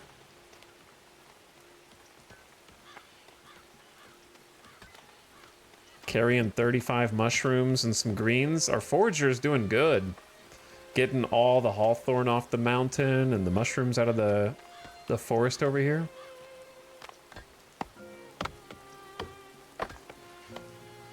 Do the stumps just disappear over time? Maybe. Need 10 more logs. I like the way that this looks out here. I would love to flatten some more ground and some more territories, but I don't want them to spend time doing any more than they have to. We need to harvest some rock as well. Oh, they did build the root cellar. I didn't even notice. Partially underground structure used to store food at a reliable temperature. How's the ad starting already? I already snoozed it once. So this is going to keep the smoked meats, the berries, we got herbs, medicinal roots, 105 smoked fish. Dysentery. Ads are about to start, so brace yourselves. 3 minutes of mid-rolls to keep the pre-rolls dead. I'm going to keep a pause for you, so you don't miss the gameplay. Sakar? Uh-oh, the Sakar? The Sakar are in my village? Has been stricken with dysentery, an intestinal infection that can cause vomiting and diarrhea. Villagers left without clean water sources are susceptible to death from dehydration. I see. They must have just built this root cellar, because they just put like 105 smoked fish in here. It looks cool. We got a well right there with basic water for your dysentery needs. No problem. But I also don't have a healer. Ad starts, villagers get dysentery, ads cause dysentery, and my logic is undeniable. You may have a point. You might be onto something. I suppose if I'm not using the mini-map...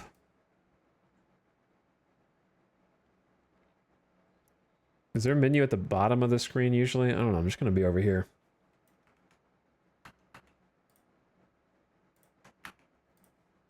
I'll just be down here.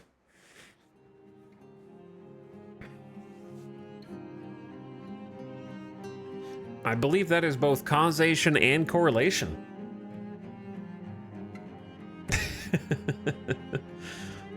I think you've sussed it out. I'm also going to turn the dynamic keybinds off so we have a little cleaner UI. Why is Avic gifting subs? Finger must have slipped. Octasubtober, I think.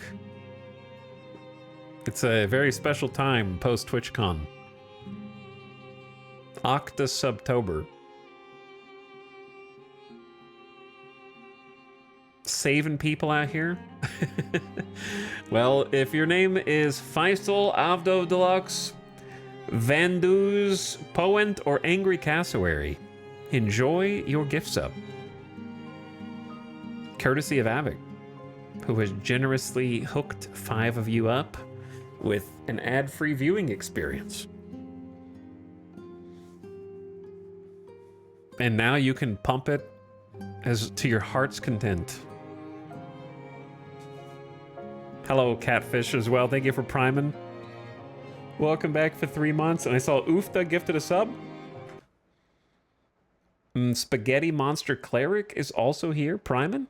Wait, no. Oofta, you just resub. Thank you for the 9 months. Spaghetti Monster Cleric, thanks for 33 months. The monthly tithe, me lord. And KXZ501, thank you for 61. What's up, guys? Appreciate your generosity. And thank you, Avic, for the gift subs. Completely unnecessary, but very appreciated.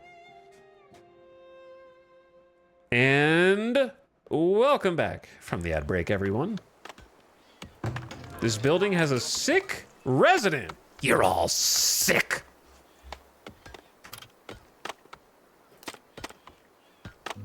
Healer's house needs tier 2 and a tech.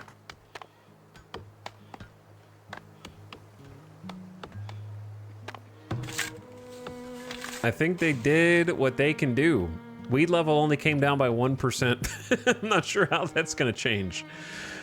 We will see. What are the farmers doing? Resting. Okay.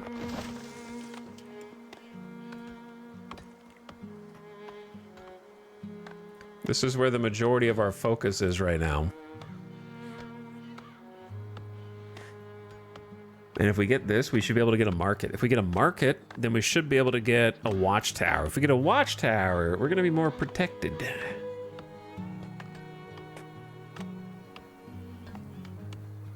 We'll see how it goes.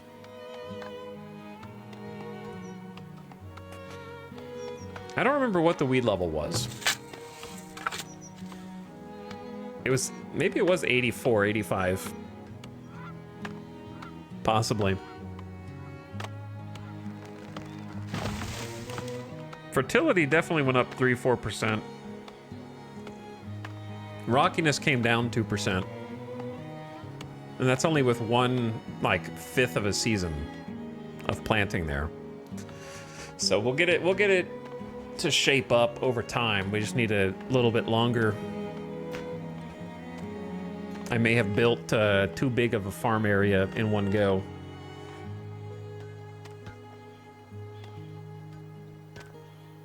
And they're slowly hauling the lumber over.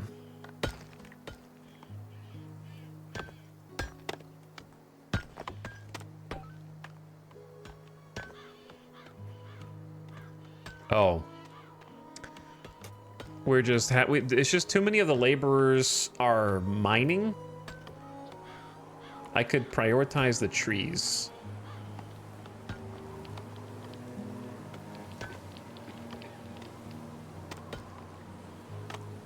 That would help.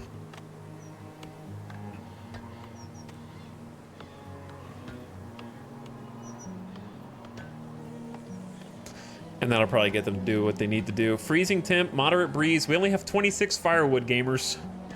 So it's time to toggle building production and split some firewood. There's actually 26 in... Oh, that is all we have. 26 in storage? They don't count the ones in their homes, though. So they do have some in their homes. I hope this sick villager doesn't die of dysentery. There might be some medicinal herbs somewhere, but they may have used them already. We have regular herbs. We probably can't really use them as medicine until we get a healer, though.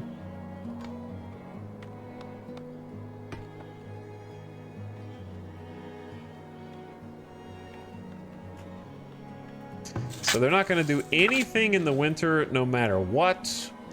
They're not going to do any plants. They're not going to do any maintenance. They do nothing right now. It is too cold to work.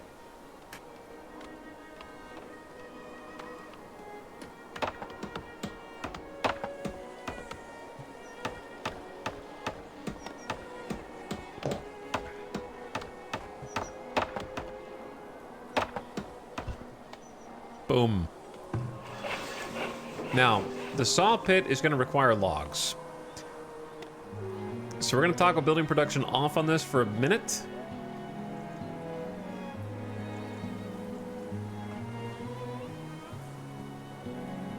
Because it is snowing extreme temps.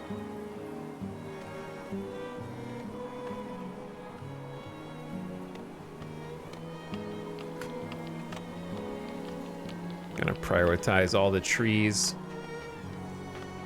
Oh, we got 46 firewood now, so this has got something. Workers are unable to find logs. True.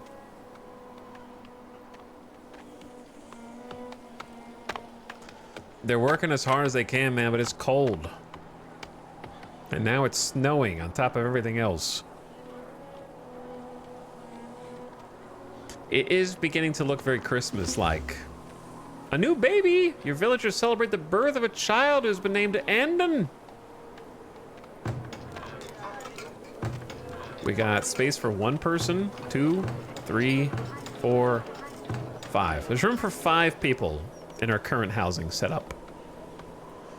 What's up, Dig Dugley? Thank you for the 46 months. How's the game? A lot of fun so far. A lot of fun. We're still very early because I'm doing it at 1x speed because I'm playing on the hardest difficulty.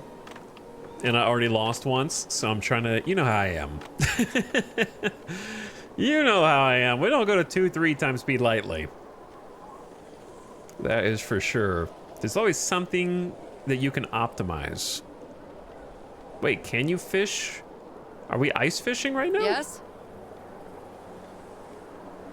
That is a rough 18. 18 going on 42, I think. Already carrying 13 fish.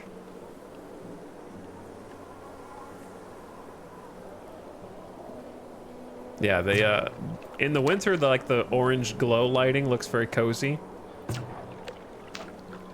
157 fish in the last year is pretty good. They need to keep firewood on site and they can stay warm inside their work, which I think is really cool. The trees are slowly getting peeled back in this area, but it feels like we're going so slow, dude. Let me see, here's the thing, right? I think the farmers are just resting. I have a memory of like releasing the farmers in the winter, and then you have a bunch of laborers. So maybe I just need to let them go. Don't know if the farmers do anything to the field in the winter or not. Despite being broken up into seasons, they do seem to have like rest periods where they will kind of go. Because there is like a day-night cycle, even though it's like a season cycle, which is interesting.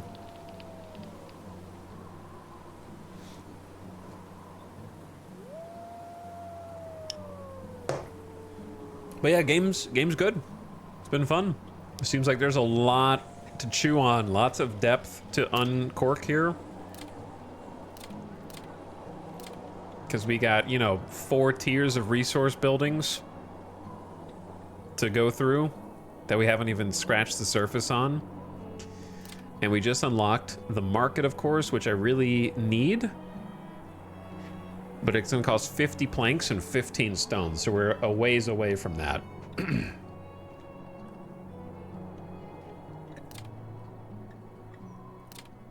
Storage-wise, we now have access to the storage depot.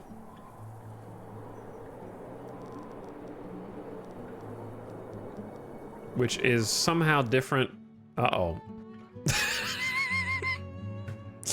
Not what you want to see pop up. Dead villagers left out to rot will attract vermin and disease. Designate an area to be used as a graveyard to bury the dead and keep the villagers happy and healthy.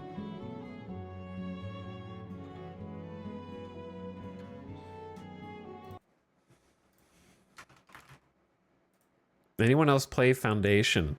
Parkside, we played Foundation in 2019, February, for 6.5 hours. That's as far as I could make it, and then I gave up. So clearly, I did not like Foundation.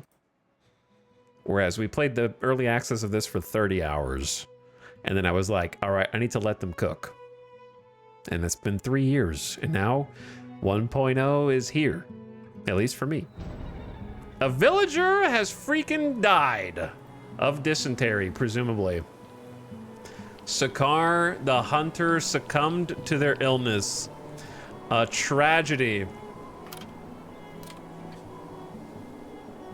And now we need to build a graveyard.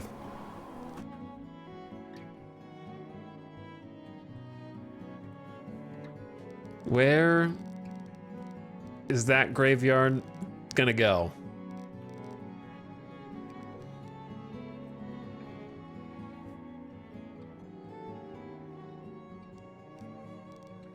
It needs to be...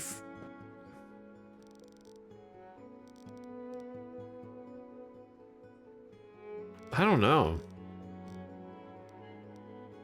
I don't want it to build it right next to the city center.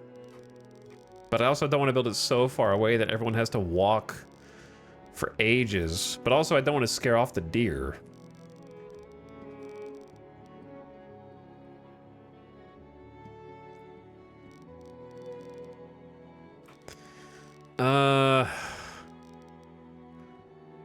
What do you guys think about, like, right here, right next to the stockpile and across from the firewood?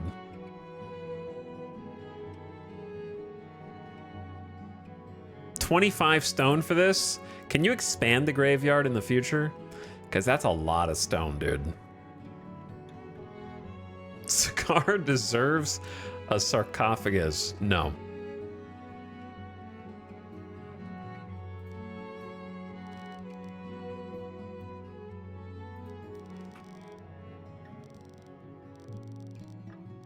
Tough call, man.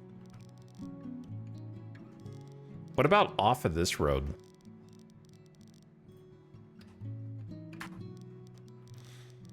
One, two, three.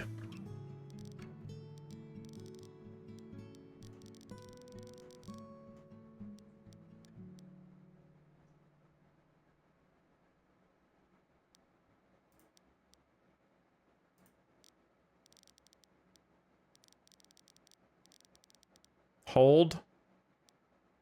How do I do this? I don't know if there's a way to make a rounded road here. It doesn't have to be rounded. But it would be cool if it was. Because you'd have to... The lake being here kind of messes it up, I think.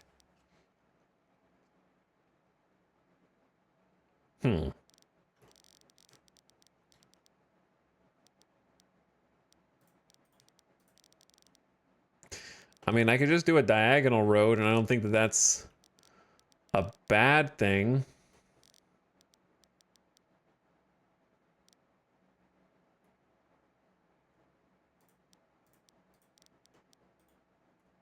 but I don't know. It kind of is.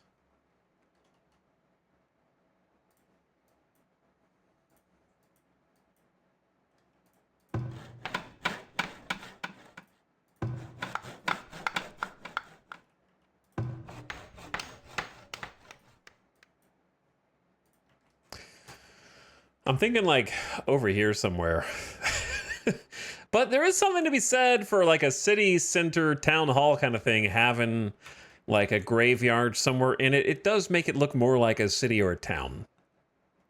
Probably not next to the well, just for my own sake, but maybe like up here. On the edge of town. Take a little walk on the edge of town. Go across the bridge.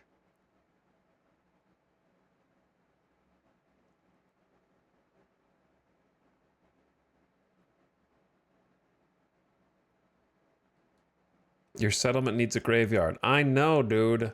But I don't want to spend 33 stone on this Omega graveyard. You can't do it too wide either. Should I just do a little 3x3 here for 10 stone? That's so sad. It's kind of sad. They're all right. We might end up moving their corpses later.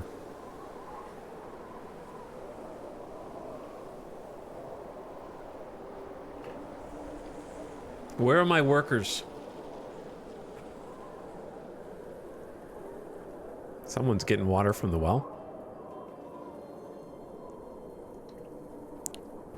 This game is releasing. I've had it on my wish list for years. Might finally be time to pick it up. Yep, 1.0 on Thursday. This is 1.0 stream preview. 2 days. And then it's there for the public. I think everyone's just chilling in their home. It's deadly cold temp, so everyone is hiding inside.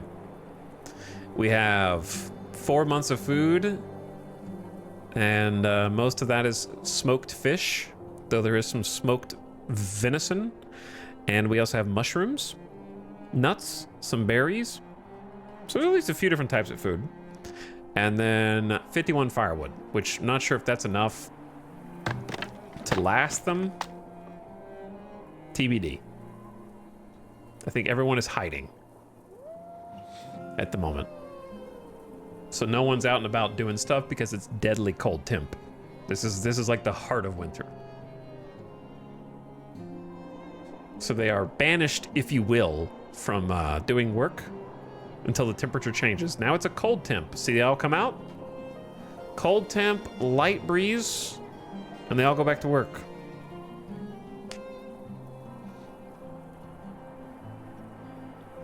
It's not freezing right now. Seems like the seasons can be variable.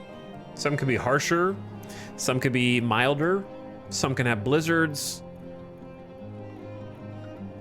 The temperature kind of dictates whether they stay. They can die from exposure to the elements as well if they're caught out.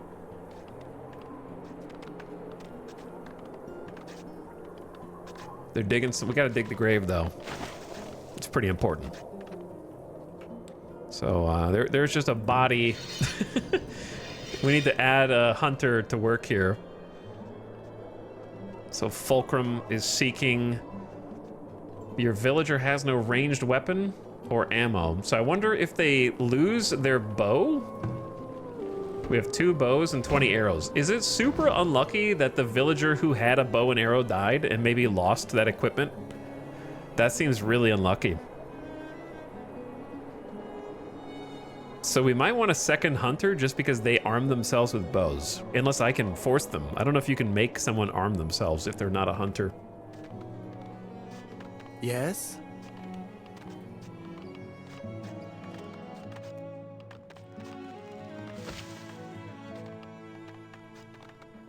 We need literally 1 more stone.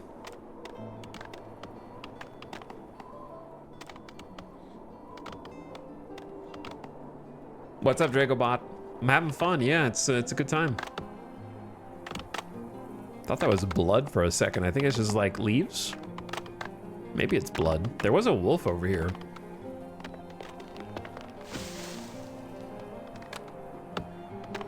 Okay, firewood cutter back to work.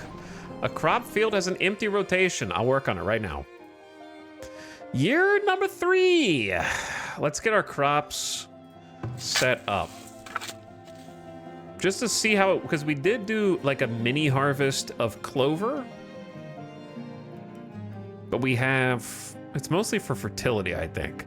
So let's try field maintenance and see how that goes. Because there's 80% weeds. So let's try field maintenance for 2. We have enough, well, we're kind of running out of food, but it'll go back.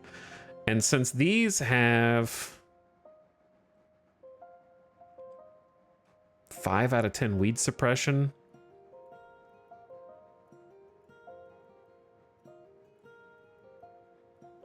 maybe we try turnips at the end of the year. Moderately high yield of root veggies, which store well. They grow very quickly and are frost tolerant, doing well even in average soil.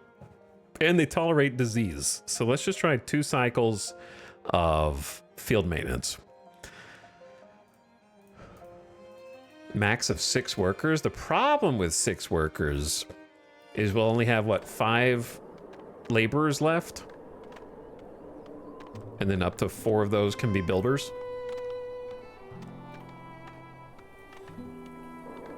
Well, yeah, the snow's melting. Let's get them in the field. Made it through another winter.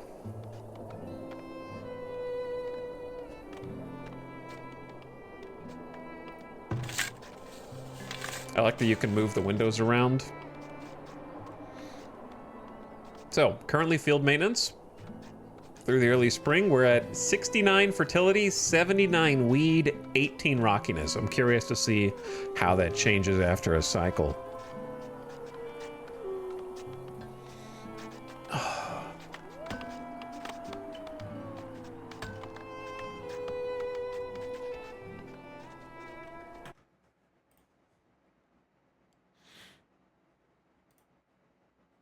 Classic.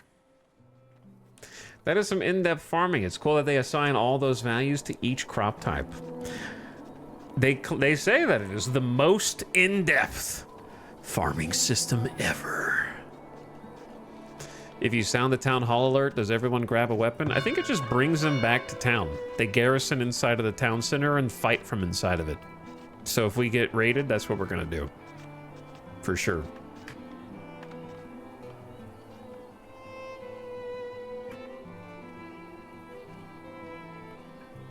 All right, this deceased villager, we need to bury them. It's been months, guys.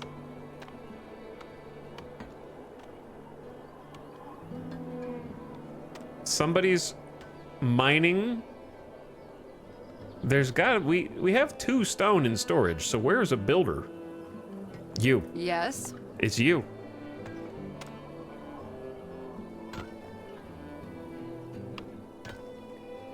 Boom. 13 work is all that is required.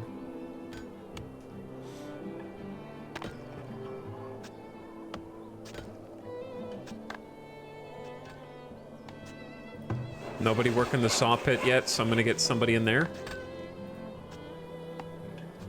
Let's get like 1 person in the saw pit. Done. You're a sawyer now. Look at this baby cemetery.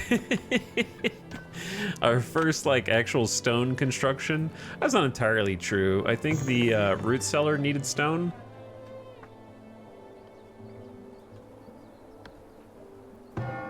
So where is the...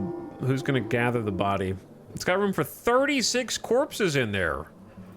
Some pretty good space. Someone needs to come collect this deceased villager, though. Very sad.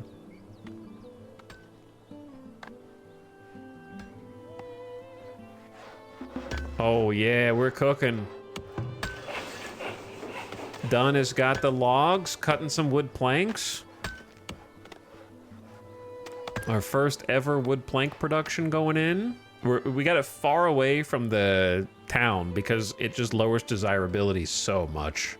But it's fairly close to the stockyard. So like they should be storing logs in here and then taking it just down the road to that. So I feel like that works out pretty nice.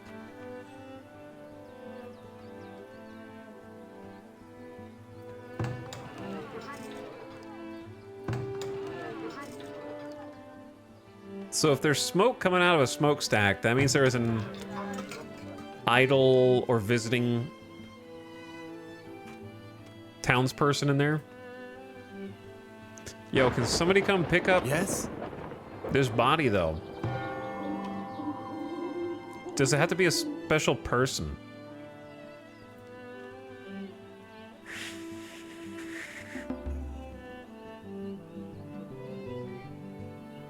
I think it should just be... It's probably because I prioritized all these trees back here or something. Like, I prioritized different resources. And that was occupying the laborers, maybe? A new settler named Camilla has arrived. So that's going to be +1. We got 11 adults, 6 adolescent, 2 infant. 19 total villagers, up with 24 housing. 17 villagers are fit to work, so adolescents can work too. I don't know if there's a difference in their work speed. 89% have tools, so we don't have enough tools. What needs doing? Burying deceased villager. Anala, you have a slightly unfortunate name, but thank you for getting it done. You built the cemetery by yourself. Brought the stone over. Now you're carrying the dead to their final resting place.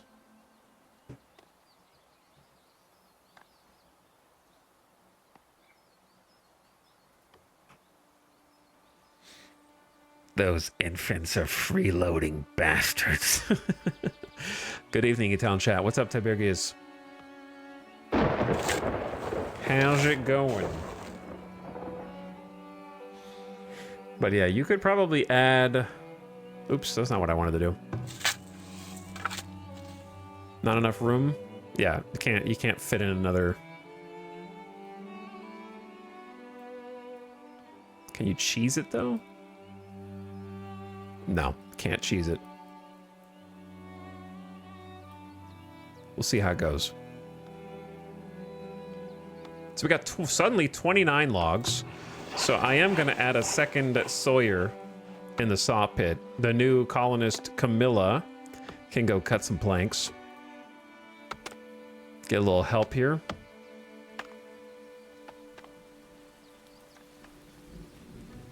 And we got the knowledge point also. Okay, let's do something that helps us with resources.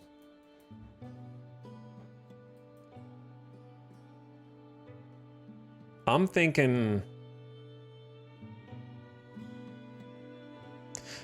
you gotta go cast iron axe blades plus 10% tree felling speed. And that leads to faster planks, which leads to woodworking, which allows you to upgrade the firewood splitter. And then that leads to easier to produce furniture. But just, I don't know, 10% ain't much, but it helps, right? And we're probably going to be cutting down, you know, thousands of trees over the course of a campaign. And they've still got a bunch queued up over here.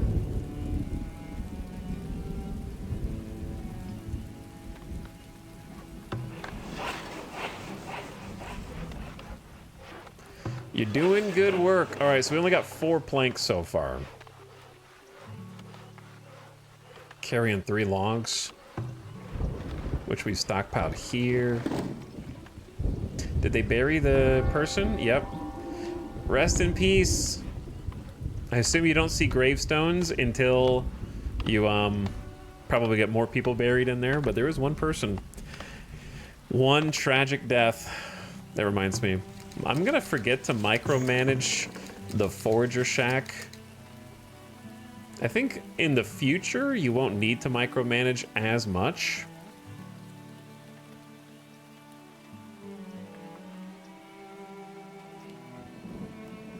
But for now, you do. Basically just telling them where to forage.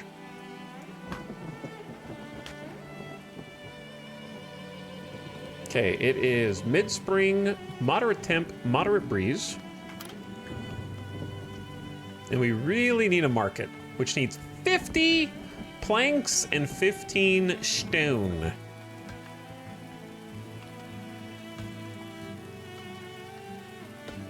What is it? Hey, what's this? No. Bad. I don't want to prioritize it. Haunted priority button. Interesting.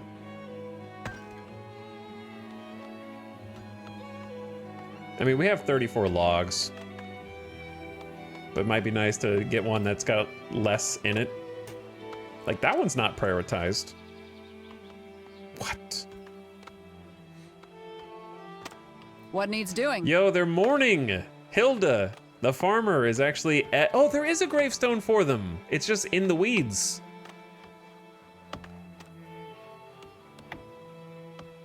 Hilda is mourning. I'm not sure if that helps spirituality or what. One dead that didn't make it.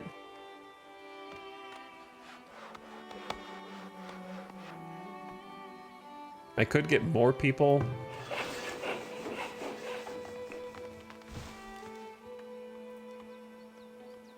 We only have 3 laborers though. Like, we're split a little bit.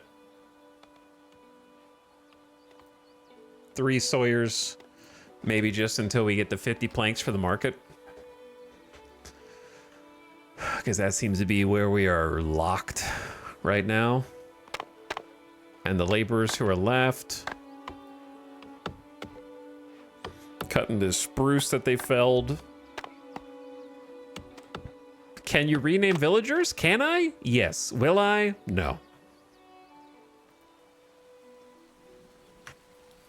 Because if you think things are happening slowly already, just wait until they have to rename dozens upon dozens of villagers one by one. Not happening. Just for you to die 10 minutes later.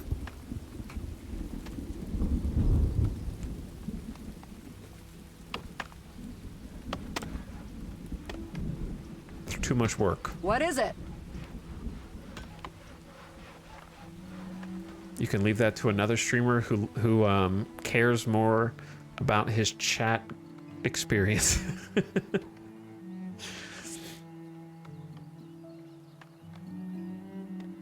What a week. Thanks for the streams. Are you being sarcastic, Adamala? Because there have not been any streams this week, and for the last 3 days. Anyway, welcome to the stream. Thank you for 16 months of sub. Backhanded compliment. Anyway, sorry your week's been rough. Planning on playing a bunch of Farthest Frontier, though, so I'm just taking it slow and trying to soak in all the mechanics. Figure out how this goes. They can hold up to 25 planks in the storage of the saw pit here, but we can then store those in the storehouse. We got room for a lot. So eventually we're gonna have to like kind of tell them to put some limits on how much we want them to store of each thing, right? So there's not just one item that's dominating. And then to make sure that the food lasts longer, we got the root cellar. Keeps the temperature reasonable. Months of food lost to spoilage over the next 12 months, 2. Where's that food meter? There it is. So you can actually sort it out by food type. So like overall, we produced 1,000 food over the grand total of the last 3 years. Of that, we've consumed 800. Not some, but not much has spoiled.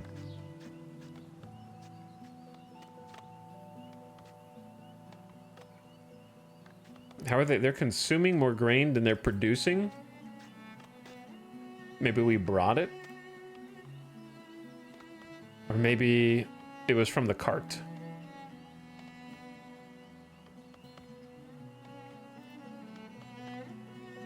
fruit consumption has outpaced production. We don't have any dairy, so they must have brought that. This is also a report for the last 12 months. 8 fruit spoiled in the last 12 months. That's not too bad. That was probably before we had the root cellar, if I had to guess. Yo, the weed level's going down. We did 1 full cycle. We're down to 51% weeds. This seems not bad, right? We could start the next year with maybe another cluster of field maintenance. And then kind of look and see where we're at. That went down pretty well.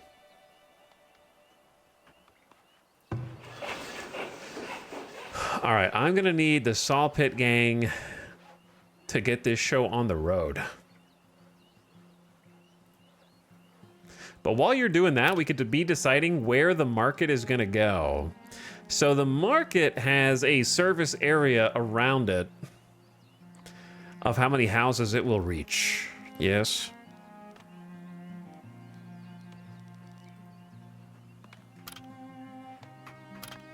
And you want to reach the max number of houses possible and then generate taxes.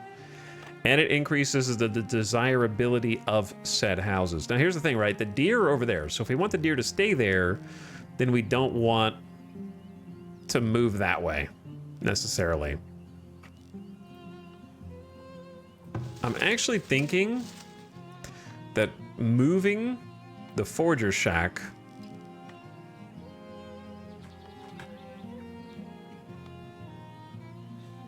behind the root cellar makes a lot of sense.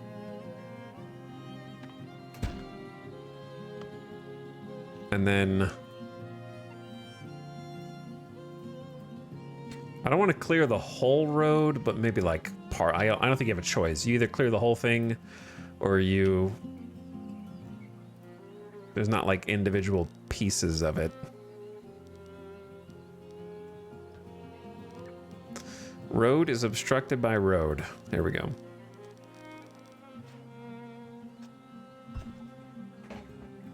So yeah, just move that over. Doing? Then I could create like another circular road if I wanted.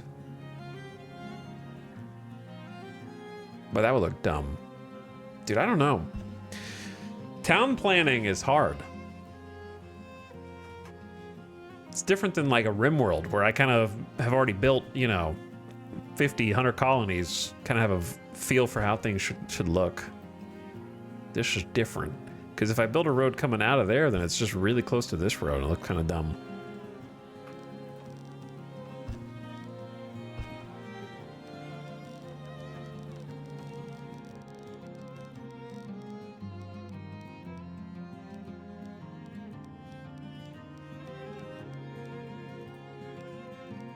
All right, bear with me. 1, 2, 3, 4, 5, 6, 7, 8, 9, 10, 11, 12, 13, 14, 15, 16.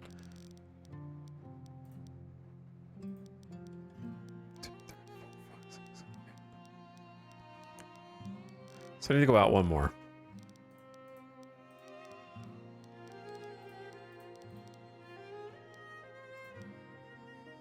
Obstructed by road. No, okay, it already is. So then I need to go 1, 2, 3, 4, 5, 6, 7, 8, 9, 10, 11, 12, 13, 14, 15, 16, 17. And if I counted correctly, I can't really see where the road is.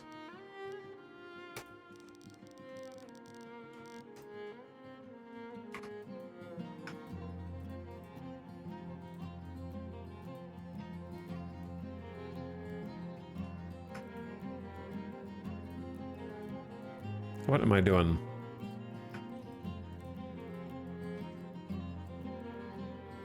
Oh, there's a bunch of deer back here too.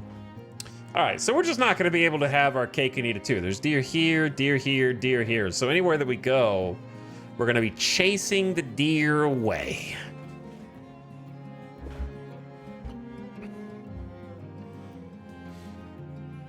Roads look like Tropico. I haven't thought about Tropico in a while.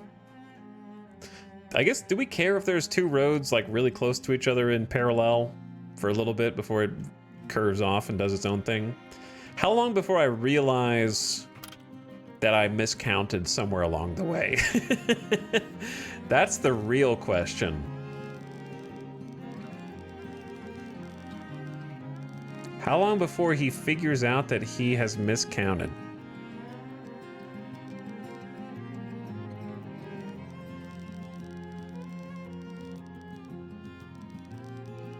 And that's a straight road all the way across.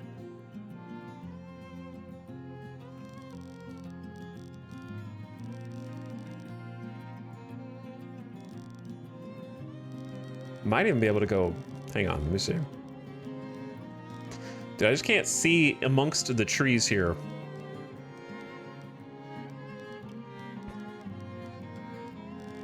So I won't be able to make a perfect oval or anything like that, but you could make a cool, ooh, dude, ooh. I kind of like that, actually. Like a little curved road here that sort of follows the trajectory of the pond, of the lake. Give it a little organic.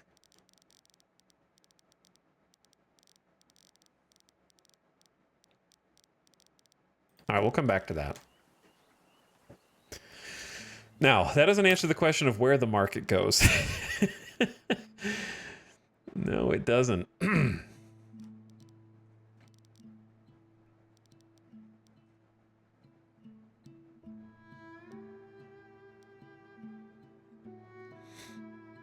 I think the market goes right there.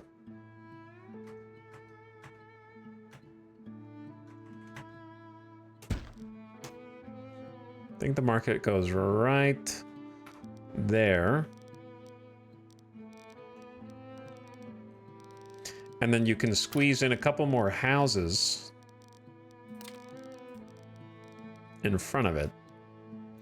Probably even facing it. Or just continue the side facing like we already have for consistency's sake.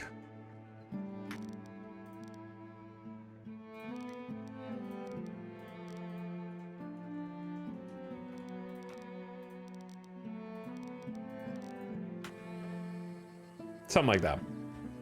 And then we can build more houses up around it and kind of have like a town. Like the town center is ostensibly here. New Eberg, but the actual like living quarters are going to be this direction, I think.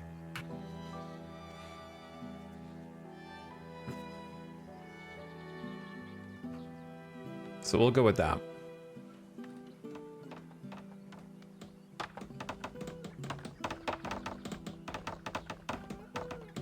And that will give them plenty to do. Because they'll need to cut down a bunch of trees. We're gonna go blow through all of the wood that we currently have, which is kind of a problem if we get new townspeople, because we need to scale food up a little bit. I don't know how this farm is gonna look. I don't know how many turnips this is gonna be. We'll get an estimated yield. It's a fairly large farm. Like it takes up more space than all the houses.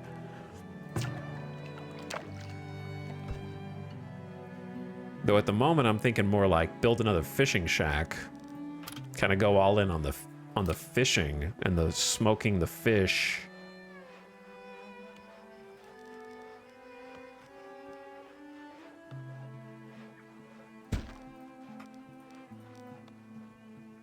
Like that.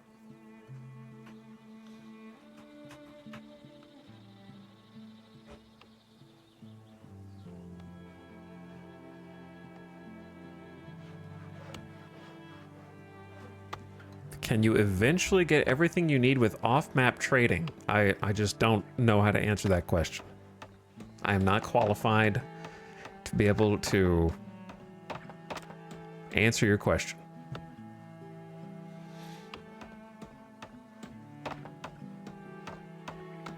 That's my roadblock with city planners. At some point, you need to redo everything near the core. Can't we just be a village forever? You gotta start building out of stone. Don't you want to build out of stone?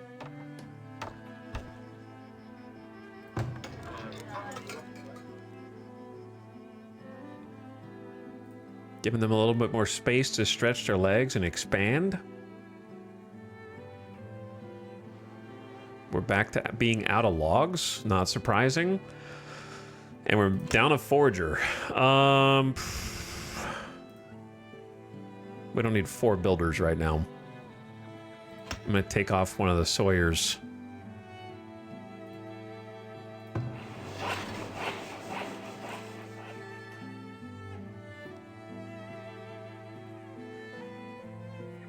Where is the... we moved the forager, so that's probably what it was.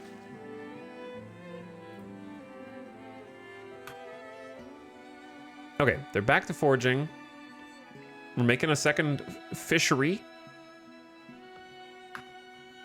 2 Sawyers is just gonna have to be enough for now. Looks like they're coming to fetch the wood planks that they have to build with. Oh my god, surprise storm. And they're out of logs. Though to be fair, plenty of them are queued up for deconstruction. So it's just gonna be a matter of getting... Oh! Too spooky.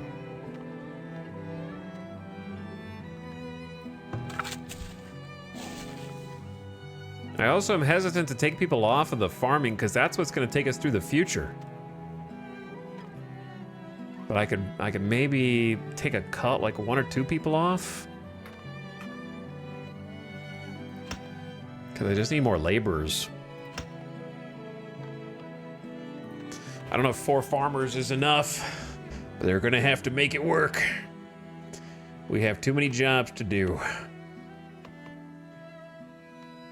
Are you telling me that getting your villagers to build large swaths of road is not the most optimal way to spend their time? I think it is.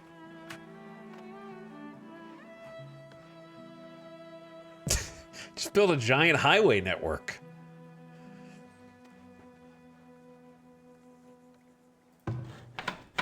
Okay, this is nearly built. It just needs builders. It has the resources already.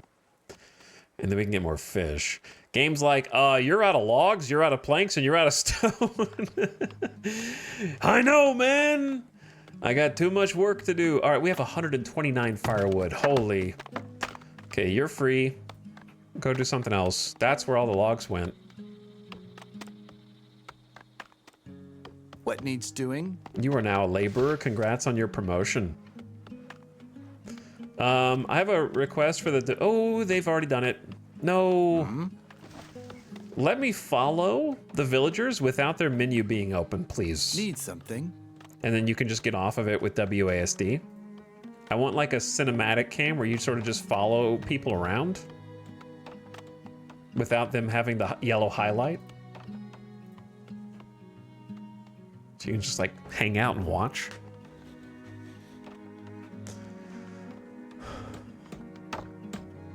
Thank you so much.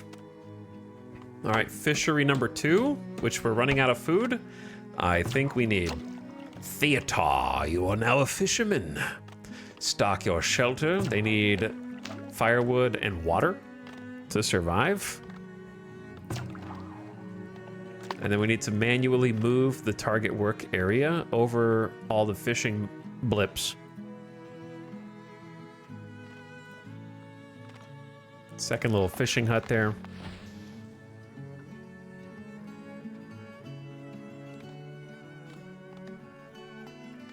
Yeah, four farmers. You guys are just gonna have to do your best.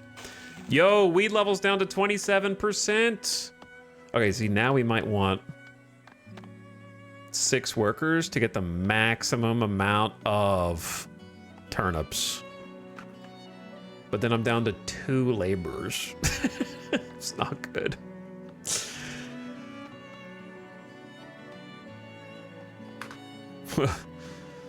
We'll get there eventually. Maybe I just go 1 builder for now. Yes? Theatar got some eggs. All right, do your best. Yeah, we went from 1 month to 4 months of food stores. I don't know. Need anything? Navim is cooking. Currently carrying 8 smoked fish, 2 smoked meat. Just kind of seeing what they do. Looks like they're cooking in their own home. Kind of trying to get a vibe for what the daily life of each of the villagers kind of looks like and how they spend their time.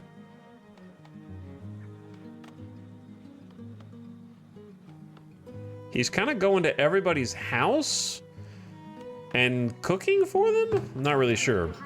It's kind of how it looks, doesn't it? Hmm?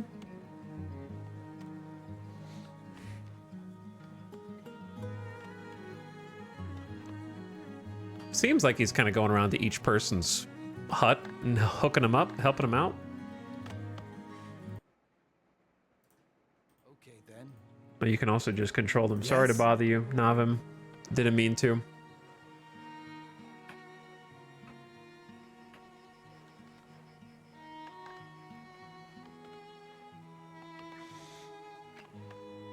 Farming is a labor black hole. It kind of is.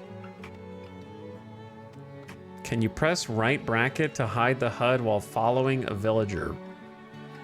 Maybe. Need anything? They're still highlighted in yellow. So kind of, but the yellow highlight is a little distracting. But kinda.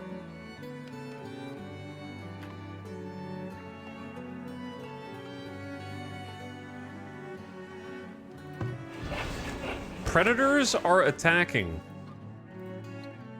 That's a bear! Bears are aggressive animals that pose significant danger to villagers and livestock. They are also curious and will rummage through stores of goods looking for food. Provides meat, hide, and tallow if butchered by a hunter. Panic. Bears are freaking fast. On it, as Okay, you everybody wish. go that way. Are you the hunter? What is it? Okay, Hunter, I need you to start attacking the bear. Where'd it go?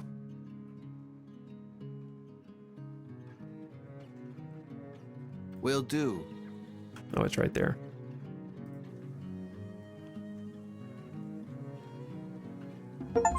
Oh, God. We've earned a knowledge point. Is it knowledge of how to avoid bears? What Mine is is 39. All right. Everyone, how many villagers would it take to murder one bear? Okay then. Oh, boy, we're dead. Chat, we got villager down. On it. As you wish. Will do. Villager down. Everyone panic.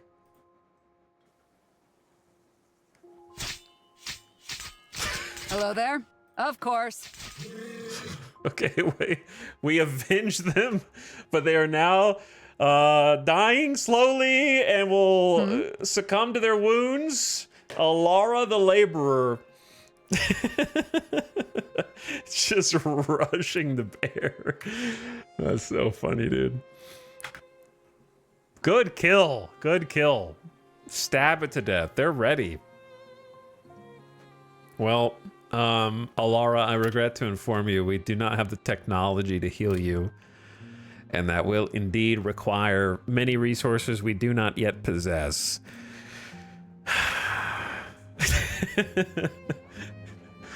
12 humans versus 1 bear, and the humans win. I think if like 15 humans and one of them has a bow, all rush a bear with knives, and morale is not an issue. Like, they're all 100% determined, right? Like, retreat is not even psychologically possible. I think they could do it for sure.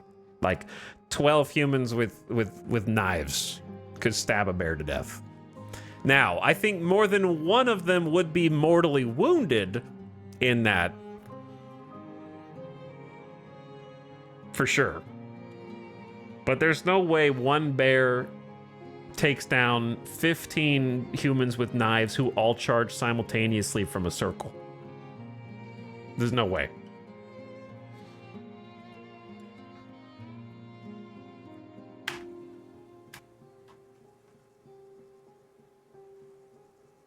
"12 crops have been eaten by animals." Dude, the deer are eating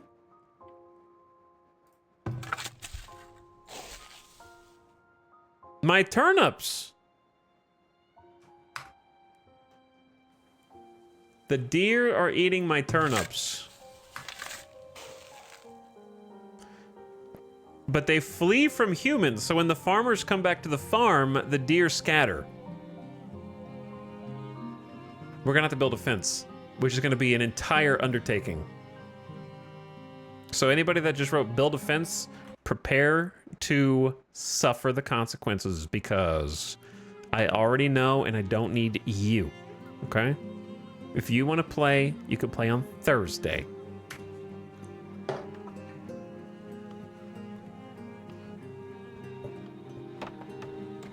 But yeah, we need 14 more planks.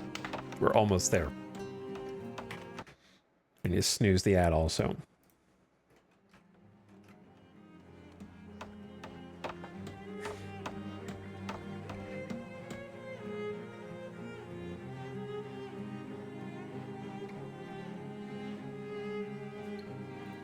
Estimated harvest is 244 turnips, which, to be honest, sounds like a lot of food.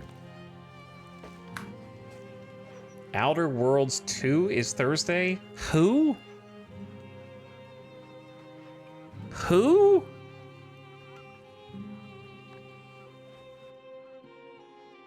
When engaging in combat, villagers can sometimes be mortally wounded. If left without treatment, they will succumb to their injuries. In order to heal a villager wounded in combat, you need a healer house with an employed healer. If a healer is available, other villagers will automatically take any wounded villagers back to the healer's house for emergency treatment.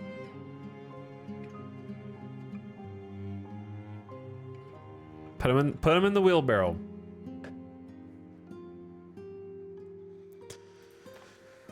I don't know. Like, Outer Worlds is so far off my radar, it doesn't exist as far as I'm concerned. Oh god, they're back. Wolf attack. We need watchtowers, man. We need to protect the townspeople. This is getting crazy. Okay then, as you say.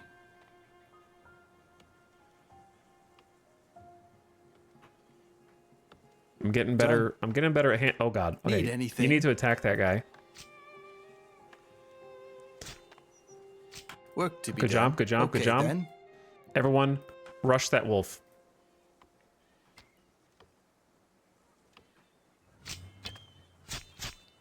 Get him! That's right! You don't come around my town and kill more of my villagers. Okay, we already have one grave. We're gonna have to dig another one. I didn't know this game existed. I'm loving every minute of it. I got so excited when I thought he said Outer Wilds 2. No, Outer Worlds.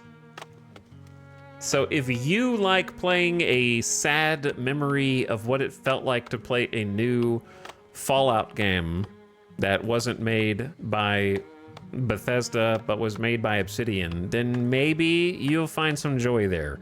But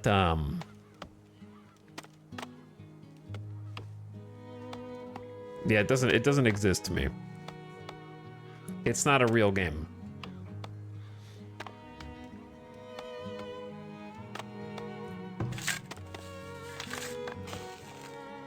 That grew really fast.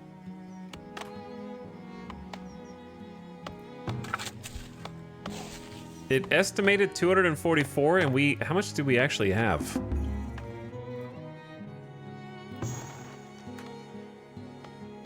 It's definitely not 244 unless you're gonna have a second harvest of it. Yeah, weed level's down to 28%, which is amazing. Rockiness is down to 4. It actually looks like a field now.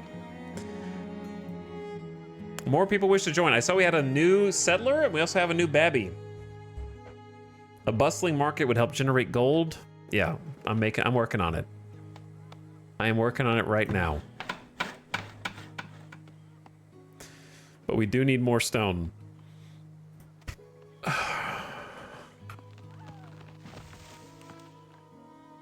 Now we have 7 months worth of food. A villager has died. They succumbed to their wounds.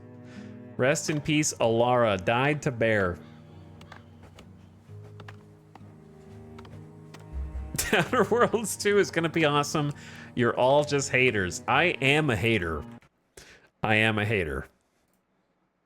It's true, but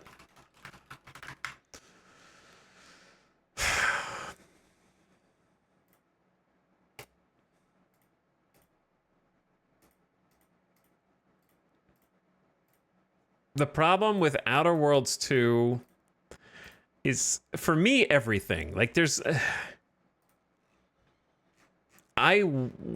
wish I could look at it and explain to you why not one aspect looks interesting or appealing to me. But I'm looking at it right now.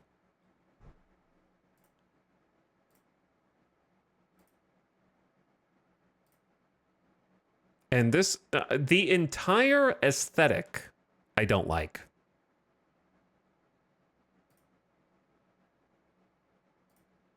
The entire aesthetic. Who the hell is that guy?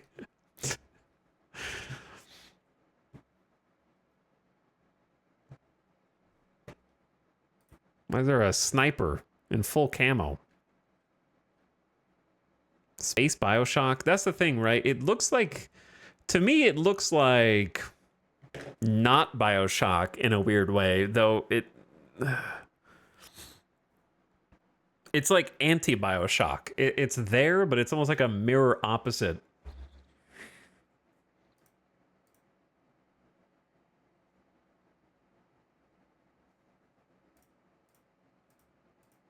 I think it's like Bioshock meets Cuphead, but like spoiled. Like the food is spoiled. I don't know. Something about it is off-putting to me.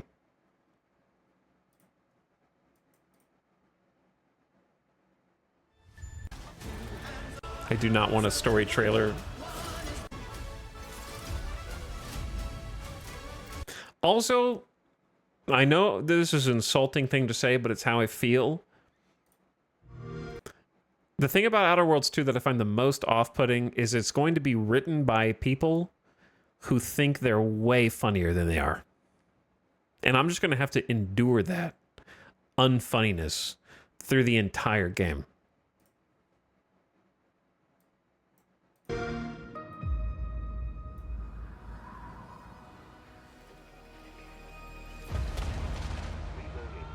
I gotta watch the trailer. I'm sorry. I just gotta look at it to confirm to myself. Do you think I care that the colony came to spread freedom and I don't know who the alone in doing so? Just show me. Market share. What if this stranger aligned with the order and that world computer of theirs? That could be the key to closing the rifts that threaten the colonies. So, you see why this menace must be Also, ad starting, like an actual ad. Turn your volume down if you're an ad watcher. I'm gonna take a quick beer beep. wiped from the face of existence. Or, better yet, brought to our side through the power of capitalism. Now, let's get out there and buy our way to victory. Capitalism, bad, which is funny. Companies who are evil. My heart and red every last bit of my wage, every last bit that I'm paid, every last bit that I save is intended for you.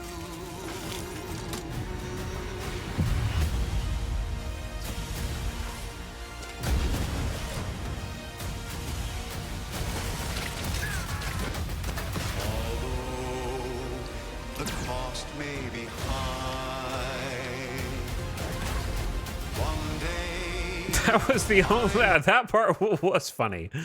I like that part. The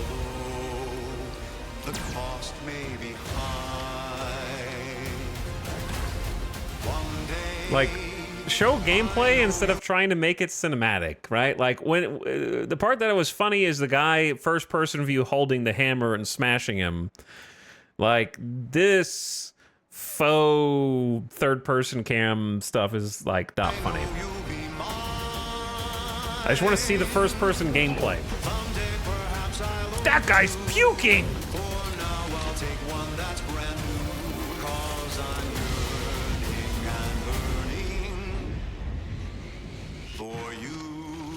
So much slow-mo, dude. Is that like the trick?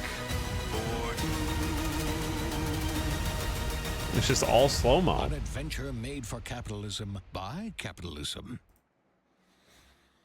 That's the writing quality that you're going to hear for the entire game, dude. It's just going to be capitalism bad. Isn't that funny? It's so funny. We have nothing more to say.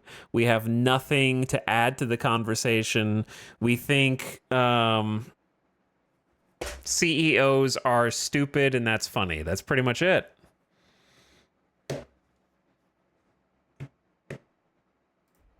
Celebrate the beauty of capitalism by pre-ordering today. It's like...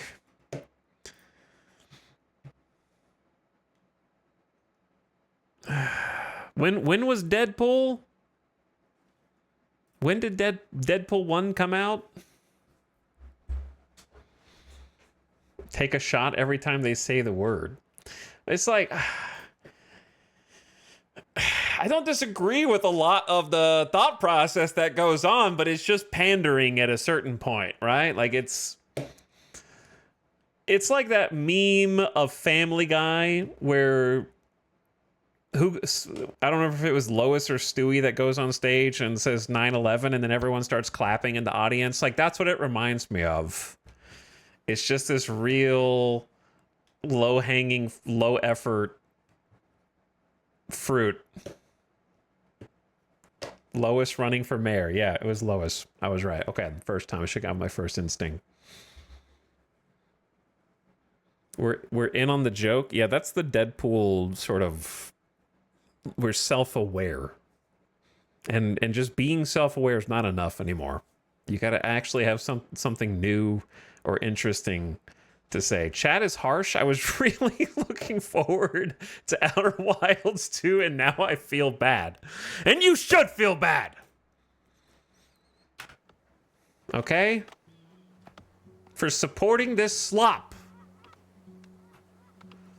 Work areas are empty and may need to be moved.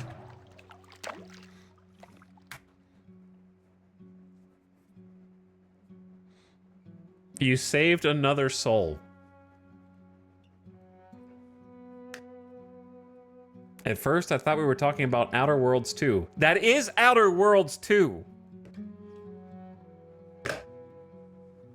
Why is everyone so dumb?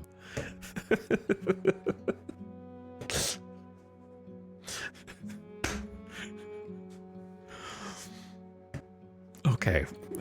You're so all easily confused. The word world and wild has the same starting letter, but that's the only thing that is similar about it.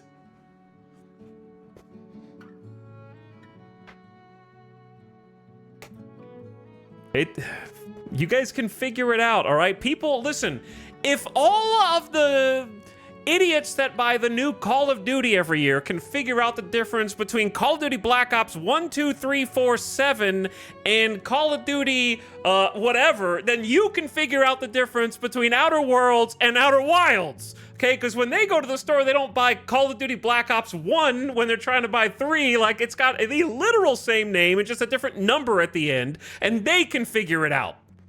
So if you can't figure out Outer Worlds versus Wilds, then go play Call of Duty.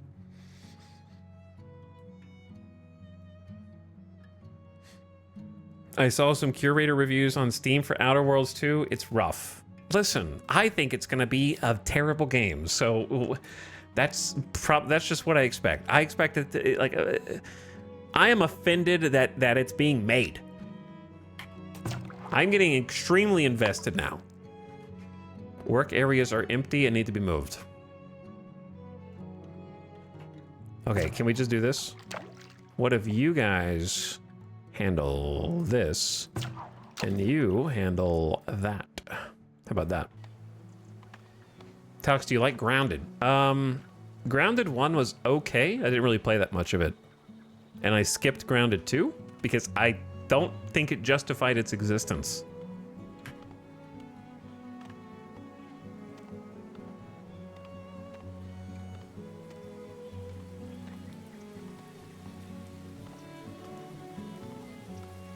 Starfield, but Obsidian. Kinda. But I don't know why Grounded 2 exists.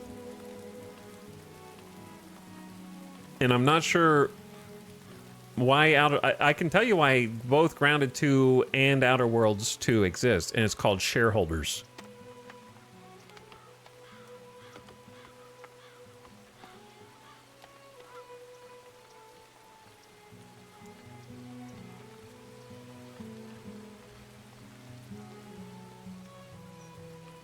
But I don't know, man.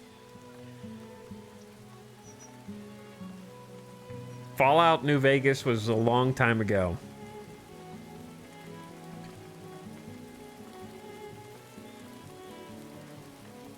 I don't think even Fallout was that tongue-in-cheek about being anti-capitalist with blatantly evil corporations. Like Vault-Tec is an evil corpo.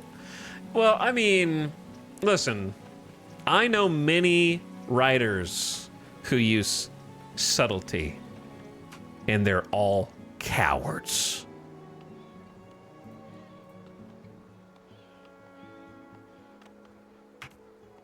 That's kind of the problem. The problem is not themes, the problem is how you present your themes. That's the difference.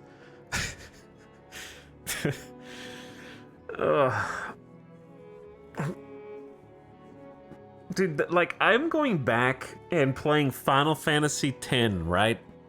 And that is not, like, the greatest story ever written. It's a pretty simple story. But the difference with, like, Final Fantasy X is such an enjoyable story to me because it's earnest. And that's something that, like, really became apparent as I'm right at the beginning of Final Fantasy X again. But the whole story is actually earnest. And if you take a mediocre story or even an average story and you're just really earnest about it and you put your heart into it, then it automatically are tiers higher in terms of value and enjoyability than it would be on paper. And everything is just so insincere and cynical. It's okay to be cynical and to make cynical media, but cynical media like that is like, we give up. It's like throwing your hands up and being like, capitalism, am I right? And then not really having anything to add to the conversation or like change. It's just like, things are bad and we're going to tell you how bad they are. And then that's all we have to say. And then we're going to go home. And there's nothing like heartfelt or earnest about it.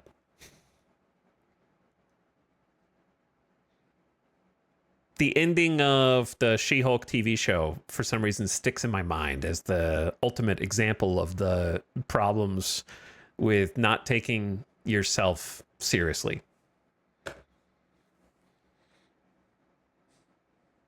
Where they actually break the fourth, fifth, and sixth walls and just go like, if you don't know the ending of She-Hulk, you should look it up. Just watch the YouTube clip because it's hilarious for the wrong reasons.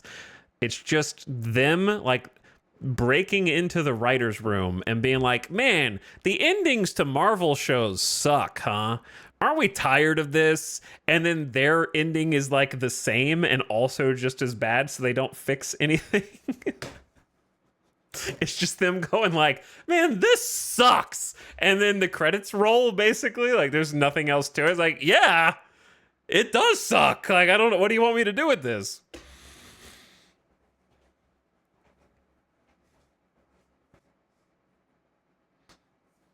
I feel like so many games and movies and TV shows have just gotten to that point where they're all just like, this sucks. And you're like, okay, so fix it?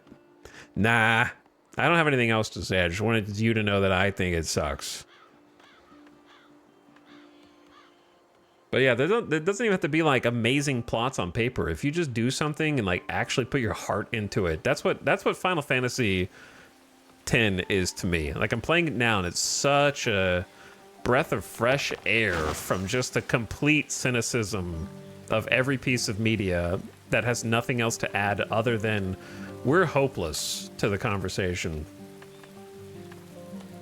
And just seeing characters that actually like care about each other and are trying to like improve each other and try and like make a positive impact on the world instead of just throwing their hands up and being like, well, shit sucks.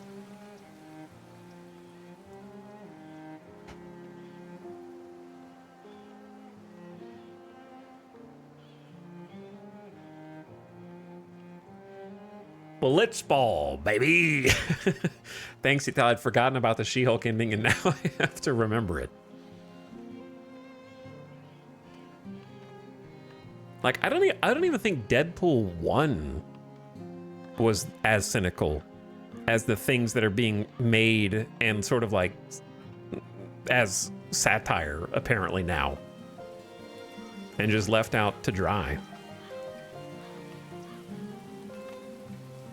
Because Deadpool did the whole, like, Disney sucks, or whoever their Fox sucks, or whoever published the first Disney movie, and we're making fun of them, even though they helped make us. And it was, like, funnier back then? I don't know. We don't really need another take on capitalist dystopia. The problem is not capitalist dystopia. The problem is how you present the characters and themes.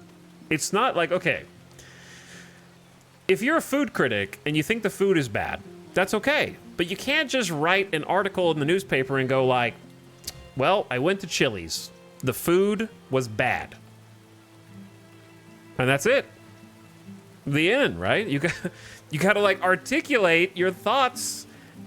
And I think Disco Elysium is a good example of that, where it is pro and anti many different structures of the economy, but it like has things to offer you regarding them, and not just stopping at the most basic criticism of those things, right?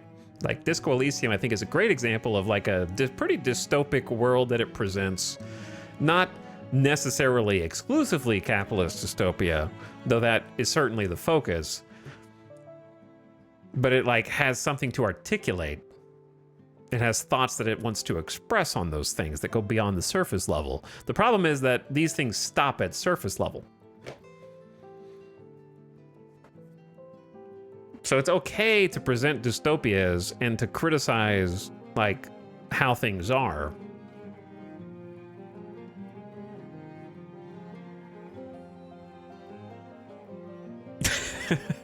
Deadpool did something about it. He time traveled and killed Ryan Reynolds. So that's why I lost my food critic job. But it's also okay to have a basic opinion and just, you know, consume something and be like, that thing is bad. I don't like it. You don't have to articulate, but also you don't have to sell your opinion for $70. Right?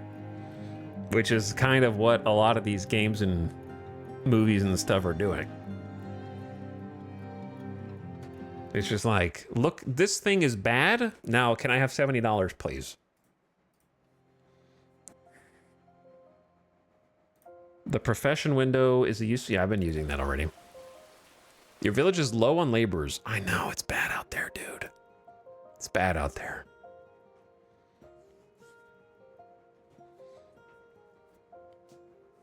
Cyberpunk is actually a great example of a capitalist dystopia that is happy to tell you on its surface, hey, we think that this is bad and that everything in it is bad, but I feel like goes so far beyond, where it actually satirizes things that exist in real life and goes beyond that surface level. Some like there's a lot that's extremely overt and very obvious and very beat you over the head, but I think that there's just as much that is thoughtfully recreated, analogous, you know, pretend things that are not real in our world that are only in Cyberpunk, but that represent actual things with our world. Like, I think it does a great job of that.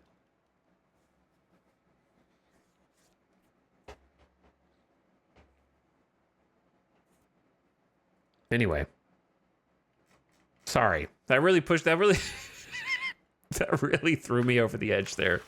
Just like the ending of that trailer could not better encapsulate every reason why I'm not going to be buying Outer Worlds 2. That ending card represents the writing of the entire game and is the only sign that I need to avoid it completely. That one person in chat's like, man, I really should not have brought this up.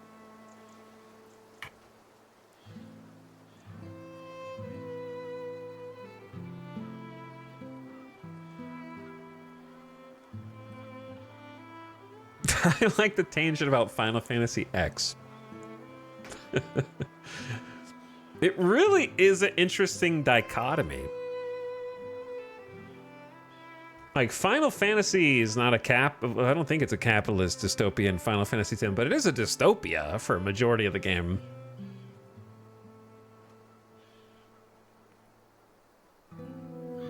It kind of is a capitalist dystopia, isn't it? Because Xanarkand is like this megalopolis, giant wall-to-wall skyscraper city.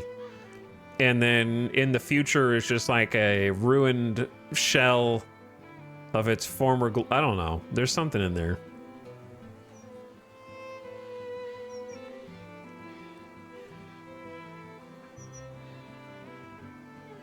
Yeah.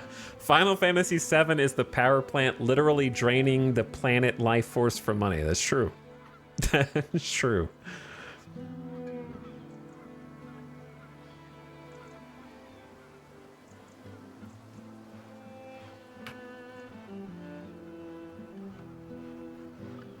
Have we got the market built? Nope, we need 6 stone. I'm gonna prioritize these rocks.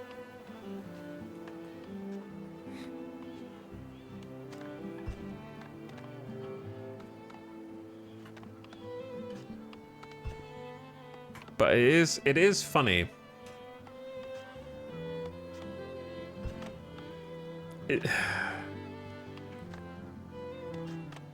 Difficult to describe. I wonder if it has a name.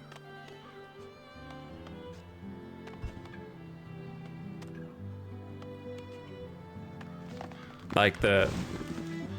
I wonder if there's a name for the type of writing that is... Well, I mean, like, I'm just gonna... I gotta click on it again. Hold on.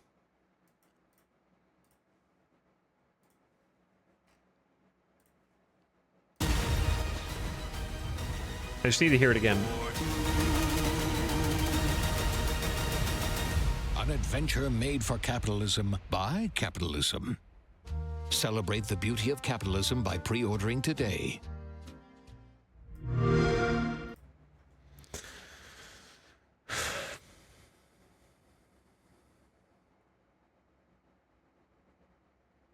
Not again. No, it's called bad writing. Yeah, I would say low-hanging fruit, but there's got to be a name that just envelops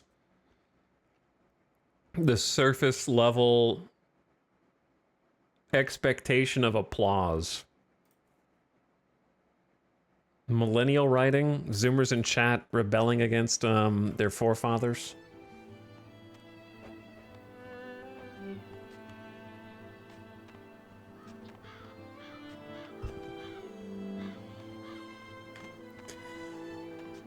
People say Kojima is not subtle, and those people have never played Outer Worlds.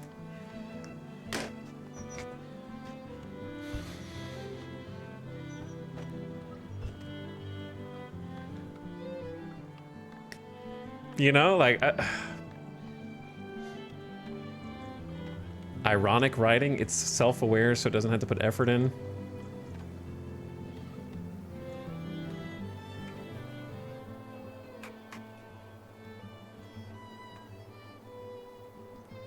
Pandering, jokes simple enough that everyone gets, but a select few convince themselves it's intellectual. Yeah, I think that is true to an extent. Kojima, what he lacks in subtlety, he makes up for in sincerity.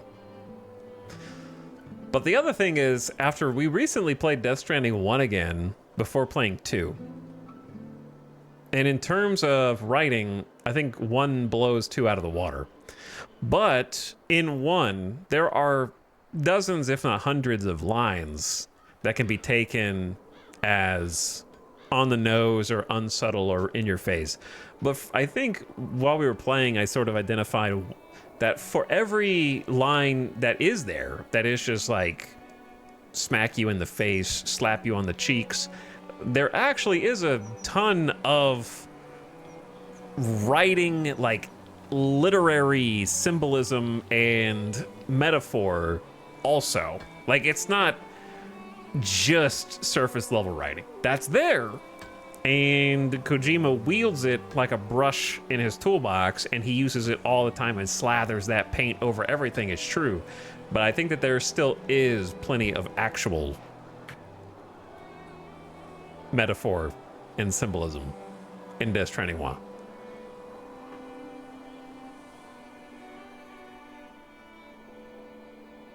The melancholic music really adds something to this conversation. I think a lot of the games that we're talking about just stop at the surface level, and that's it. They make it to surface level, and then they don't actually have anything else to add.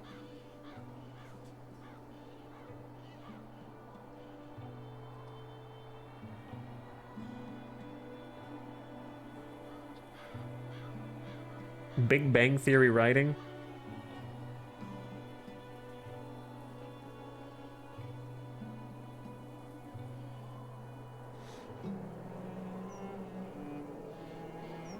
Six stone left. Yeah, it's we got 8 months of food. We're doing all right, and I got a technology point.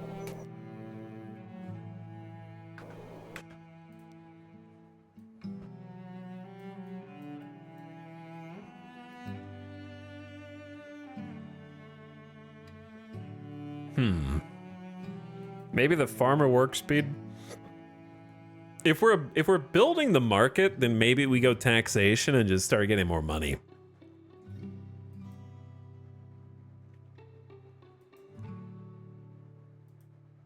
Could be solid. Though I don't know how much 0.2 is, but it does lead to the market square upgrade eventually. 15% farm speed is pretty good.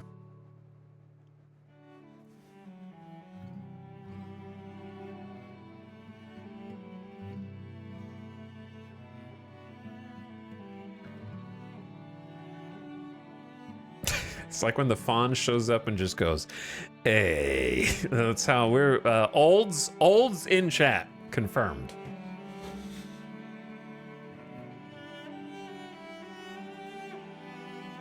I'm gonna preemptively do taxation.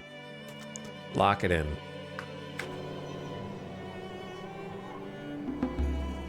Villagers are in.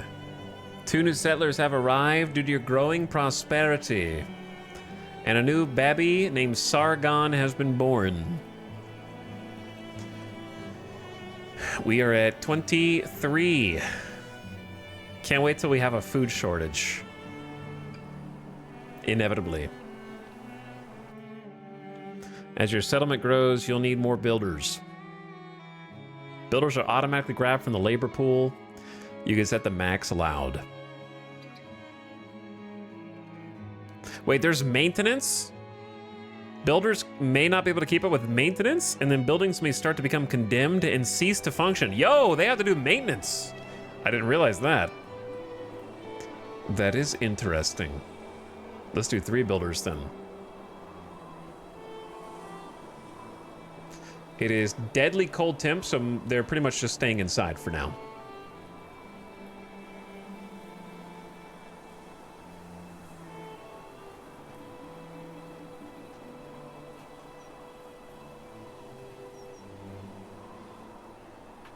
I also think, upon further reflection, that after watching the Outer Worlds 2 trailer, that there is a group of people who are now the lead writers on lots of entertainment media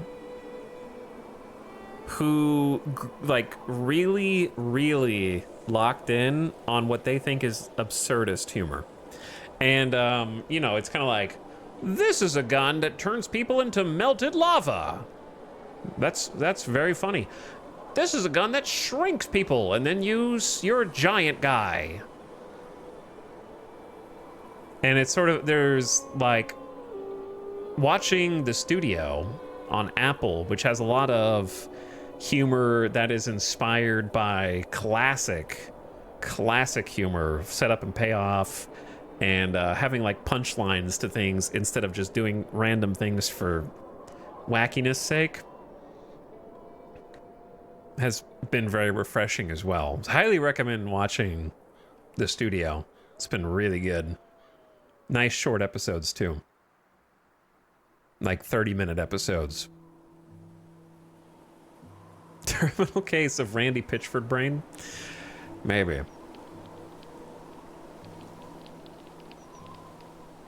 Physical comedy is really funny, but it still has to be done in such a way that it makes sense.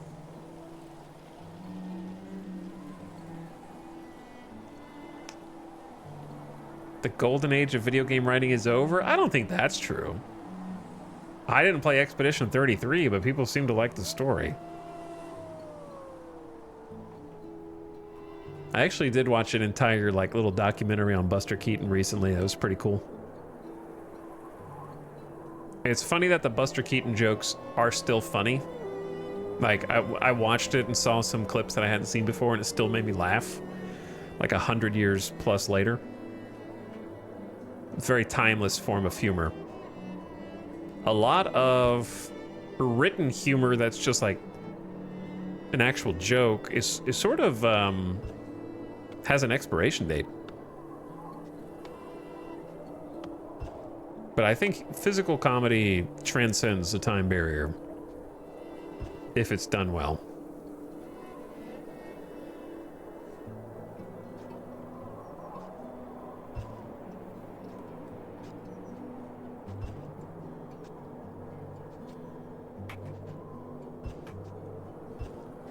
Did we not? Where are they? Just not gathering? I guess it's because they're all chilling inside. I don't know where everybody is right now.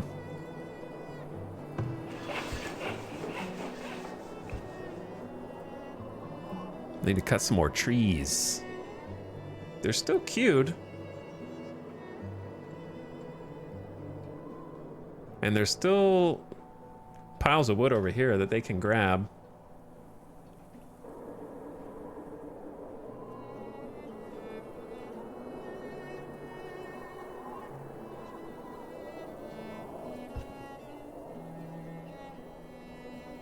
What are your 3 best written games? 3 best written games. That's tough. I would always pick Knights of the Old Republic. Do they have to be RPGs? No, but those will tend to be the answers because they have the most writing. Whether or not that's explicitly correct.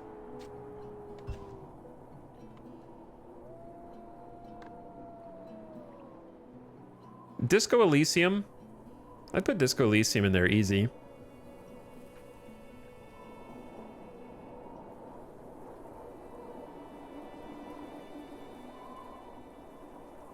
from recency bias, I would actually say, okay, I'm not talking about plot, but in terms of character writing and distinguishing dozens of characters from one another in a way that is easily readable and doesn't sound cringe, is actually Hades 1 and 2.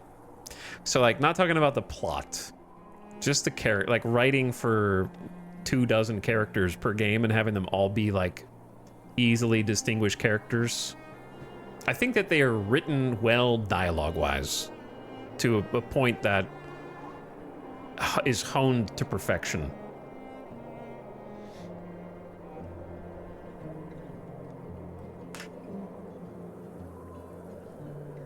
The Last of Us needs to be in the top 5. I like The Last of Us. I think it's a well-written game. It holds up when translated to TV too. I watched season 1 and really loved it, but we don't talk about season 2.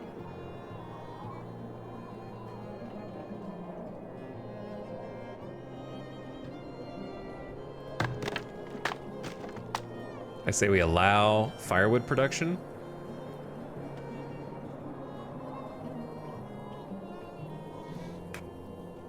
Undertale, you're disqualified. Salmon roll. Telltale's The Walking Dead Season 1. Yeah, I would say that. Telltale's The Walking Dead Season 1 was expert. Truly expert mode. Wolf Among Us 2 as well, I agree. No love for DS1? Yeah, for me, I would put Death Stranding 1 up there. That would be on my personal. We survive year number 4.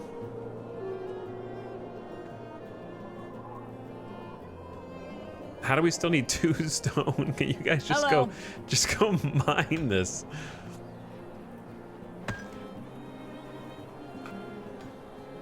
We got 4 laborers, up to 3 builders.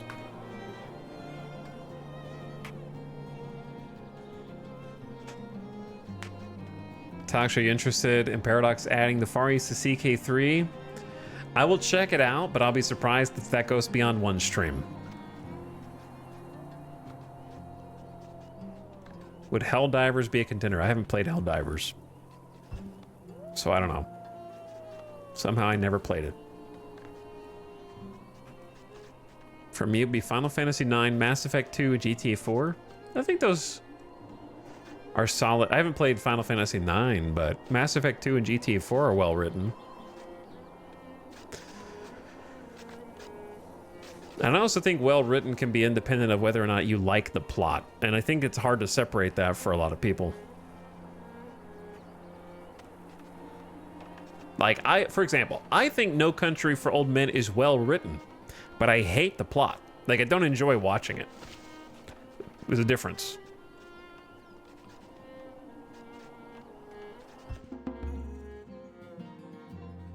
Like, I look at it and I go, this is well written, but also I don't like it.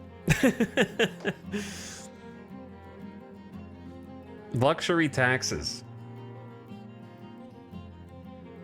Luxury goods do not just increase the happiness of your... Oh, the market is built. Luxury goods do not just increase the happiness of your villagers and fulfill upgrade requirements for their shelters, that also generates tax revenue for your settlement. Villagers will automatically stock their shelters with available luxury goods, but a market expedites deliveries, leaving your villagers with more time to perform their other duties. Which luxury goods can be stocked within a shelter depends on its tier, with high-tier shelters capable of stocking more luxury, expensive items. Hello to the marketplace. So we have a stock market individual. The grocer, Dimming. What needs doing? Who is currently carrying around a bunch of food. It seems.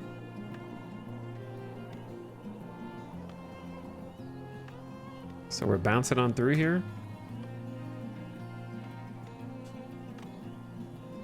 Hello, it's Alex in chat. I recall streamer having mild issues during early access. What were my issues? I don't remember any issues. My only issue was that it was in early access.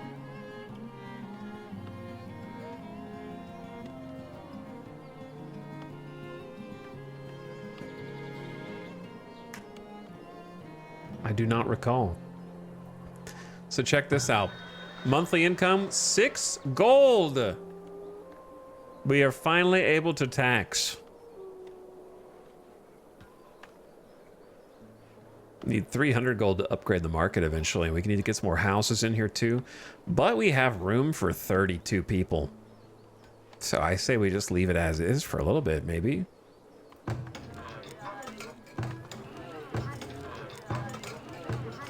There's like 2 slots in a couple of these places. They might be saving room for a baby. This reminds me of Banished a bit. Banished? I don't know what you see in this game that could remind you of Banished. Chad, do you see Banished in this at all? I don't think so. It's kind of a elaborate, baseless claim. A new technology has become unlocked. Our knowledge grows. How about minus 20% work to mine stone deposits and plus 20% speed?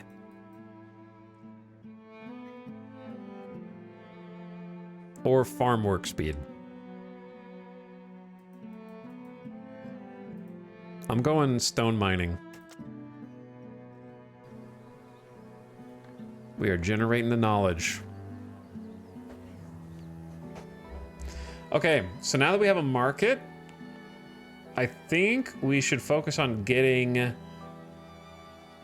some more people and also making sure that our crops are going to look good. We are already in the midst of crop rotation.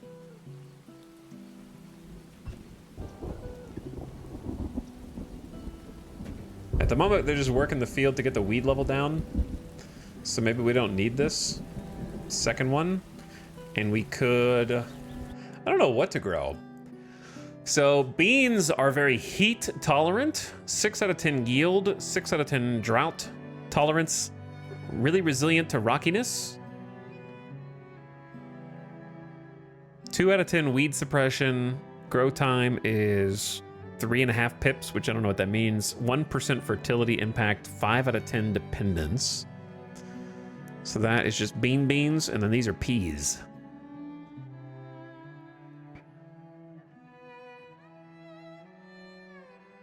Which comparatively have a similar yield, but this is frost and this is heat. Okay. Carrots are also frost tolerant. Flax we're probably gonna need to grow. We're gonna need to make another field as well.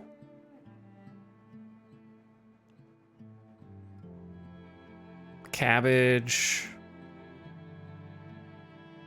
Frost and heat tolerant, but low weed suppression. Gonna have to experiment with different ones to see how they feel. I believe, let's start with beans.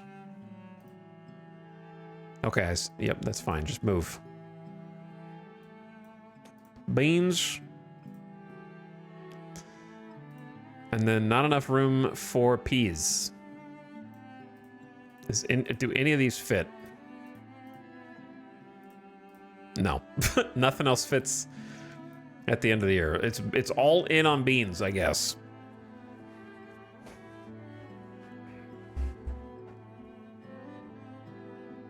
Sure, send it.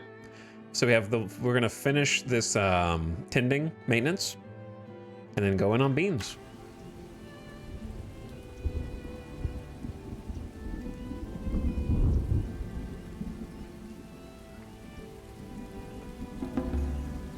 Two new villagers have immigrated.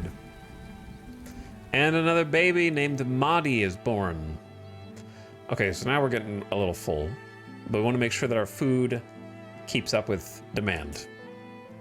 So we got 5 laborers. Let's say up to 4 builders. Let's say 3 builders for now. So I still want more people, I think. Especially if we need 6 full-time farmers. And the more houses we build around the market, the more taxes we get, right?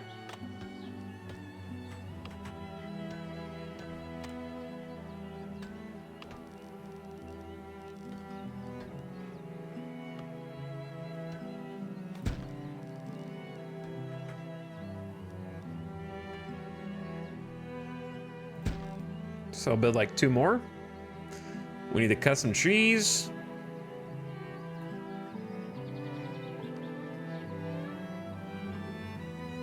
Oh, some of them are kind of growing back in.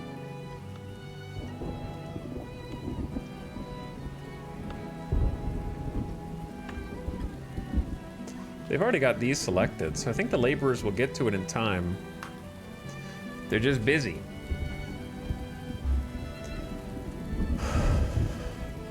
Let's see what else we can build that we haven't built yet.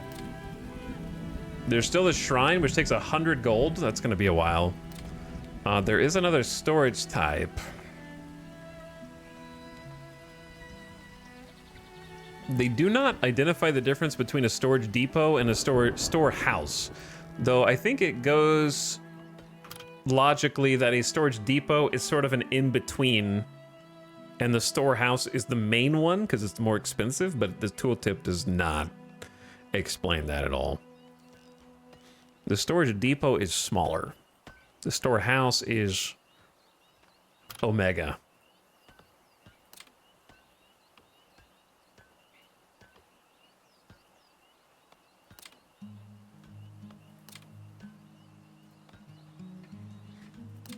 All right, resource-wise, we got a bunch of stuff here. So we built the saw pit, but now there's a tannery, cobbler shop, Fletcher, basket shop, and compost yard. Night soilmen collect human and animal waste, which is converted into usable compost that can be added to crop fields to increase fertility. How much poop do you guys all have stockpiled? 22 poop! Dude, they're gonna get so sick. Holy, they all have like 20 poop in their house. They're just sitting there. Oh my god, the compost yard is like... It's not good for desirability. Oh, 7 people have arrived at your village with plans to immigrate. Will you accept them or turn them away? I accept. Come on in. But now we have a housing shortage. That's okay, we're building houses for them right now. 7 new villagers, man. We're gonna have to keep up with food. Okay, time out. Back to the poop. Compost yard near the farms. Makes a ton of sense, doesn't it?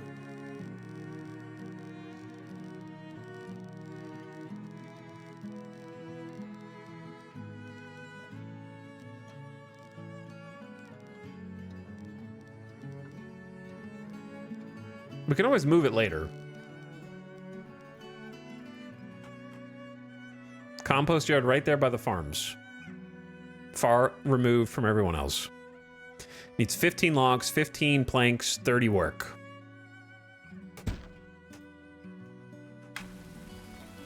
We're gonna need a road down there.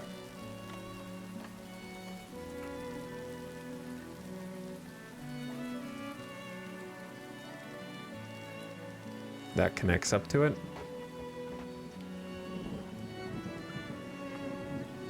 And we need to cut down more trees.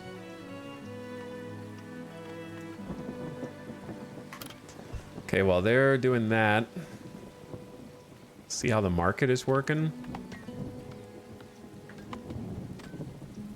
We can also, we need to make the lookout tower, but we need 50 gold.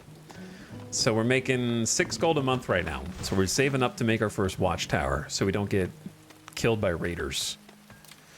And then wood for fences is going to be something we want midterm. And then if we get more money, we can make decorations, presumably to improve desirability. Plant your own maple tree.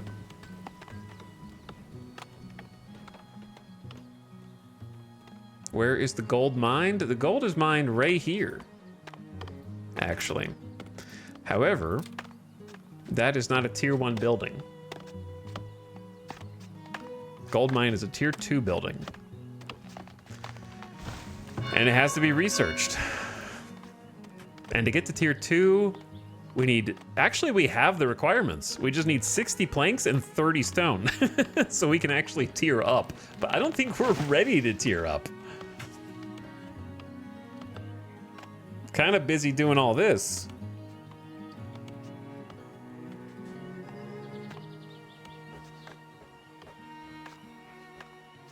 Putting things together.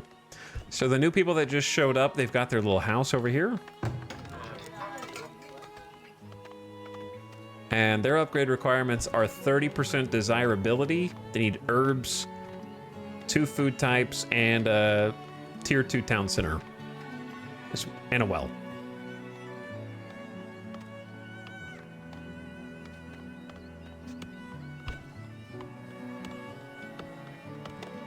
I remember when I played Early Access, we did at least make it to stone previously. Fisheries, I feel like are doing pretty good. There's lots of smoke. We don't have enough people like moving stuff out of storage.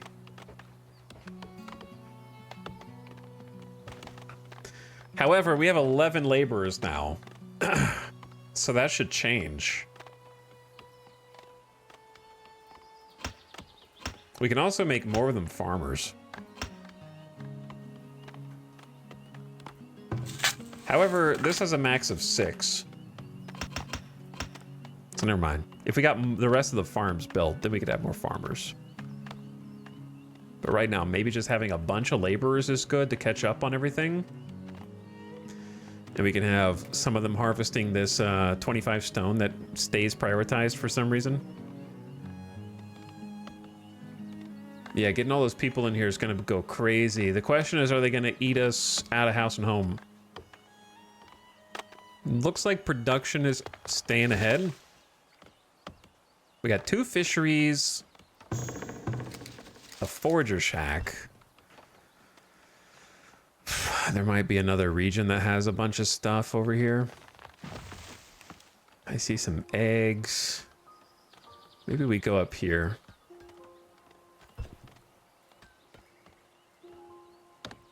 Oh, yeah. Which of you townspeople is gonna work at the compost yard and gather the night soil? Yes? Rodana has got the wheelbarrow and is coming around. Have your night soil ready. We're taking it over to the compost.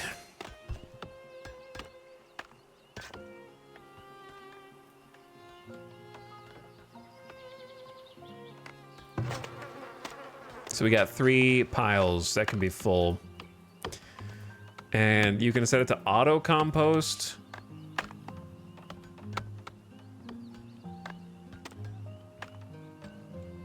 Lowest fertility. See, this is where it's putting the compost, presumably? Not sure. What was it on before? Lowest fertility plus largest field, maybe? We only have 1 field right now anyways. So they'll start turning into compost and fertilizing our crops. This field has empty crop seasons. Yeah, that's next year. You know, I haven't got the rotation down yet. I don't really know what the rotation should look like. I'm working on it. But yeah, we are 3% weeds, 0% rockiness, reasonable fertility. And we're starting to plant beans. We're expecting a yield of 483, which would be amazing. Field is looking solid. It took a few years, yeah. Etel hasn't read chat in forever. What is there to read? You guys are just writing the word poop in chat. You guys aren't even talking about anything.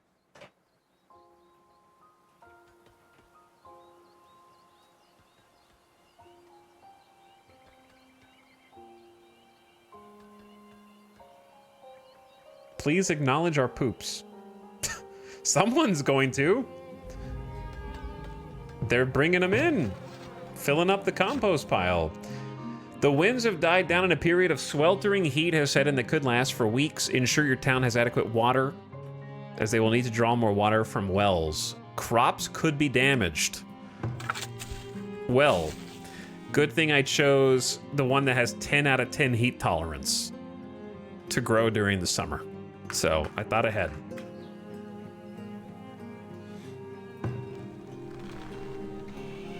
I wonder if the one smokehouse... We could probably use a smokehouse close to the fish. One by the fish and one by... Yeah, that's a good idea.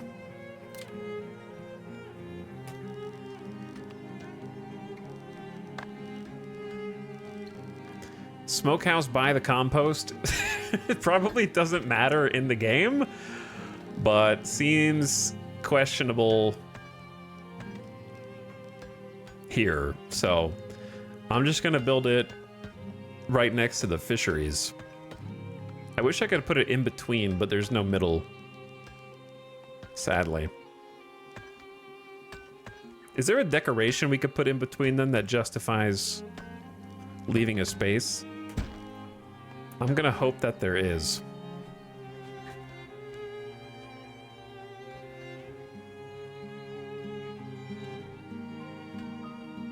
Ooh, another tech. More knowledge. We're kind of getting more of these than I thought we would, which is good for now. I think let's invest in Woodlord plus 2 more resources gathered per forge source. I feel like I've waited on that a little too long. Or I could just tax them more. What does the red desirability do? It does what you think. It lowers desirability of homes in the area, so you want to keep them away from homes. Because you want them to want to live there, or else they'll just abandon their homes. And also, desirability affects whether or not they can upgrade their house, a la SimCity or City Skylines.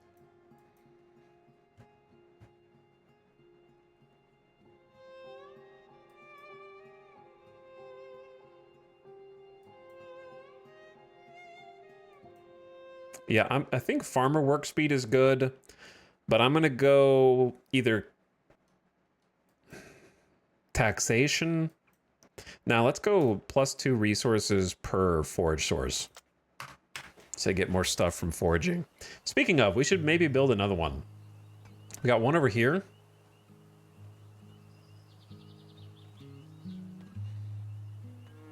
There's a lot of stuff out this way, but like I'm scared to explore because of wolves. What is it? I might just grab a laborer or something. Yes.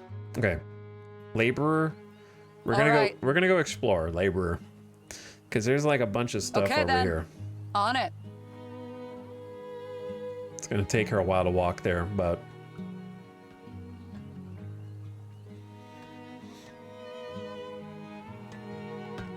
okay, we got mining. We actually have 27 stone for once. 17 planks. Big mountain here with oh my god, the deposits on top of this. This is like there's 4, 5, 6 iron deposits on this mountain. That's crazy. Okay. Of course. Please don't be any wolves. As you wish. I'm gonna bring a second person for What is it? reinforcements.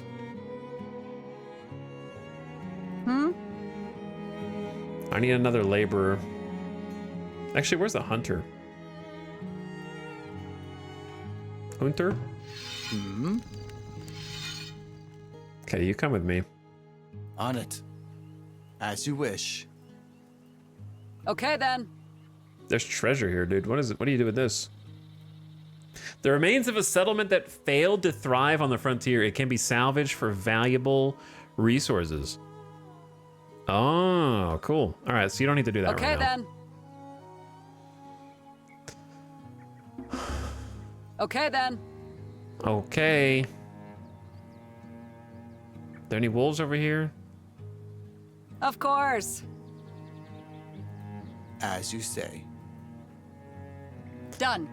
Okay, it seems kind of chill. All right. Okay, then. Maybe. Let's go a little this way. Course.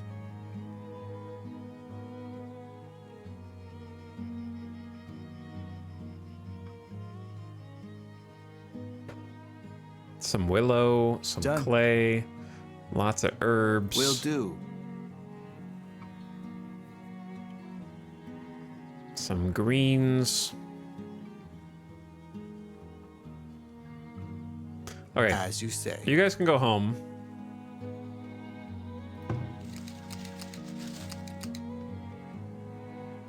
I'm thinking about just building another forger shack.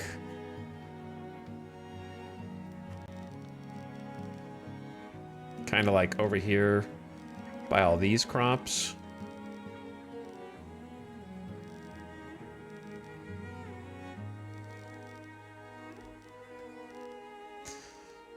But I don't want them to be so far away. Go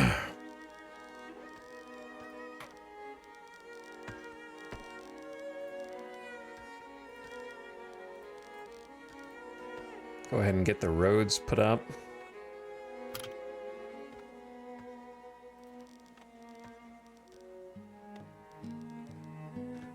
Put this here for now.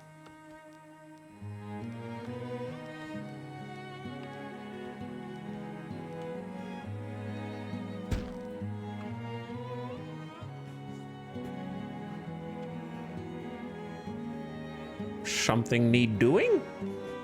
Something need doing? We need to hunt these deer.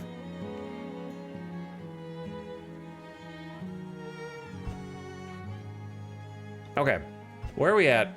We are at still no logs and no freaking lumber.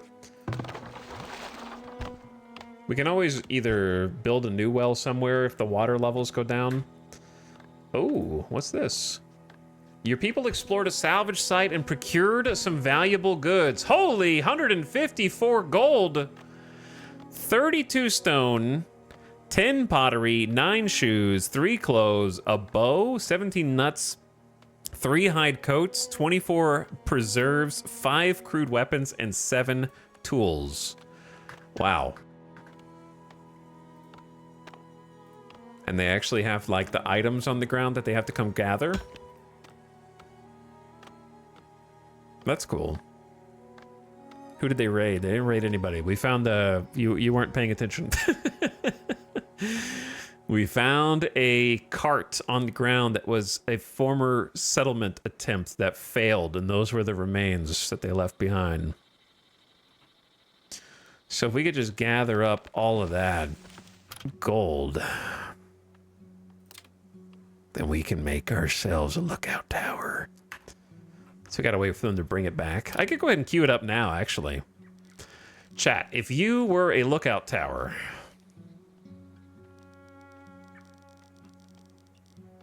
you would almost certainly be over the heart of the town, right? Like that.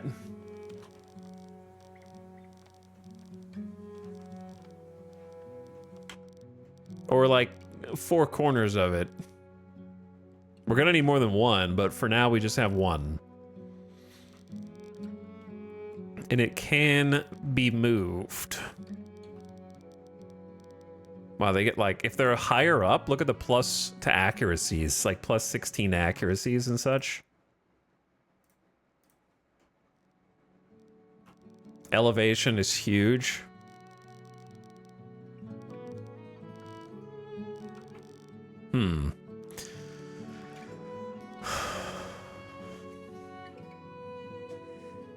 I don't know what they do in this game. Well, your town can get raided, so they murder raiders. That's what they do. They shoot. They also can kill, like, animals that chase your townspeople in.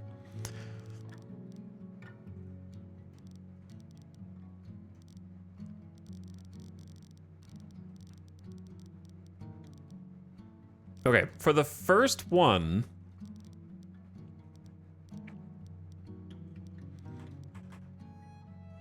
like the very first one, I'm gonna put it somewhat in the middle of town.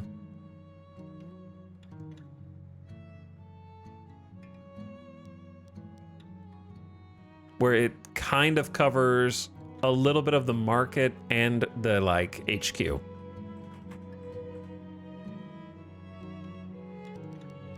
Maybe I can't reach the market. I don't know, this is tough. I'm gonna build a fence here, but since we don't have a fence here, I'm gonna go with this. 25 logs, 15 stone, 50 gold. The 25 logs is actually like the hardest part.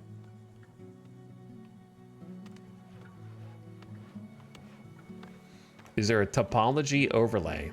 Not that I know of. There's a fertility overlay, a desirability overlay, a water table overlay. I think that's primarily it. Yo, look at those beanstalks. They're coming in.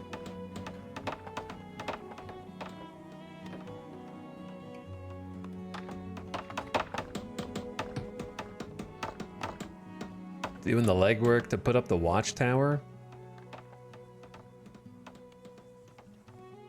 Having all those laborers is awesome for this because they're just like running out here and grabbing all the mats, what they can carry. We got the extra clothes, and the extra bow is really good too, until we can make our own weapons. Age of Empires 2 watchtower vibes. I can see that.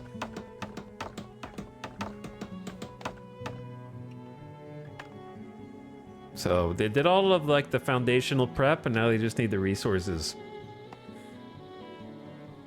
We will defend the farms. Cool looking game. I like the art style. It's not like realistic, but it looks really nice. Pleasant to look at. That's how I would describe it. Look at all those deer running around. I know, we're gonna put a hunting lodge over there eventually. If we don't scare the deer away first by our mere presence.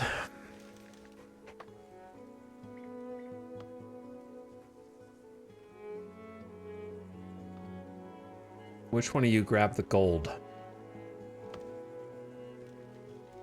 Oh, there it is. 154 gold. It's inside of the storehouse.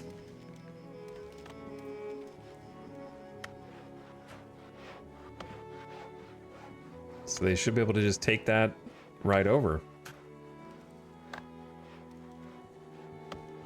Go up to like 5 builders max, if needed. Are we getting harvest? I think it's harvest time. At least I see patches visually disappearing. Maybe it's just that. All right, we need 25 logs. Trees. Cut them all down, Saruman.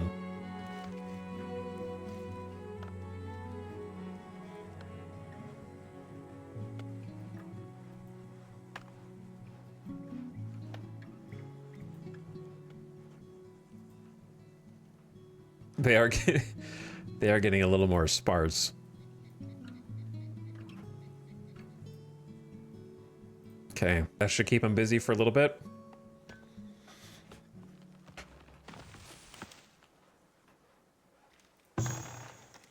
Now what?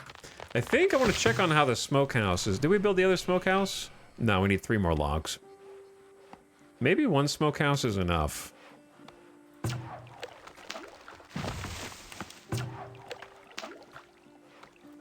I'm just going to deconstruct this. Also, ad starting. Turn your volume down. I'm going to take a BRB, get some water. Get some water and a snack, and I'll be right back once the ad begins. I'm going to save the game. I might...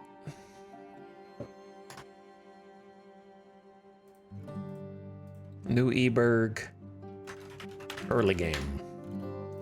I might leave the game running, but if a animal attacks, then no, I don't know. I'll just pause it.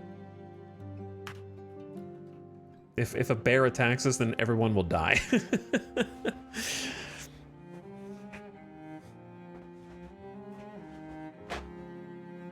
Imagine if we still had to haul water around in buckets. That would be extremely annoying, yeah. All right, thanks for hanging out. Thanks for watching, everyone. Hope you're having fun. I'm enjoying it. I can't believe it's been 6.5 hours already. I'll be right back in just a few minutes. Thanks for waiting. Thanks for watching. Listen to some airplane-based rock music. Or whatever this is. Nuclear escalation. Nuclear... The nuclear one.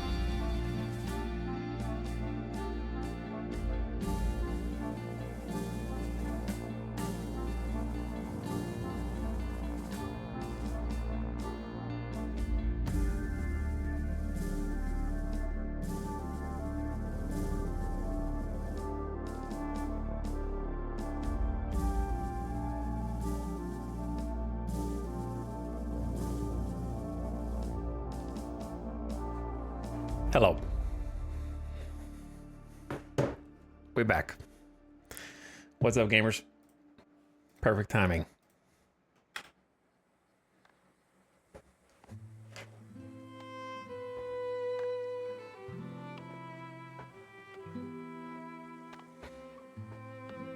And we have returned. Do we have any more knowledge points yet? No more knowledge points as of yet. We've already got the minus 25% fertility loss from planted crops. We just got more forage resources per resource. And a little bit in taxes. You need anything? I need you to go collect some more night soil. Okay, they're down to like 3 now. They were at like 24 waste per house, which I assume increases chances of getting sick or ill. Which we don't want. We do not want. Our burgeoning little town, we need to carve out our existence. I think this was not my finest work, but I'm going to keep it at this point. It is a little funky. But we'll make it work. What music was that while you were gone? Nuclear option. This isn't 1.0, is it? It is. Check the pin comment in the chat. This is 1.0. What else can we build? It's mostly the production buildings. The resources, that is. Especially the tannery. So we're basically just like kind of lumber locked right now. We need to cut down just omega trees. You guys are already on it. The labor force is out there in the woods.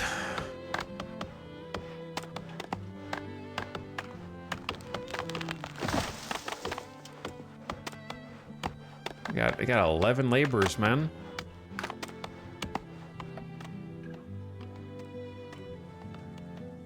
Chat, I'm starting to suspect the pinned comment doesn't do anything.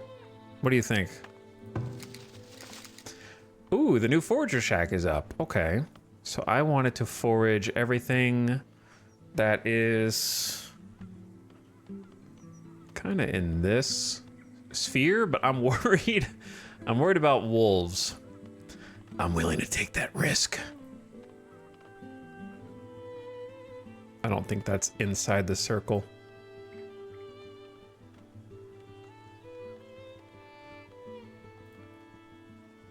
There we go.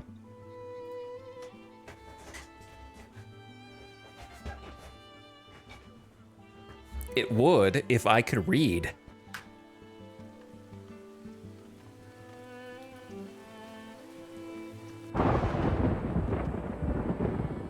Chill, Lightning, okay? Relax.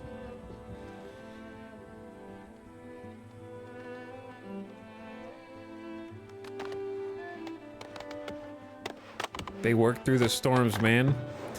Rain or shine. And we still got 139. Ooh, hold on. I'm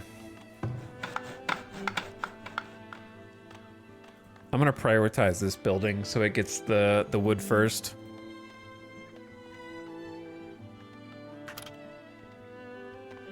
Basket shop, Fletcher, cobbler, tannery, saw pit.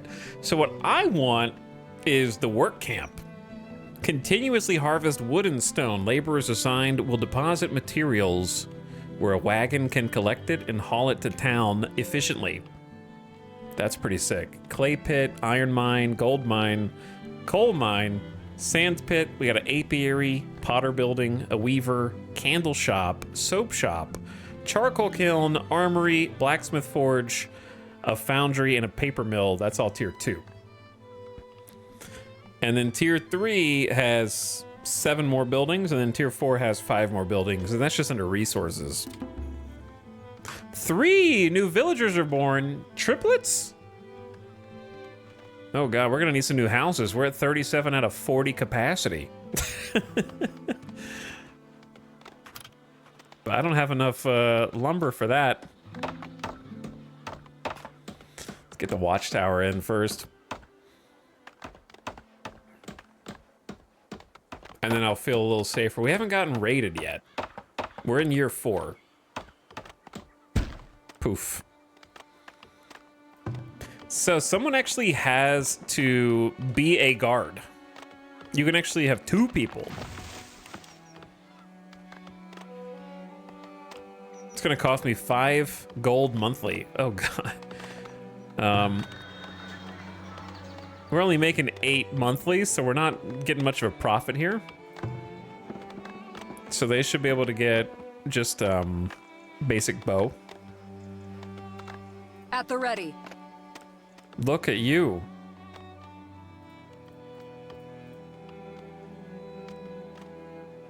Ready to play some football. Back in the 1900s. So they've acquired a weapon and a bow.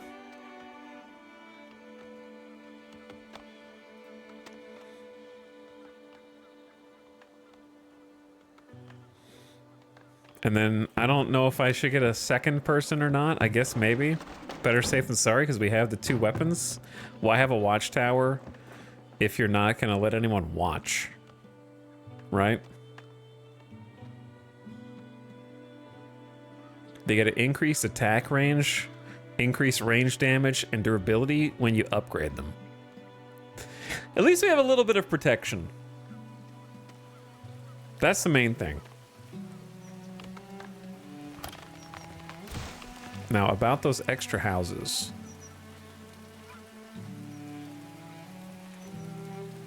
To me, it makes a lot of sense to just, like, get your houses around...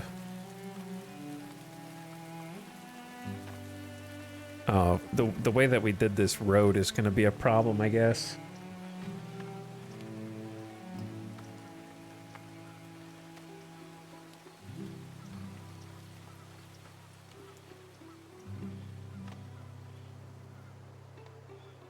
I want to see what kind of decorations we have. Oh, man. A garden trail? Oh, that's fancy. Little plaza. Okay, so actually this is going to work.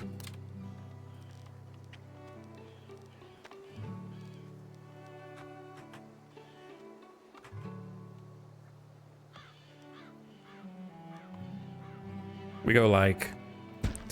boom, boom.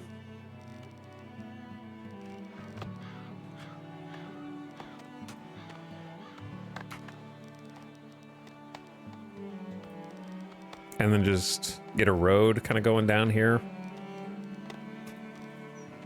And then have others on the other side.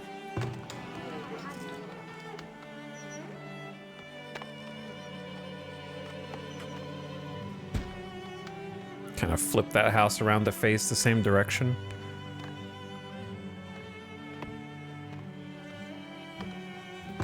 And then flip this house to face the market.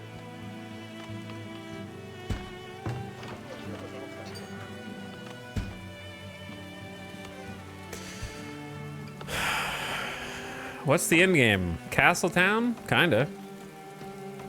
The end game is getting to tier 4.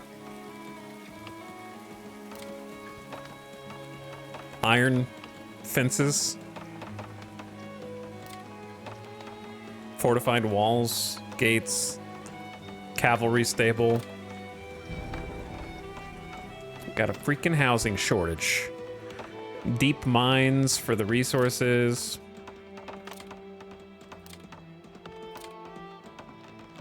Making a crypt, a guild hall, a library, apothecary, monuments to your greatness.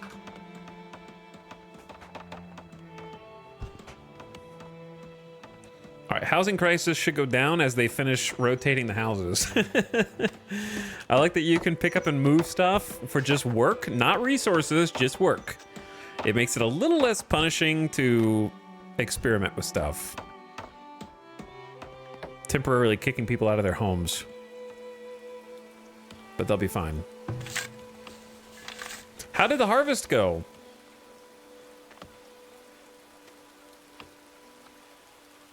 "15 crops lost to rot." We got 148 beans.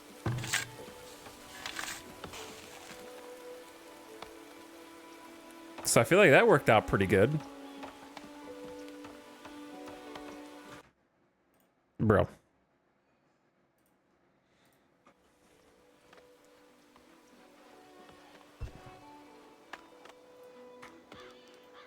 Shake my head, shake my head. What was I saying? Oh, I wanted to look at a food graph. Where is crop summaries? Not quite what I want. I haven't really done a policy. Crop yields are increased by 25%, but fertility reduction from crops is increased by 25%. Villagers consume less food. That's going to be important if we do start actually running low. Lookout towers can hold an additional guard, but their upkeep is doubled. These are just some trade-offs to help you out during emergency situations, it looks like.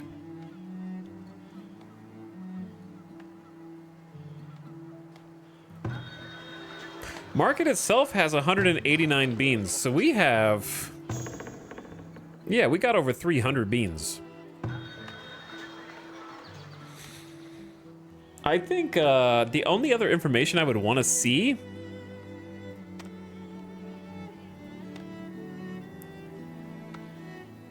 it's difficult to understand how much the normal person consumes per day. Like, I'm assuming not all foods are equal in that, like, one bean does not equal one smoked meat, maybe.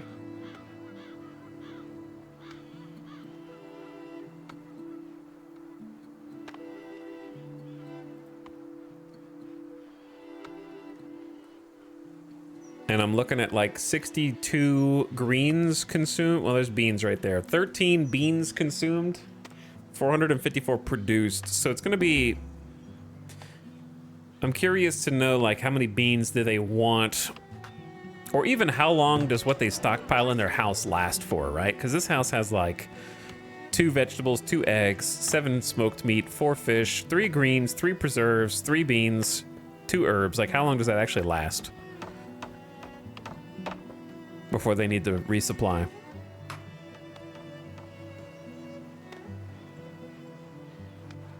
But it seems like a good harvest. So we're going to start the next season.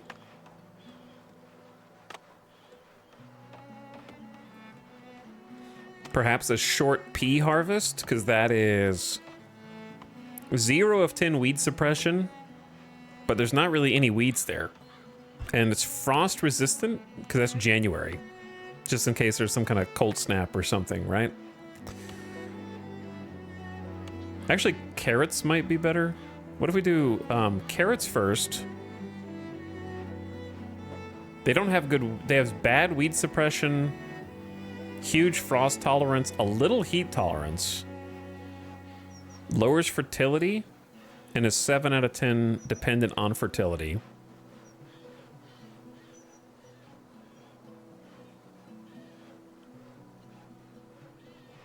Crop yield is a 6 out of 10, 7 out of 10 for carrots. What do we do? Oh, there's no room for clovers. These are too big. What do we do? Clover's pretty big as well. I need to find like a decent balance here. Flax is huge. Used to make linen, flax is resilient but requires adequate soil fertility.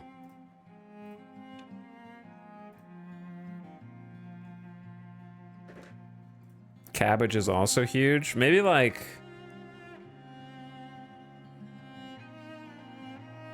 Yo, look at that crop yield. Let me see what leeks look like. Leeks are massive. They produce vegetable greens which only have moderate storage life, long grow period, and require good soil, but have very high food yield and high frost tolerance. They're 10 out of 10 fertility dependence. I don't trust 69% fertility for that.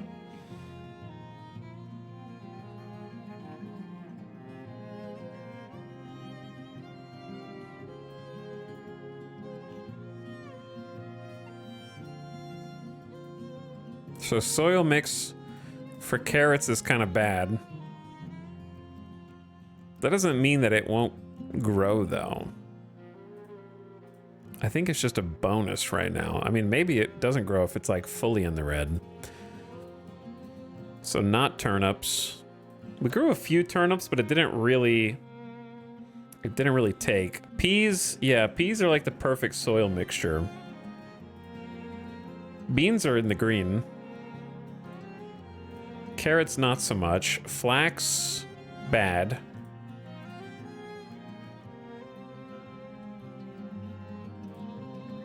Cabbage is also green, but it's 9 out of 10 fertility dependence. So I'm not ready to commit to that. So leeks, these are super fertility dependent. These less so.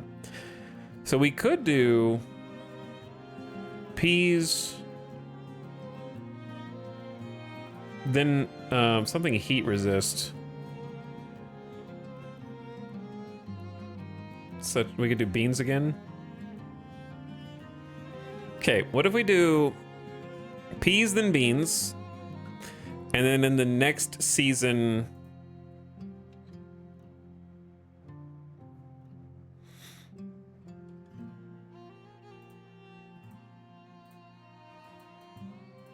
we throw clovers in to try to boost fertility.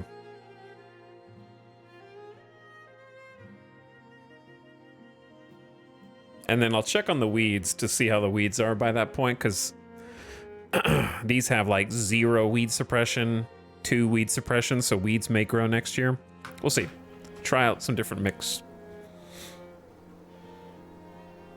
Does this game have combat? I mean, there is fighting. Bad guys have a health bar, and your guys hit them, their health bar goes down. They hit you, your health bar goes down. Whoever's health bar goes down first freaking dies. It's like Age of Empires 2 combat. I think simpler is better, though. I think when you try and get too fancy with it, you end up like Manor Lords, not really doing anything particularly well because you went a little too crazy. But there are different unit types you can get. We just got a new knowledge point. So if you wanted to put points in your military stuff, there's like cavalry, stable, reinforced plating, blacksmith forge can upgrade to a workshop. There's a military monument. Citadels that you can upgrade. Barracks can upgrade to a fort. Arrow lookout towers can be upgraded to watchtowers. Stone battlements. There's some stuff there.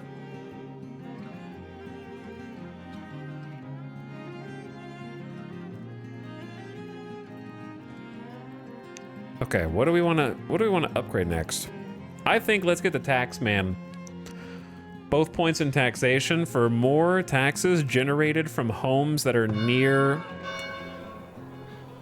That's the town center. For homes that are near our little market. So now we're at 12 monthly income. That's much better. So we're actually positive now. The compost yard is 4? I didn't realize the compost yard costs 4 gold a month. We're gonna need some more people to move in here. We got room for 11 new people though. So that's something.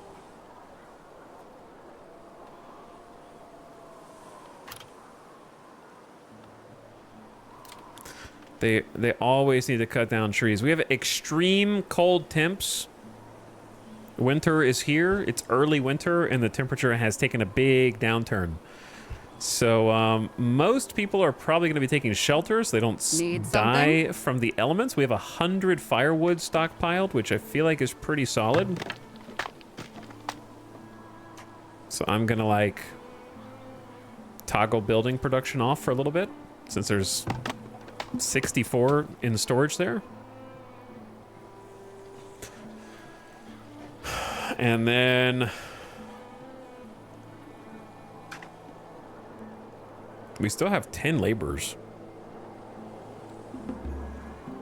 And a new villager has been born. Gabria, 1 year old. Put Gabria to work now. I wouldn't mind building another farm soon, too. I think that would be pretty good. We got 6 months of food stores. 3 months are going to be lost to spoilage. I hope the vegetables are being stored inside the root cellar. Many of them are. But the market also has a bunch. We'll see if they prioritize. I hope they prioritize the spoiling food before the non-spoiling. So yeah, we just need to cut down trees. But not these trees, because the well is benefiting from the trees. And there's deer that we could hunt there as well. So I've been kind of cutting all of these trees next to the Sawyer.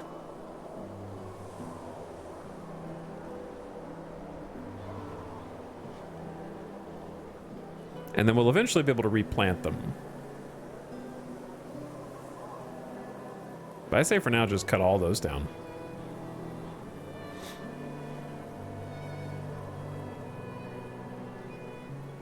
Oh, they're still out there. I thought they were going to be taking shelter from the extreme cold. What is it? Their warmth meter goes down. As long as they have, like, hide coats, they're probably good. The problem is we're going to run out of hide coats, aren't we? In fact, we've only got 2 left.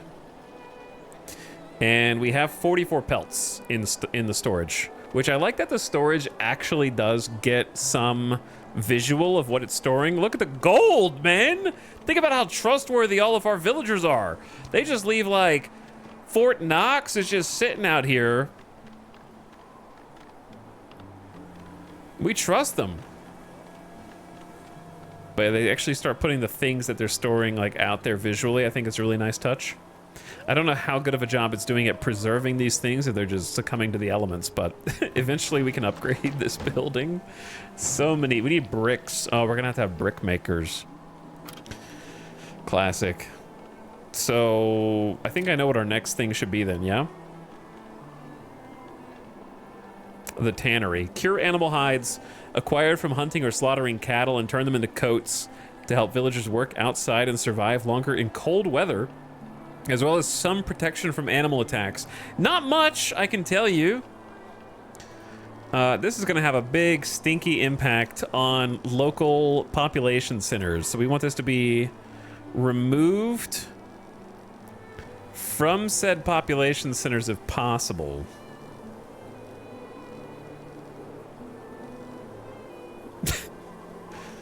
Which, to be honest, presents a challenge. Which basically is just transporting the hides is the challenge. I might just put it next to the poop. Right? Just next to the poop. That makes the most sense to me.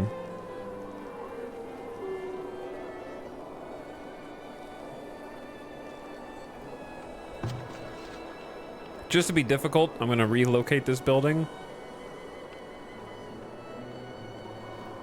first, because it'll make me happy.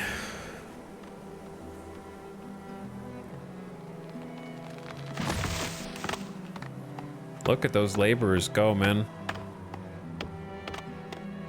They're fast.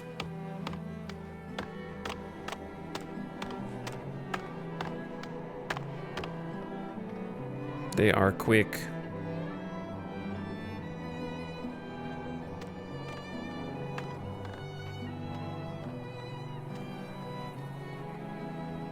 I'm surprised they're still out here. Extreme cold temp, moderate breeze. Work to be done? Hopefully they take shelter smartly.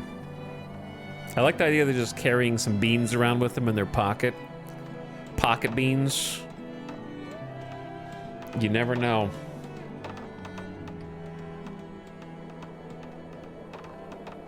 Hey, yeah, what is this? An excavation site. Ruins left behind by a forgotten people. Once a temple is constructed, this can be excavated to discover relics and wealth from the past. It's cool.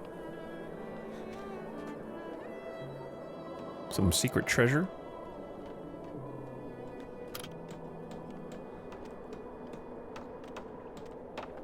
Tannery.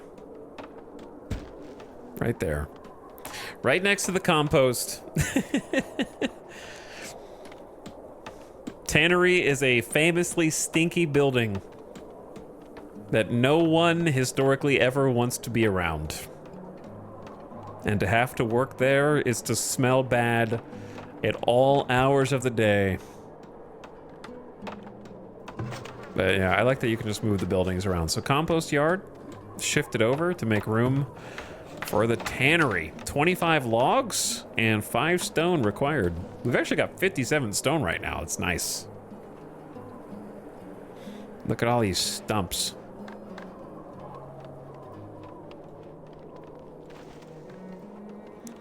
Doing a full forest clear over there.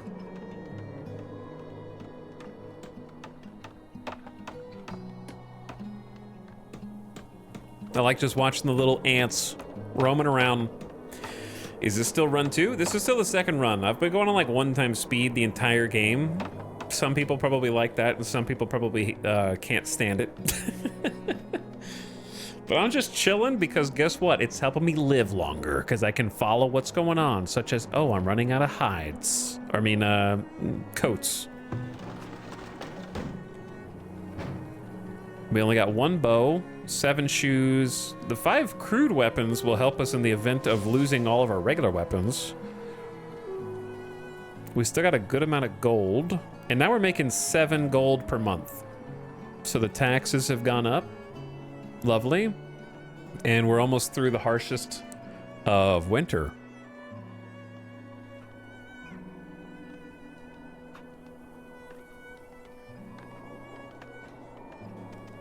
Still got room for 10 new people in the populace. Yeah, you can't just yoink that one like the loot cart from before. The loot cart was pretty huge, though. We are in year number 5. The years are going by fast, it feels like.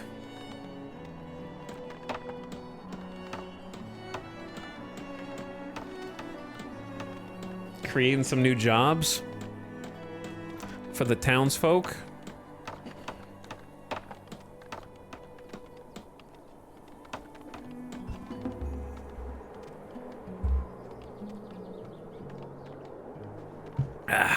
Thirsty. And there we have it. Knowledge generated. So just building that building gave us some knowledge. So there are some buildings that have a little scroll icon next to them, like this one, that give you a guaranteed knowledge drop when you build them the first time.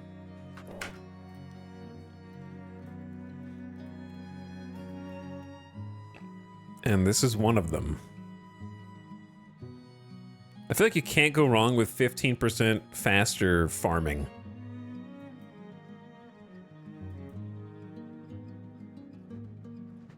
It feels like that one's difficult to go wrong. You could do even more foraging. More resources gathered per forage source. I'm not sure how much value that's given us. Faster smoked meats, faster fish replenishment, or 15% faster farm. Now here's a question. If you take, well, you won't know this because you probably haven't played with the 1.0 features, but if you take a 15% faster farm speed, does that mean you can possibly fit additional crops into this bracket? You know what I mean? Like, will it shrink them by 15% or what? Because if it doesn't shrink them by 15%, I'm not sure what the point is.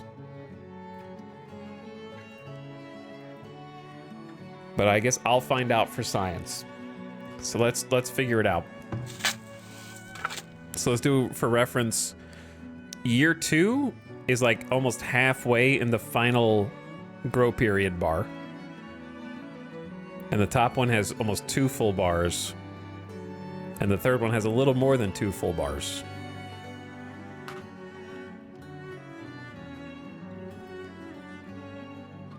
So let's see.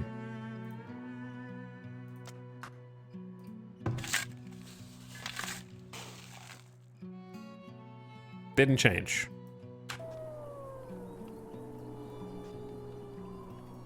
Curious. I feel like it should shrink them. Okay, no, it's not. I guess it's not increasing the rate at which they grow. It's... I don't know. It's difficult to determine because it's the rate at which they work,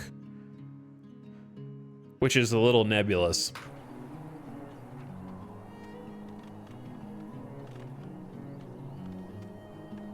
Because this is work, right? Like, this is the beginning of planting peas, so like, this is work. The only part that's not work is them when they're just like technically waiting for the crop to grow. So I don't know.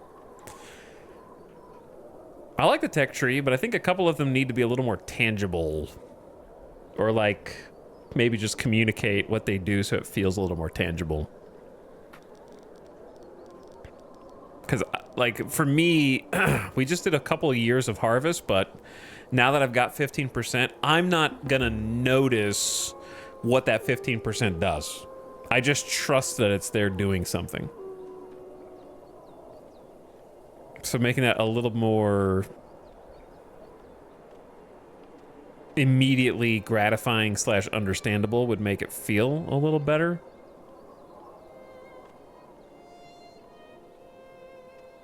Because there's no way to quantify it beyond just knowing that it's 15%. 101 gold ingots were collected over the last year, increased the number of tax-generating buildings to generate more yearly taxes.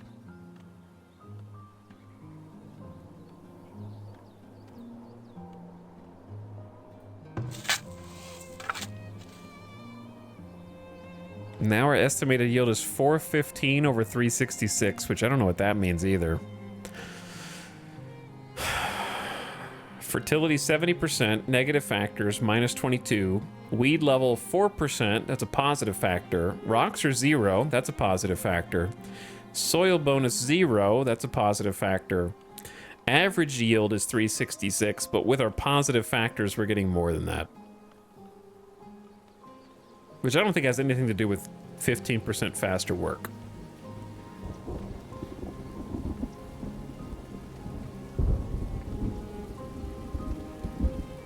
I think what they need visually is some kind of indicator of, like, if you take workers away, the UI doesn't change.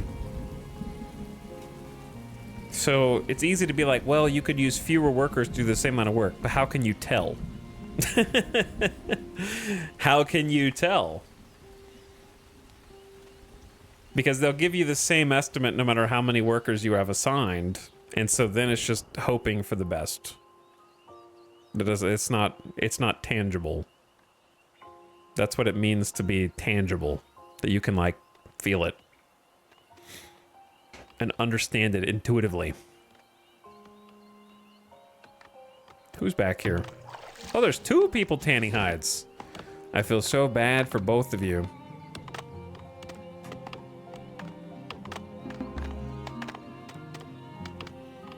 We got 16 pelts in storage, and we are now producing hide coats. The basics. The stinky, stinky tannery. We got 8 laborers, up to 5 builders. I think that's a pretty solid setup right now, to be honest with you. I'd like to get a couple more houses in, just have space.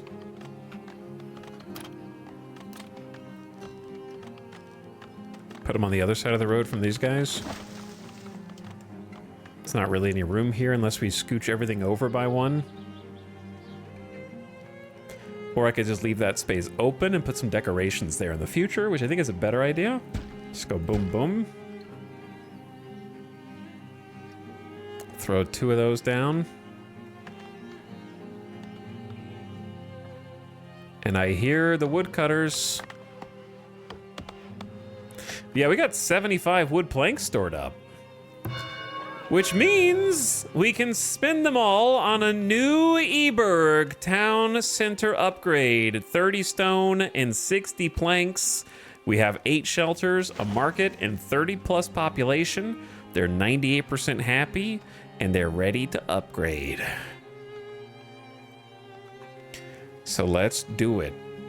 Moving into tier 2, which I think we're gonna be at for a very long time. I still... Raiders are approaching. Oh my god. They're on the way. So, I got that upgrade on the tech tree a while back now that lets us see where they are on the minimap. They're marked. So we can see that there's actually 2 groups of them. So, terrible time to upgrade the town center. And you can't cancel it. So I cannot ring the town bell to garrison everyone inside the town center. At least I don't know how to cancel it. It seems like we're stuck here. They waited for the perfect moment. I guess it kind of seems like a small oversight that you can't cancel the upgrade.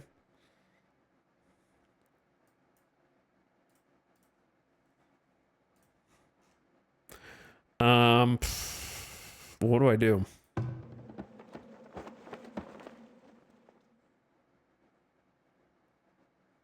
What do I do?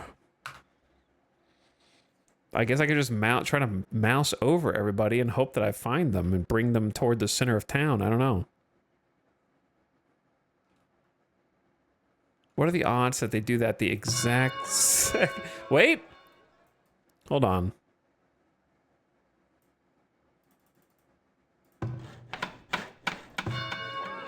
Could you cancel it from this screen?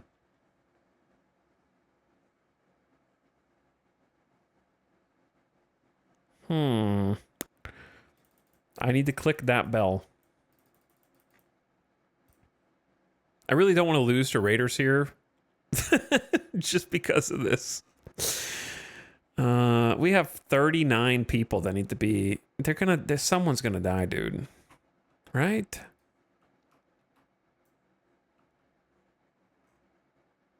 All right. How do I even know if I gather everyone? Okay, then. Done as you wish. Of course. As you say. On it. As you wish.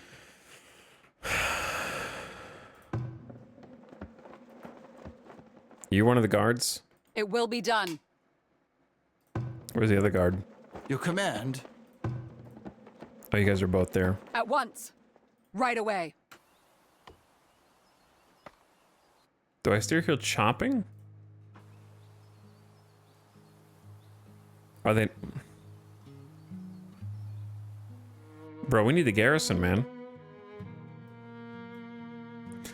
I wish I had told you how many people you have selected also. Like, I don't know. There could be some people in their homes. If you suspend construction, will it...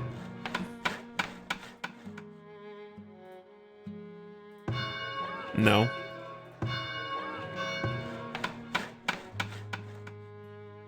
Nopers. Do you think we have time to build it? Because, like, most of the mats are right there. Here's the problem. Once they go to this spot, they're going to get bored and go back to their jobs.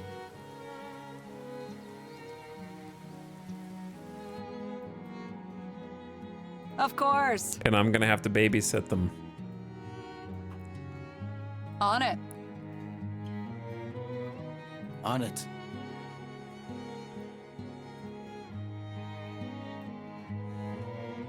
All right. All right. Will do. Of course. Okay, then. Chat, how do I make the guards go in the guard tower? Your command? Your orders? Are they? Your orders? At once. One of them's in the guard tower, I think. As you command.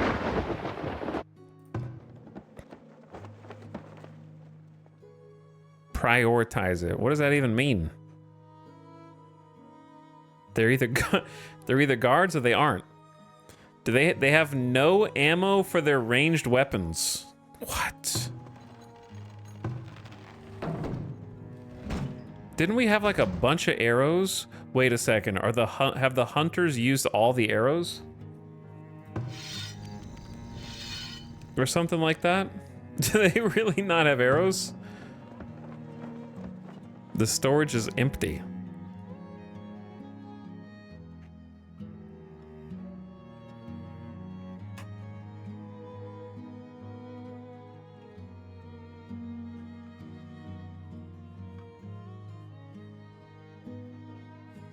All right, so this is going to be interesting. We have to fight them with swords because we didn't build the Fletcher, who uses logs to craft bows and arrows for hunting or defense of the village. So, turns out we might need that building. I just assumed that they didn't use arrows to hunt, which is silly of me. I was like, wow, we could defend this for a while, I think. But that was not the case.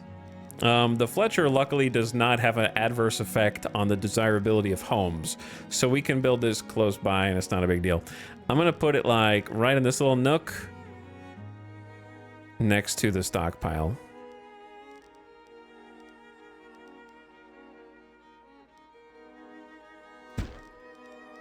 I like leaving a couple spaces for some decorations in the future.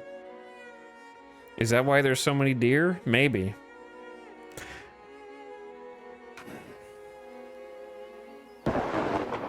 Okay, so we're gonna have a problem.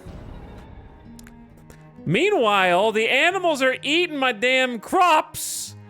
The deer are in the field, taking this opportunity to just chow down at the buffet. I don't even know if I have all the townspeople selected here. That doesn't look like 39 people, does it? Done.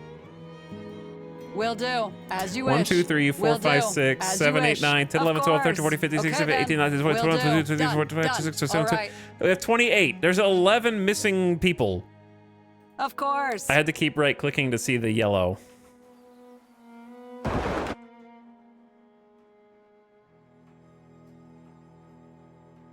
Chat, I'm panicking a little bit.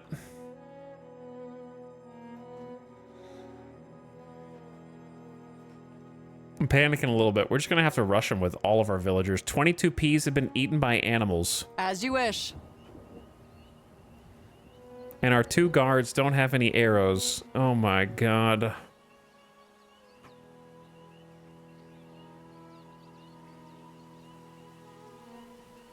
Will do. Of course. All right, I need the other I hope the other villagers are all babies. We have 9 infants, which does account for at least some of them. On it. I think I'm just marching my defense out there. I hope it's like 2 people. Done.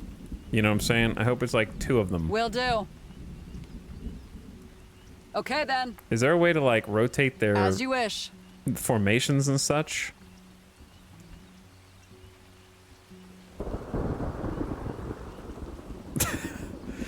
All right, get the 2. At the ready.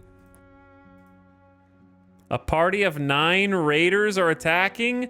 Raider Brawler, a member of a disorganized but no less deadly group of raiders intent on stealing and pillaging whatever they can, leaving your settlement vulnerable to future attacks. No, they do 10 armor, 28 damage, and there's 9 of them. Oh, I screwed myself. At the ready. We've only got 2 soldiers. As you command. As you command. All right, I'm sending them in orders? first. Look, they brought giant backpacks to try to steal as much stuff as they can. Okay, listen, if we take the thieves out first, then the brawler. As you wish. Will I'm do. going in, chat. We're sending the whole will be village done. after them, okay? I'm gonna Your have command. Melvin tank the brawl. Actually, yeah, the both ready. both of the guards tank the big brawler.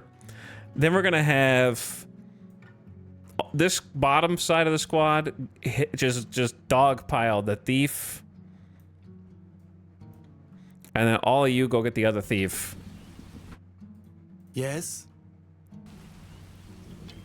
The hunter's got all the arrows. Get him. Get him. Oh, they weren't expecting the rush. While villagers are ready to defend themselves, there may come a time when you need to coordinate the defense efforts more directly. This is possible with drag selecting. Yeah, I know. This works with guards and soldiers. Unlike villagers who may retreat after their initial target is slain, soldiers will continue to seek new threats. The town center acts as a formidable defense on its own. When there is an attack, you can press the bell button to rally the villagers to seek shelter inside, unless you are upgrading your town hall at that exact moment to another tier. I wrote that part in. While there is not room for everyone, those that are inside will fire arrows at nearby enemies. This can often be enough to take down the lesser threats, such as wolves or a bear, but a town center cannot take on entire raids.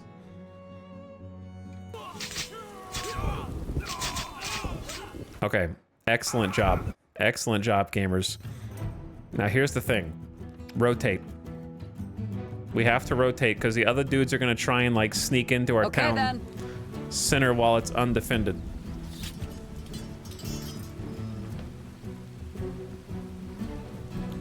The other side looked easy.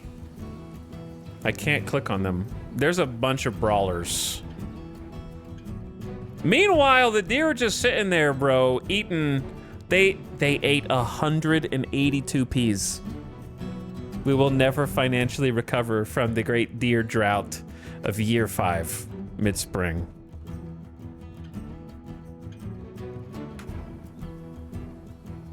That's so many.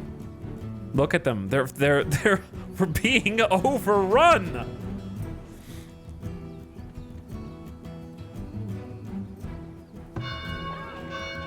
Imagine pushing the bell.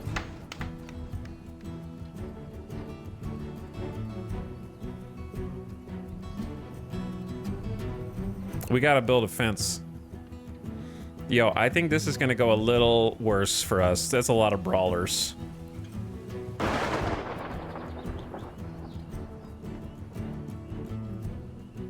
All right. All right, the gang's all here. To the brave villagers of New Eberg, I salute you. Our village is under attack, and we must defend it At the ready. at all costs.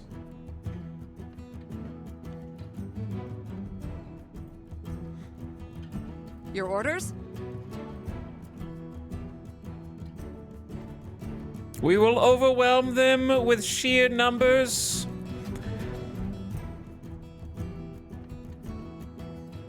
And numerical superiority, as well as tenacity and an overwhelming sense, a longing to continue to live in this harsh and desolate land. I missed one, but hopefully everyone's at least got an order. You guys are taking the dumbest route over here possible, bros. Chat, here we go. Be brave. Be brave, you shits. All right, you're dead. Hello. Hello. Will do. Run, Fulcrum! Cover for him! All right, we need the Hello micro there. out of here. Mathana, Okay, then. get out of there. Yes.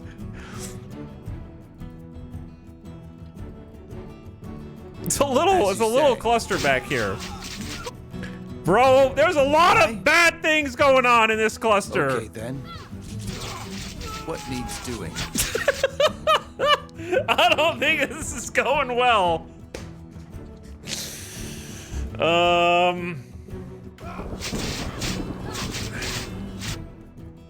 Bro, they are in like a crazy formation. Aye. Okay then.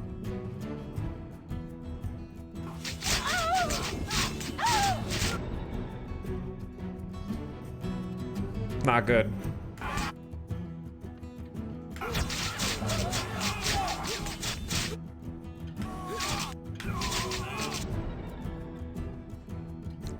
This is why I don't name villagers. 3 villagers have died and been killed by raiders. Anala, other Anala, and Steckland. That's not to mention the ones who are injured who haven't died yet.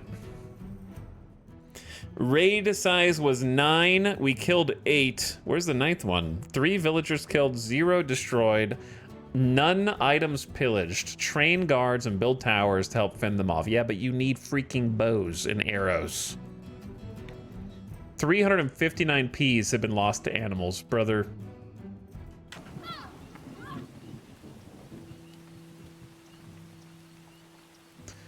There are 3 more wounded here. You need anything? Mathana, Esme, and Rodana are all bleeding out on the ground. 6 casualties, which, when you only have 39 villagers, is kind of a lot. I assume that they will come back in. It could have been worse. They could have taken everything. I'm working on a Fletcher. We're not going to have that problem a second time. And also, if we could just garrison everyone, some of that would have been lessened, maybe. But I still would have needed arrows. So we would have been in a bad way regardless, I think. I'm just going to be happy that we survived. And we need to murk all the deer and build a wall, a little fence.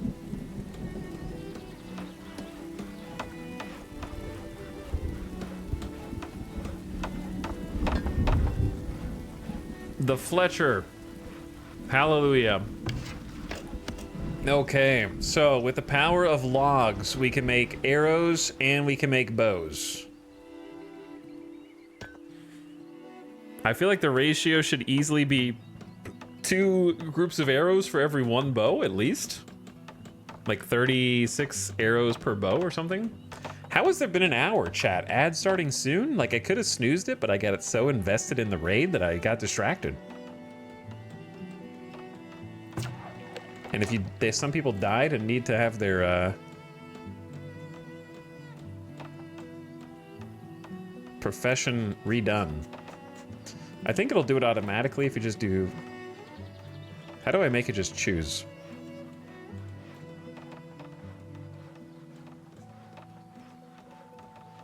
We need to work on these commutes. The commutes are probably pretty bad.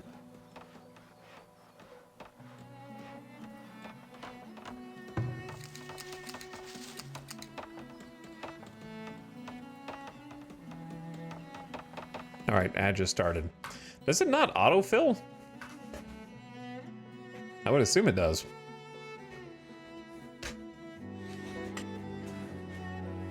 All right, the ad just started.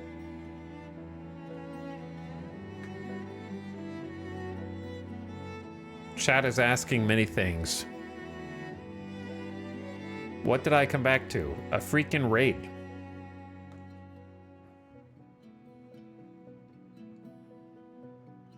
Do the deer get fattened by the peas and provide more meat? Some of us are living in a dreamland. A place where our imagination is indecipherable from reality. What is the bottleneck for arrows? Wood. No way to save the wounded. Not with this tech level, brother. It's like asking a You're asking the Oregon Trail pioneers why they're dying to dysentery. It's just the way of the world.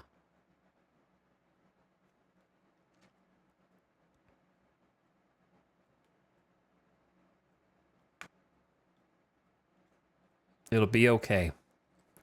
It'll be okay.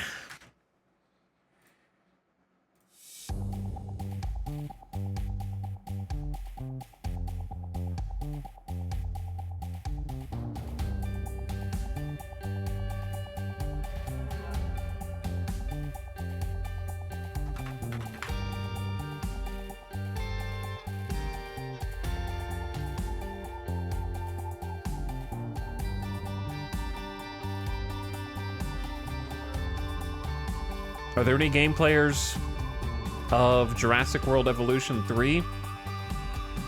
I can't. Why is there a third one? Or the new vampire game?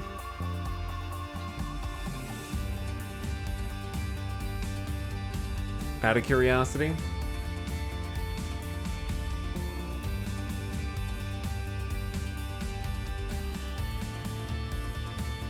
You're playing both Bite Hammer, then say more than yup. Go on. Explain.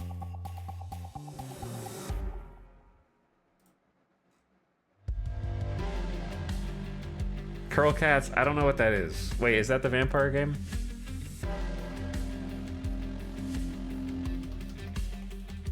I don't know what that acronym is.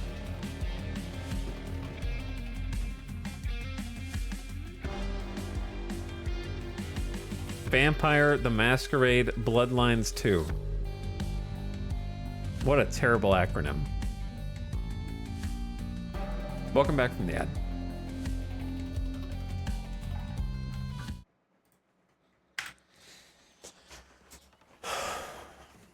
All right, let's start making some arrows.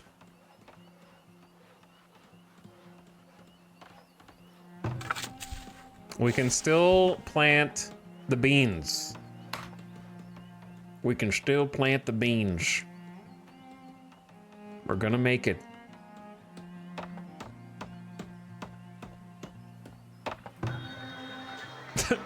It's a pea market. There's a bunch of beans here and like 10 smoked fish. That's all that's in the market. That's funny.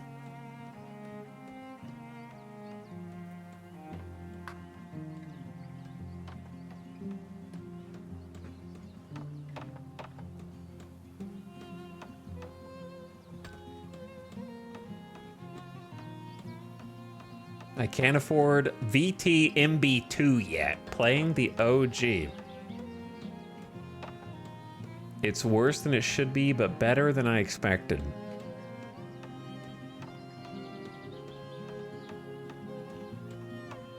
Let me see what it's reviewed on Steam.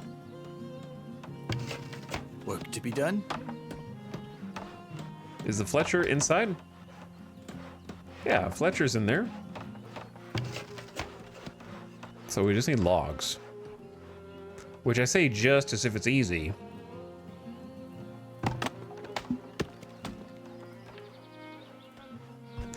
And yet, we don't have any. A lot of reviews have 0.1 hour playtime.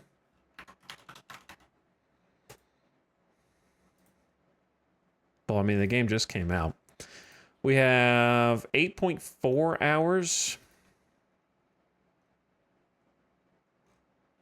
9.3 hours.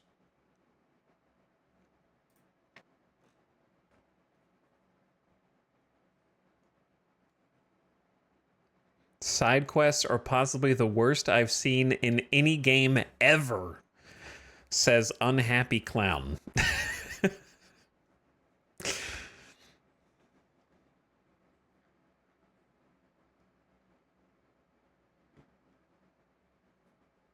I don't know. I don't know. I have to watch some of it.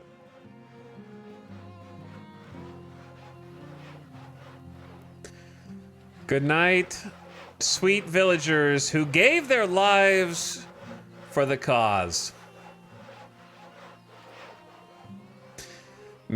Whoa. I have no idea how the camera went all the way up there. But may their gravestones serve as a somber reminder of the price of this life in a new world. They actually are getting like a bunch of gravestones in there for all of them.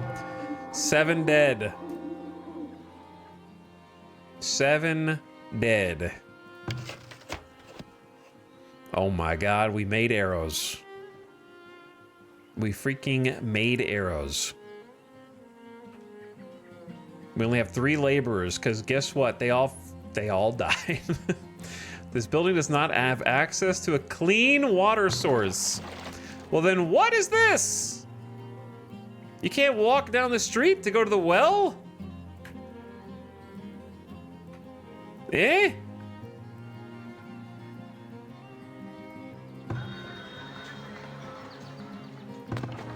What's wrong with the well right here?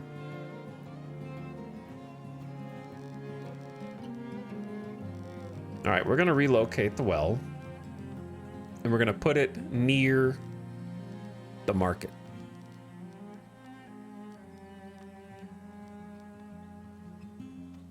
Which I think makes sense. Maybe that'll help them out. Wait, now they have water. What? Okay, well now they have water. So we don't need to move it. Huh. Interesting. Now what are we waiting on? 15 wood planks out of 60 for our tier 2 town center build. But where are the builders? There's a builder. A new villager was born. Dude, we got 10 baby infants. There's 10 babies, 15 adults, and 7 adolescents and 2 children. There are 19 younger than adult individuals in this village and 15 adults. There's more young people than like full developed working people.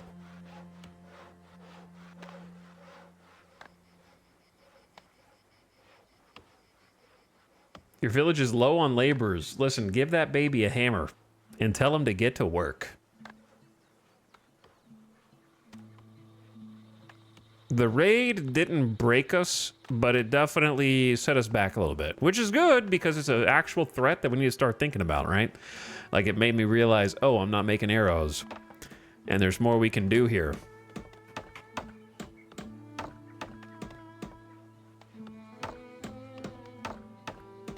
And then big tier 2 building.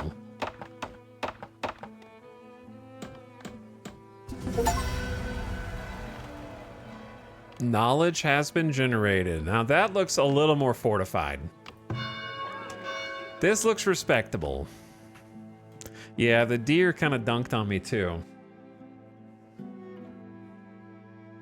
Next tier 3, you need 20 homesteads, a school, a trading post, 200 population. That's going from 34 to 200. Yeah, we're gonna be at tier 2 for a while, but that's okay because it feels like tier 2 is like mid-game for a long time, big mid-game. And the next upgrade will cost 200 clay, 200 planks, 3,000 gold. So right now they want some spirituality, they want freaking shoes, and they want freaking clothes. Try building a tannery or a weaver's. We need workers. Okay, one person for the tannery. And we got knowledge. So let's take it to the tech tree. Now we have tier 2 tech available. So it goes across. So we have new buildings. Unlock the barn, chicken coop, goat barn, hay crop. 20% tree regrowth rate. Silviculture, disease resistance for crops. More honey and wax in apiaries. More wagon carry capacity. Market can upgrade. Unlock paper mill. More birth rate. I think they're doing okay. The healer's house seems important. More research speed at the academy, which we don't have yet. Plus 20% work area and effectiveness of rat catchers. We don't even have that yet. Deep wells. More building health. Unlock fortified gates and walls. Soldier damage. Lookout tower attack rate. Candle production yield. Unlock mines and mining. And then less work to make planks. Also foundry. I'm gonna go nursing and get the healer's house. That would have saved a bunch of lives. Seems important. We've also unlocked the trading post, the school, festival, the rat catcher, and the temple. The healer treats sick or injured villagers, saving their lives or reducing the time it takes them to recover. 80 work, 40 planks, 20 clay. Clay. So here's the thing about clay. You actually need to have unlocked mining first. I just didn't realize that, so I have unlocked things in a suboptimal order. Unless there's gatherable clay that's just on the ground somewhere that I don't know about. Okay, we need a new forager. We're down to 2 laborers, brother. It's not good, man. I could definitely use some people immigrating over. Go to 1 tanner for now. And I'm gonna go to 1 sawyer for now.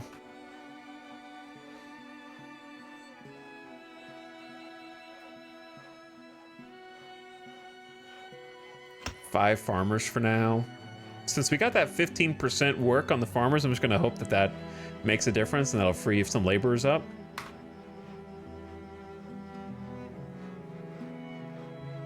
And they need logs, which are still queued. Let's see where they are. What needs doing? A building is on the market! Arson! Who is burning down the market? Everyone to the well. Fetch a pail. Let's form a nice line here. Its health is going down fairly fast. Okay, I can see the benefit of having a more centralized well. What are we chopping here? I don't know what we're chopping. I like that the entire town automatically rallies to it without having to, like, ring a town bell. Did a tree fall? What happened? Wait, did they cut down this tree completely independent of the town burning? They're trying to save the market by... Okay, we're gonna need a fire department. The fire is spreading. It looks like the market is safe for now, but someone's home is now on fire. How much water do we have in here? 84 more buckets at a 200. Now it's down to 77. Now 65. Now 53. Now 40. Oh God. We need more than one well.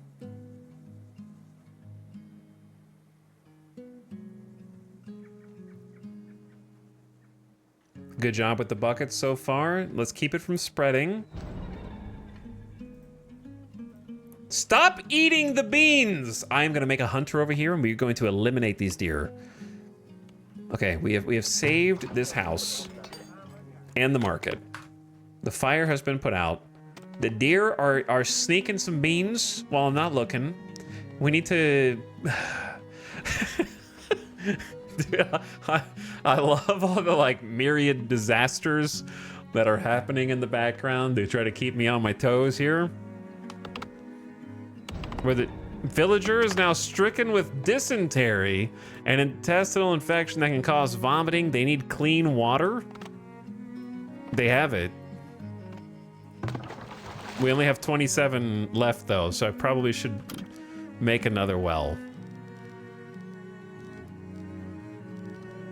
Perhaps one on this other water table over here.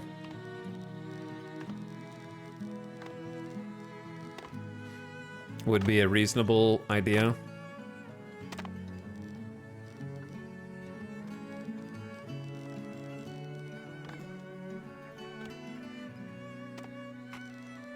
This is a 63% versus like a 76% water bonus. I don't know how close you can build two wells together.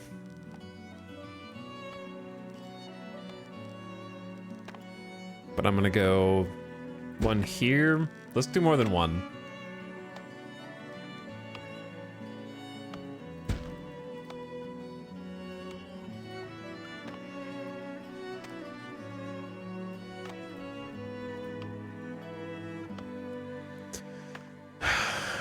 I'm doing some very reactionary town planning here. Raiders attack? Ooh, maybe we need arrows. Deer eat all of my crops? Maybe we need a fence. Market almost burns down somehow? Maybe I need wells. I feel like these are a bit close to each other. So once we build this one, I'm probably going to move this one down a little further, because what if one of these buildings catches fire? Historically accurate town building. It's true, though. That is true.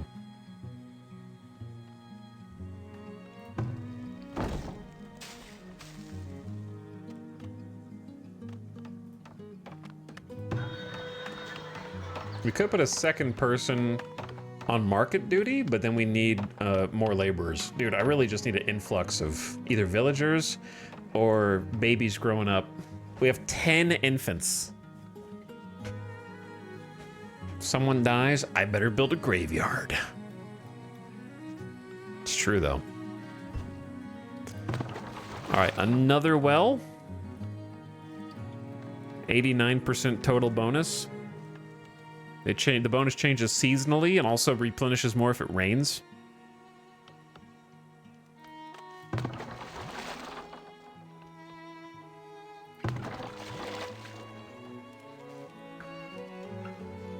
But yeah, we're still struggling in the log department, unsurprisingly.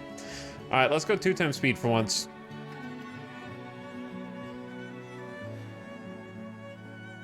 Because I really need them to just hit me with that opportunity. To take some new people in.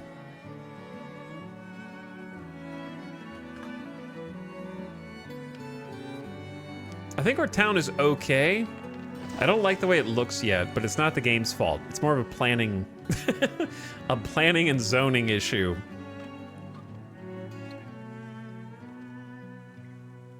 My first town's never going to look good. I need to kind of see what's possible as well to know what to leave space for. Right now it all looks very like I just really hate that I did a road here and then another road right there on the other side. The rounded thing is a good idea, but poor execution. I think I shouldn't have tried to make it symmetrical, because now we just have this like weird, the hourglass is interrupted by this field. Another villager with dysentery. They should have access to plenty of water. I don't think they'll die, but they could, I guess. But I don't think they will.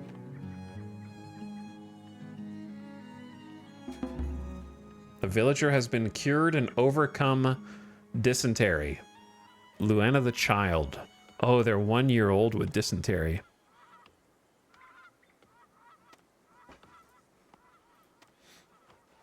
One of them's healed. I do think it's so funny how the deer just swarm in and like eat all the crops, and then when the farmers go back out, they run away.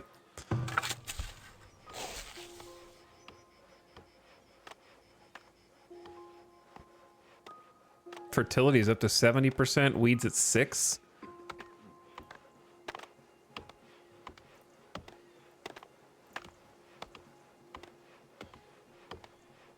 One clover to boost fertility next year, maybe? And then maybe just some beans. It's either beans or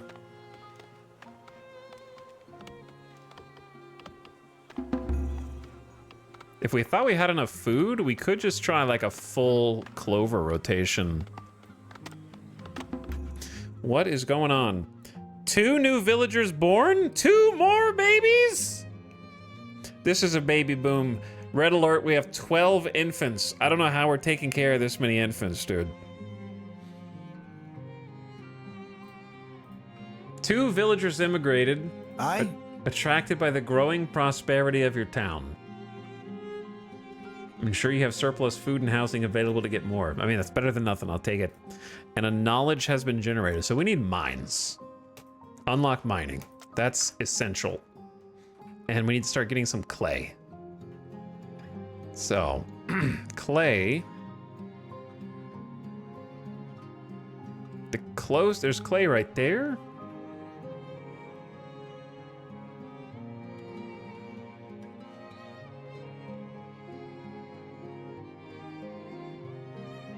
And then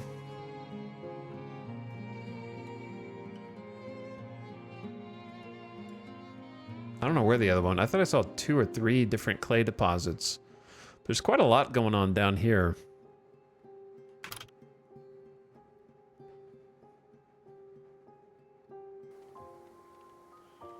Requires a wagon shop.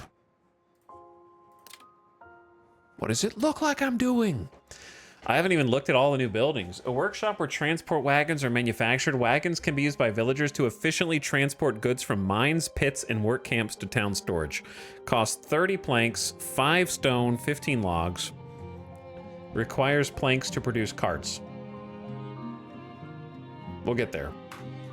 We'll get there. The main thing right now is just chopping down the trees, which we do not have enough laborers for. We're going down to 1 fisherman. I'm keeping the 2 guards, though. I am keeping the 2 guards. How are we doing on weapon stockpile? Your command? Okay, they each have arrows now. At the ready. So, the guards actually can guard.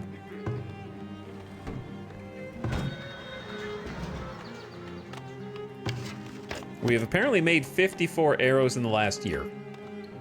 We have 18 in storage. So that's at least going the way it's supposed to.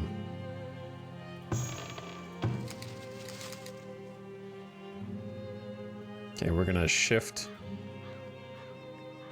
the foraging area over. And then there's another foraging spot over here. I think this is the best clay deposit. There's another one right there. There's 2 around this little pond. Yeah, there's 2 separate deer packs over here that need to be hunted. That's funny.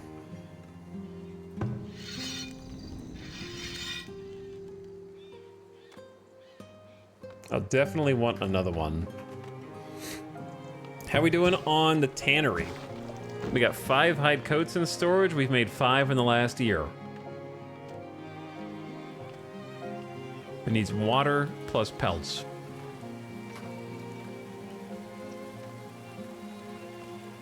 I need to get used to looking at, like, the resources.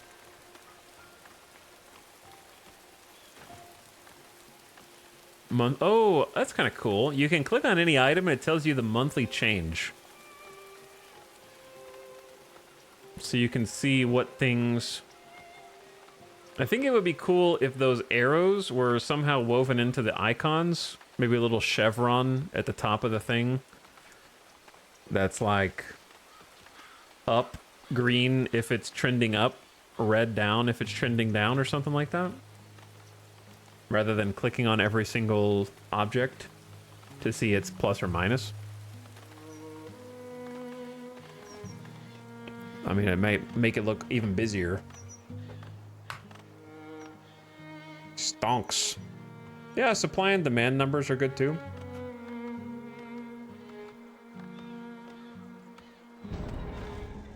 Predators are attacking. There's a freaking wolf. Who do you think you're attacking, big dog? You attacked the hunter. Like the one wrong person that you could attack.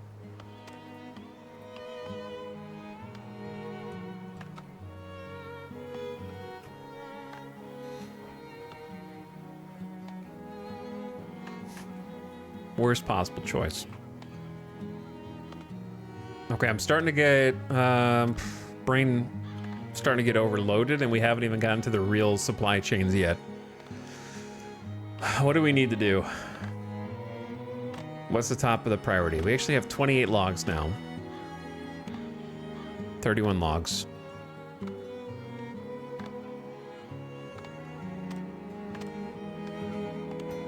Let me just look at stuff I can build.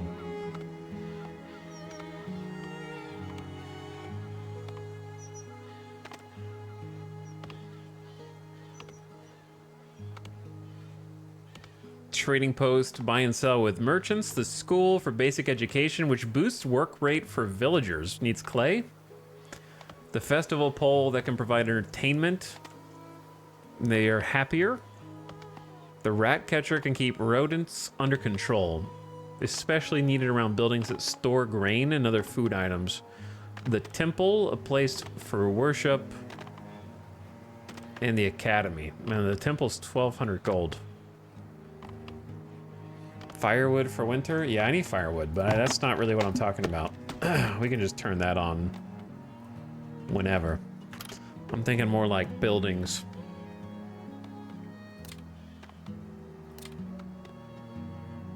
The vault? Secure the town's gold. That's so funny. From the raiders. We do just leave it in a pile outside. I need the wagon shop. I think that's the main thing. Food production wise, we have the bakery and an arborist to maintain and harvest fruit trees nearby. Resources, we got the apiary, the potter, the weaver, candle shop, soap shop, charcoal kiln, lots of things. Defenses, there's a barracks for soldiers to be trained and housed and serves as a defensive structure. Soldiers are needed to deal with more heavily armored attackers and siege rams. Dear God, there's siege rams. I still haven't built a wooden fence around my stuff yet, you know? We could put some decorations and some small shrubs. They don't cost that much gold or stone. Like this small garden, for example. Get a little decorative soon. It's not the top priority, but we could do it soon. Okay, I think I've answered my question then. We need the wagon thing. The wagon shop. The 30 planks is the hard part. And it feeds off of planks, so putting it somewhat near the planks I think is a good idea.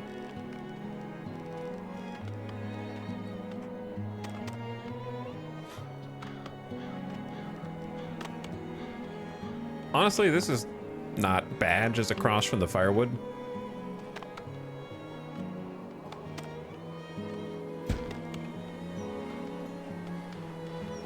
And then we could fill in the gaps with the decorations that we were just looking at.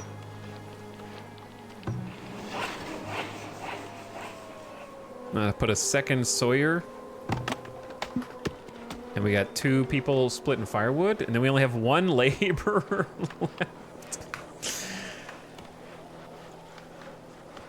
Oof. Aye? Seeking food. 51% warmth. Extreme cold, strong breeze, early winter, year 5.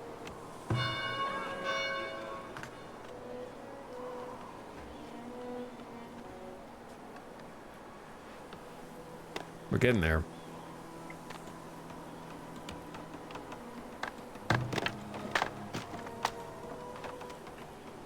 But we do need to keep cutting down trees. We can't do that without laborers. And we won't have laborers unless we get some more people. We have room for like 18 more, so we got plenty of space. That's not the issue. Getting the framework going. We got more jobs than we have people at the moment.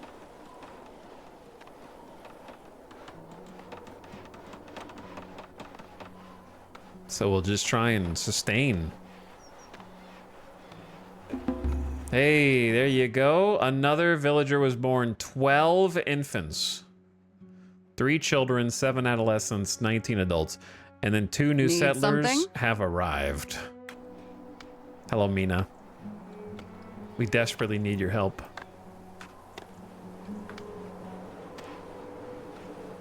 That's good stuff.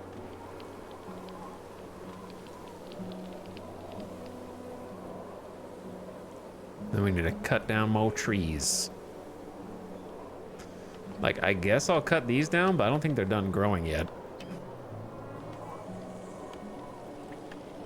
These ones kind of grew back in. There we go. Wait, no. More people wish to join your settlement. Build a school to set this town apart from other small villages. The school will help train an efficient workforce and attract educated settlers.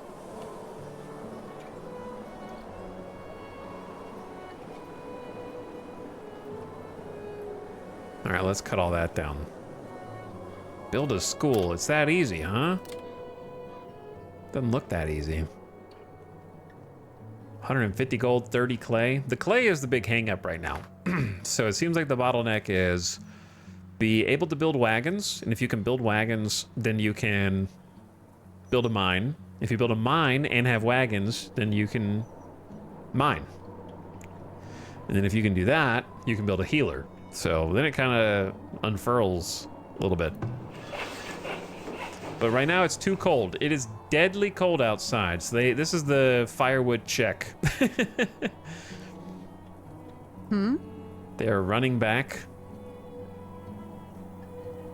to take shelter. Everyone's just going to be sitting in their home. Gina Prime, thank you for 28 months. I appreciate the sub. Sorry I missed a little bit ago. I missed a bunch of people, so let me go back and check.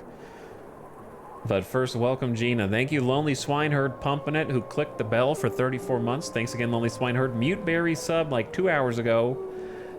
For 9 months, I'm a bad streamer, and I missed it. And Tentacular Time Lord is also back for big 60 months. Thixel says hey as well. Thank you, Thixel, Tentacular, Muteberry, Swineherd, and Gina Prime. Appreciate you guys. Thanks for slubbing. But yeah, I'm enjoying what I'm playing so far, but I haven't gotten to anything other than the tech tree that I couldn't do in the early access for the most part. I'm sure it's like smoother now and maybe has a few different... The most noticeable things are the different bits on the map. Like, I don't remember there being ruins and treasures. And different disaster mechanics interacting with each other. I don't remember, even though they might have been there, like the deer sneaking in and eating all my crops. But building-wise, we definitely built each of these things before, but this is why I waited for early access until playing it again at release, is so that when it actually comes out, like now, I don't remember it. I don't really remember building the wagon shop. I know I must have. So it's almost like I get to do it again for the first time. One thing that's going to be interesting about this game is seeing how the replayability is. I think a lot of that's going to be shaped by your map.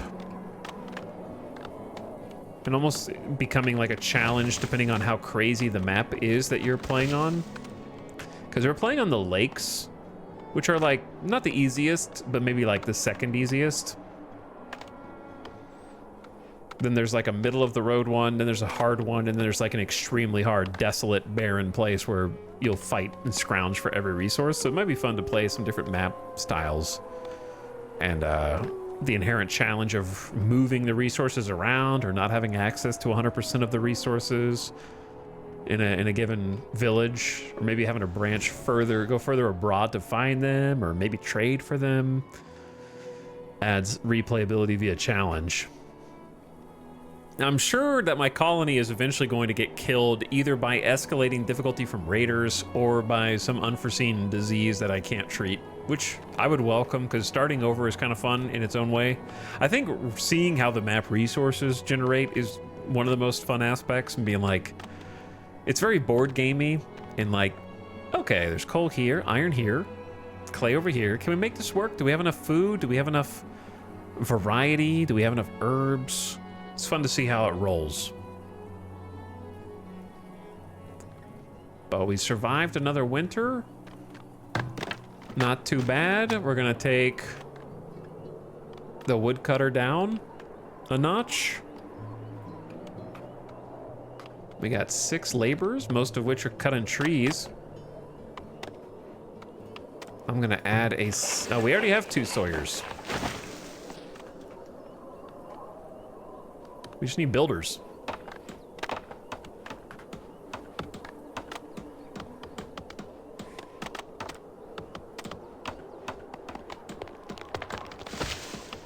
Okay, Wagon Depot is live. Transport wagons are manufactured here, used to transport goods from mines, pits, and work camps. Needs 20 planks and makes a transport wagon. How do I tell them how many wagons I want? I guess you just disable building production when you're done.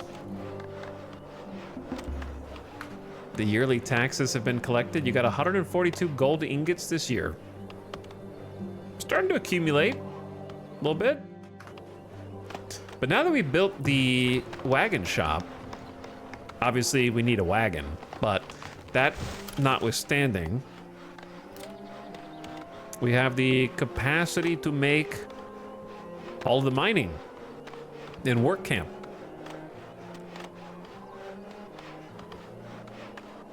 I think the clay pit has gotta be the most important. Must be placed on the clay pit. So we got there, we got there.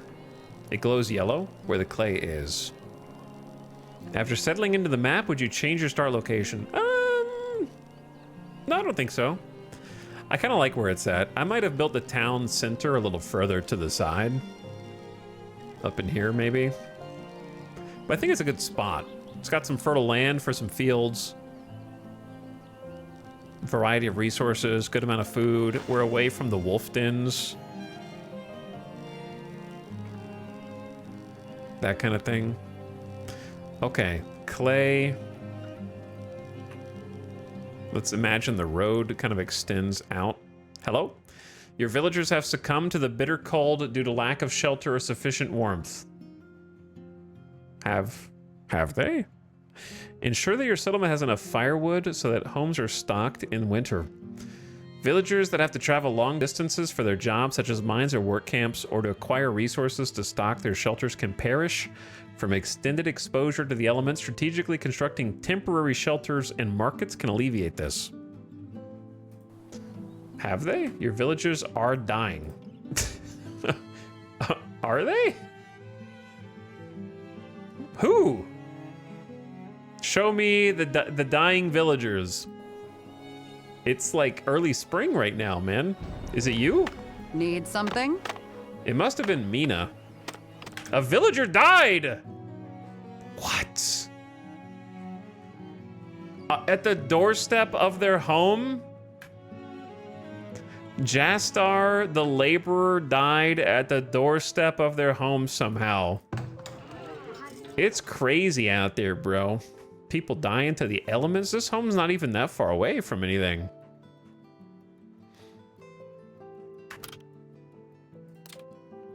Like, I can make temporary shelters, but we literally just unlocked it. A temporary shelter that can be stocked with food and supplies, allowing workers far from their residence to work longer before returning home. I can't believe you died you made it through the hardest part of winter and died in spring, brother.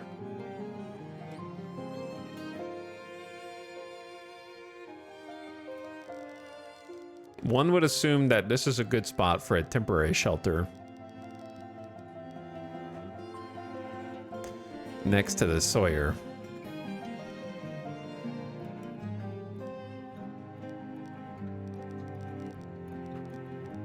If I build it here, then we don't have to cut anything down. One would also expect a temporary shelter down here in this corner would be good.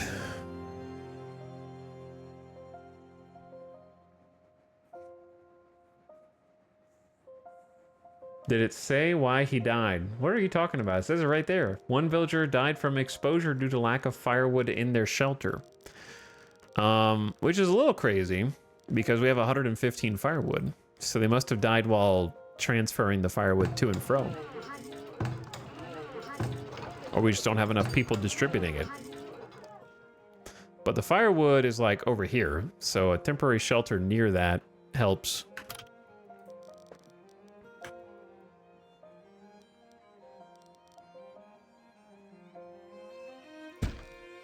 And build another one down there. That way, their homes are in that corner. Temporary shelter, temporary shelter. Should be all bases covered. If I was a good gamer, I would have made like a nice round road around this pond instead of boxing it in. Though I don't know how to do that.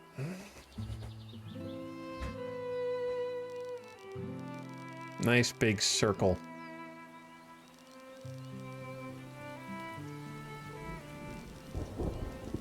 So instead,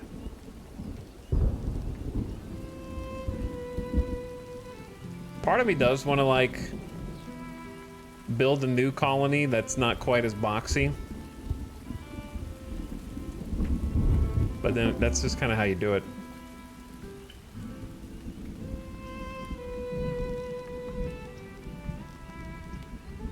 We could do that. Actually, that's going to look pretty decent. How long is this? 1, 2, 3, 4, 5, 6, 7, 8, 9, 10, 11, 12, 13, 14, 15, 16, 17, 18. 1, 2, 3, 4, 5, 6, 7, 8, 9, 10, 11, 12, 13, 14, 15, 16, 17, 18. Okay, then we go boom. Oh, yeah. That'll give it a little shape around the lake, so it doesn't look quite as boxy.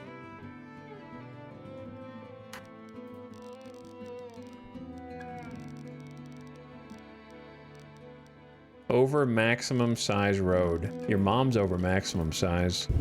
Don't tell me what I can't do with road building, okay?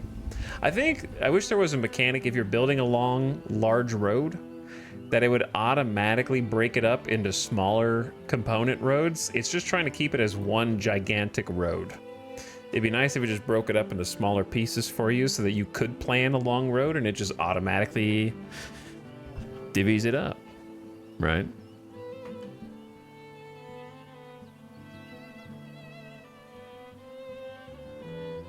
That would be cool.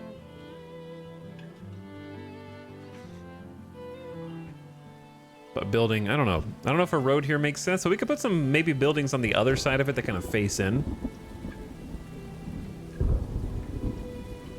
Plus, this reaches both clay deposits in a fairly clean way. So let's start with the first clay deposit.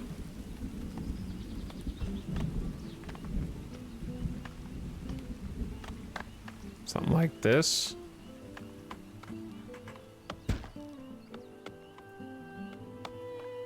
It's going to take 30 planks, which we currently have none.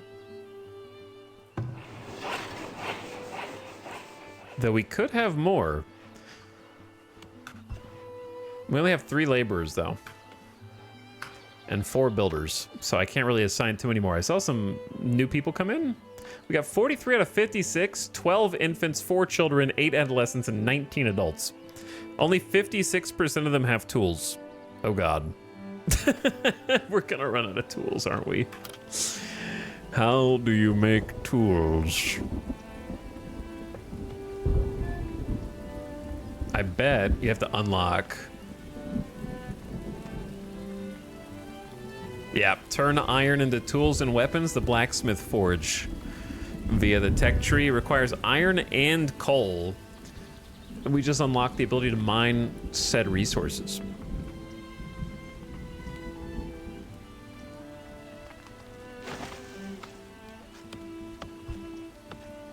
There is much to be done by the pond. Hackett, thank you for gifting a sub to my mom. The user whose name is my mom, who's never watched this channel in their entire life, probably. But thank you for the gift sub. I appreciate it. Nice ambiance, don't you think? Fun watching all the little ants. Music is good. Manages to avoid... I think the music is gentle enough that it doesn't have any repetitious notes.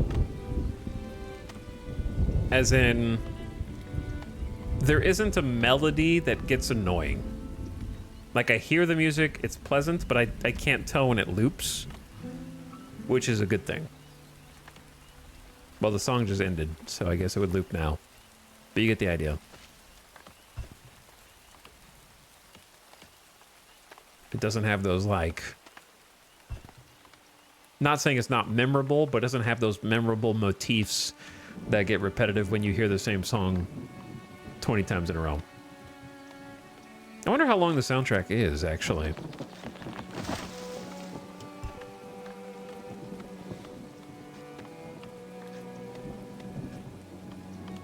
But anyway, chat, what do you guys think so far? What are your thoughts? Also, if you've been following along with the development of this game, what do you think is the biggest change since early access launch besides the giant skill tree? Like, what is the biggest change in the last 3 years? I'm stoked for release day. Just got here, looks pretty. I love it.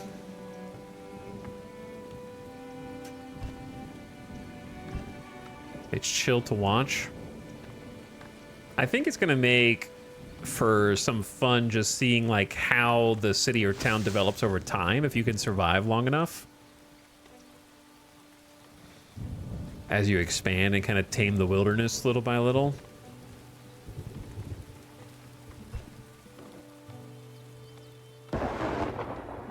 Yeah, struck by lightning. Remember, reminds me of an updated version of Banished.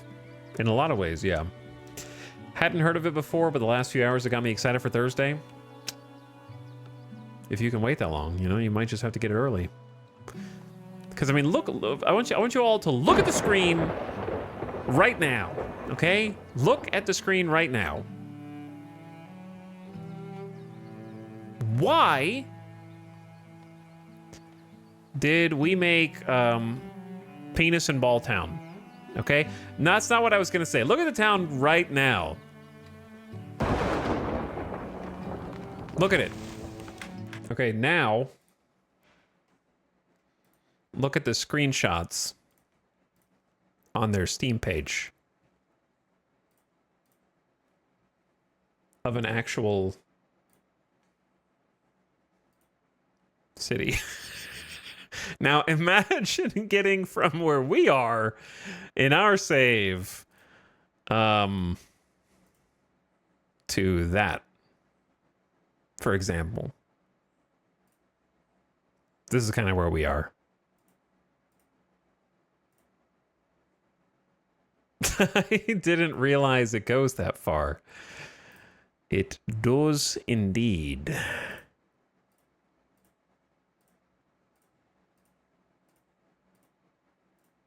It goes very far. Like, these are very pretty towns, so whoever designed these did a good job. Because you got the natural brush in there too that you just stop pruning, so it just grows in around you.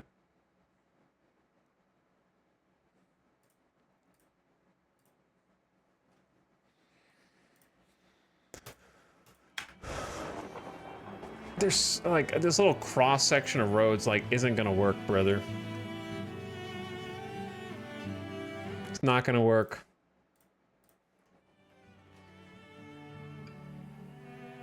Every time I look at their screenshots, I want to start a different town.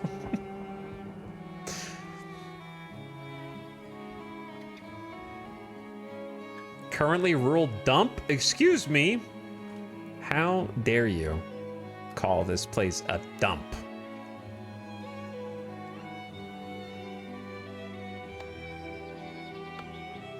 Hello, Snorble. We are at the final frontier. The final frontier of bulb-based building. Don't worry, it's not gonna look like this forever though. Hopefully.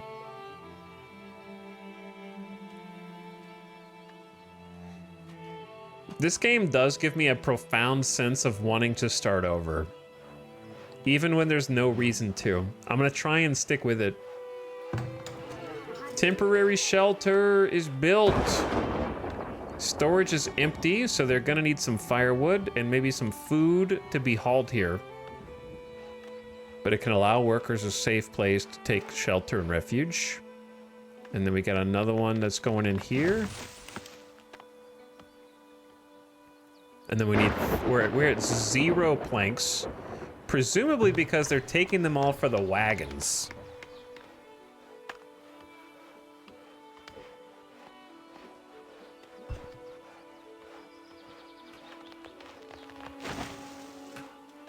Let me see where the builders are. Need something?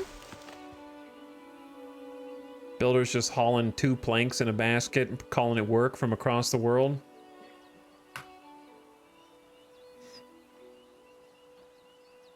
But yeah, I already feel like I want to start over, even though I don't. I do not need to start over.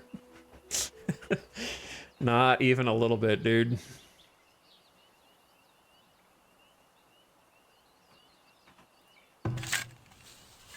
Uh-oh. I did not plan this. Chat, I forgot to do crop rotation. I kind of forgot. We can fit some turnips in at the end. So it's not, it's saved. Saved.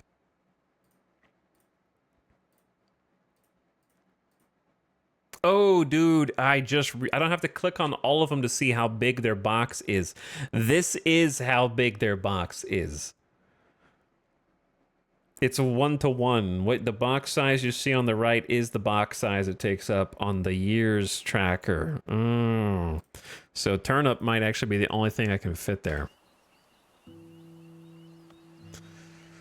This is like first real village, right? The actual first attempt we died so fast that doesn't count. This is the first real village, so I fully expect to start over, but I'd like to try and get further because you can't plan ahead unless you get far enough to know what to expect. Let's put the other fisher back in. Did we build a well? We did build a well here. We've got a few wells now. Okay, yeah, we got a lot of water. The semicircle around the market has the makings of a cool town, I think. I don't know. Maybe. It's very funky. I don't know how I feel about it. I think fewer rounded shapes and more diagonals. Dude, did lightning just strike this hut? The village burns. We need to rally. This is why 2 buildings have caught fire. It's already spread. Everything's made of like brush and hay. Everyone stops what they're doing to come over here and try and dump some water on it.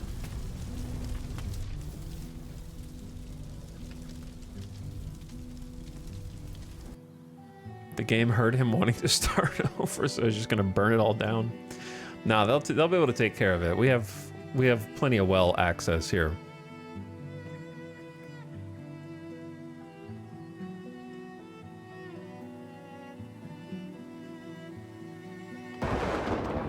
I don't know if the rain helps put out fires or not. This first building caught back on fire, guys. Danger. That well is actually really close, so it might be savable. Barely.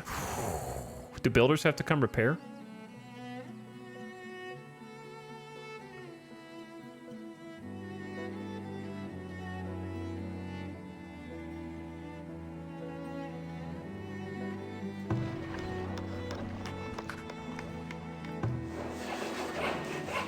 Shelter stocking.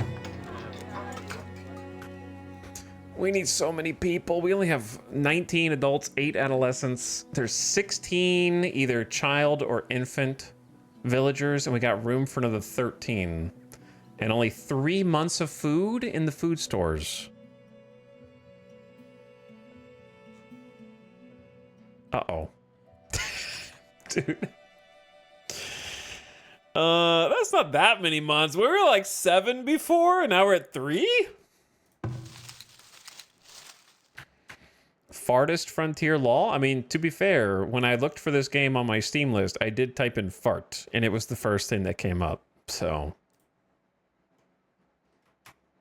That is how you find the game in your library.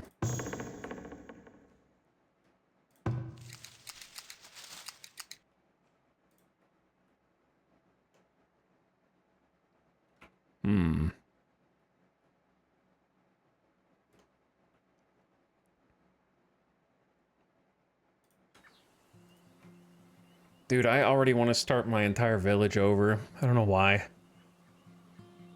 Because undoing it is going to be difficult. I can't give in. However, what I can give into is the fact that we're going to be playing this again tomorrow. Okay?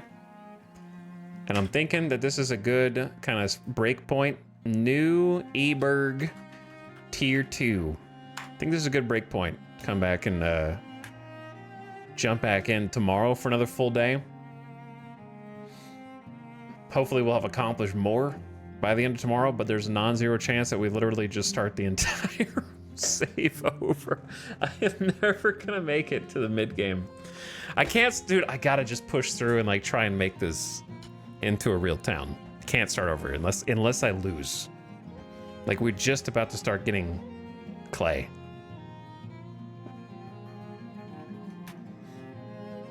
I just feel like I could organize this so much nicer. But I need to see what more of the buildings do and look like.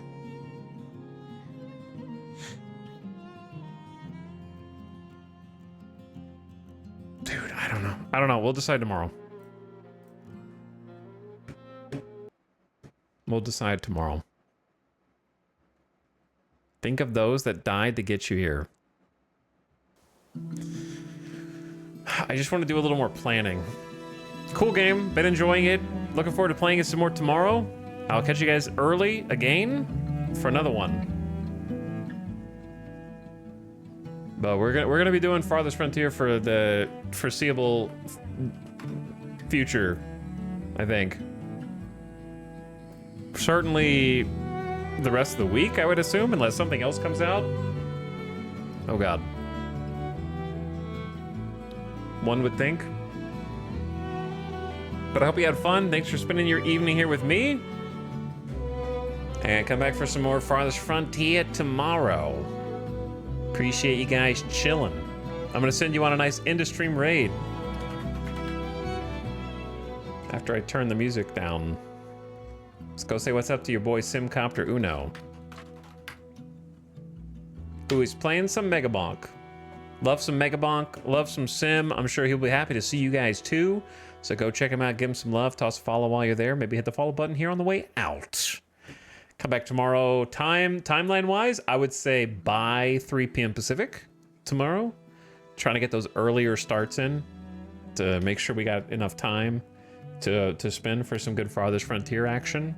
Got a good 8.5 hours in today. Feel like I didn't progress much, but that's a me thing, not a game thing. I like to take it slow. But I am going to seriously think about starting a new colony. I just love seeing the new maps and what they've got. I don't know. TBD. My colony's never going to look good enough for me. All right, gamers, go give a nice strong raid. Say something in Simcopter 1's chat. You can say something if you wanted as well. Just literally. And I'll catch you guys for the next one. So come back tomorrow. I'll see you in 15.5 hours. Okay? Good night. Now get out of here.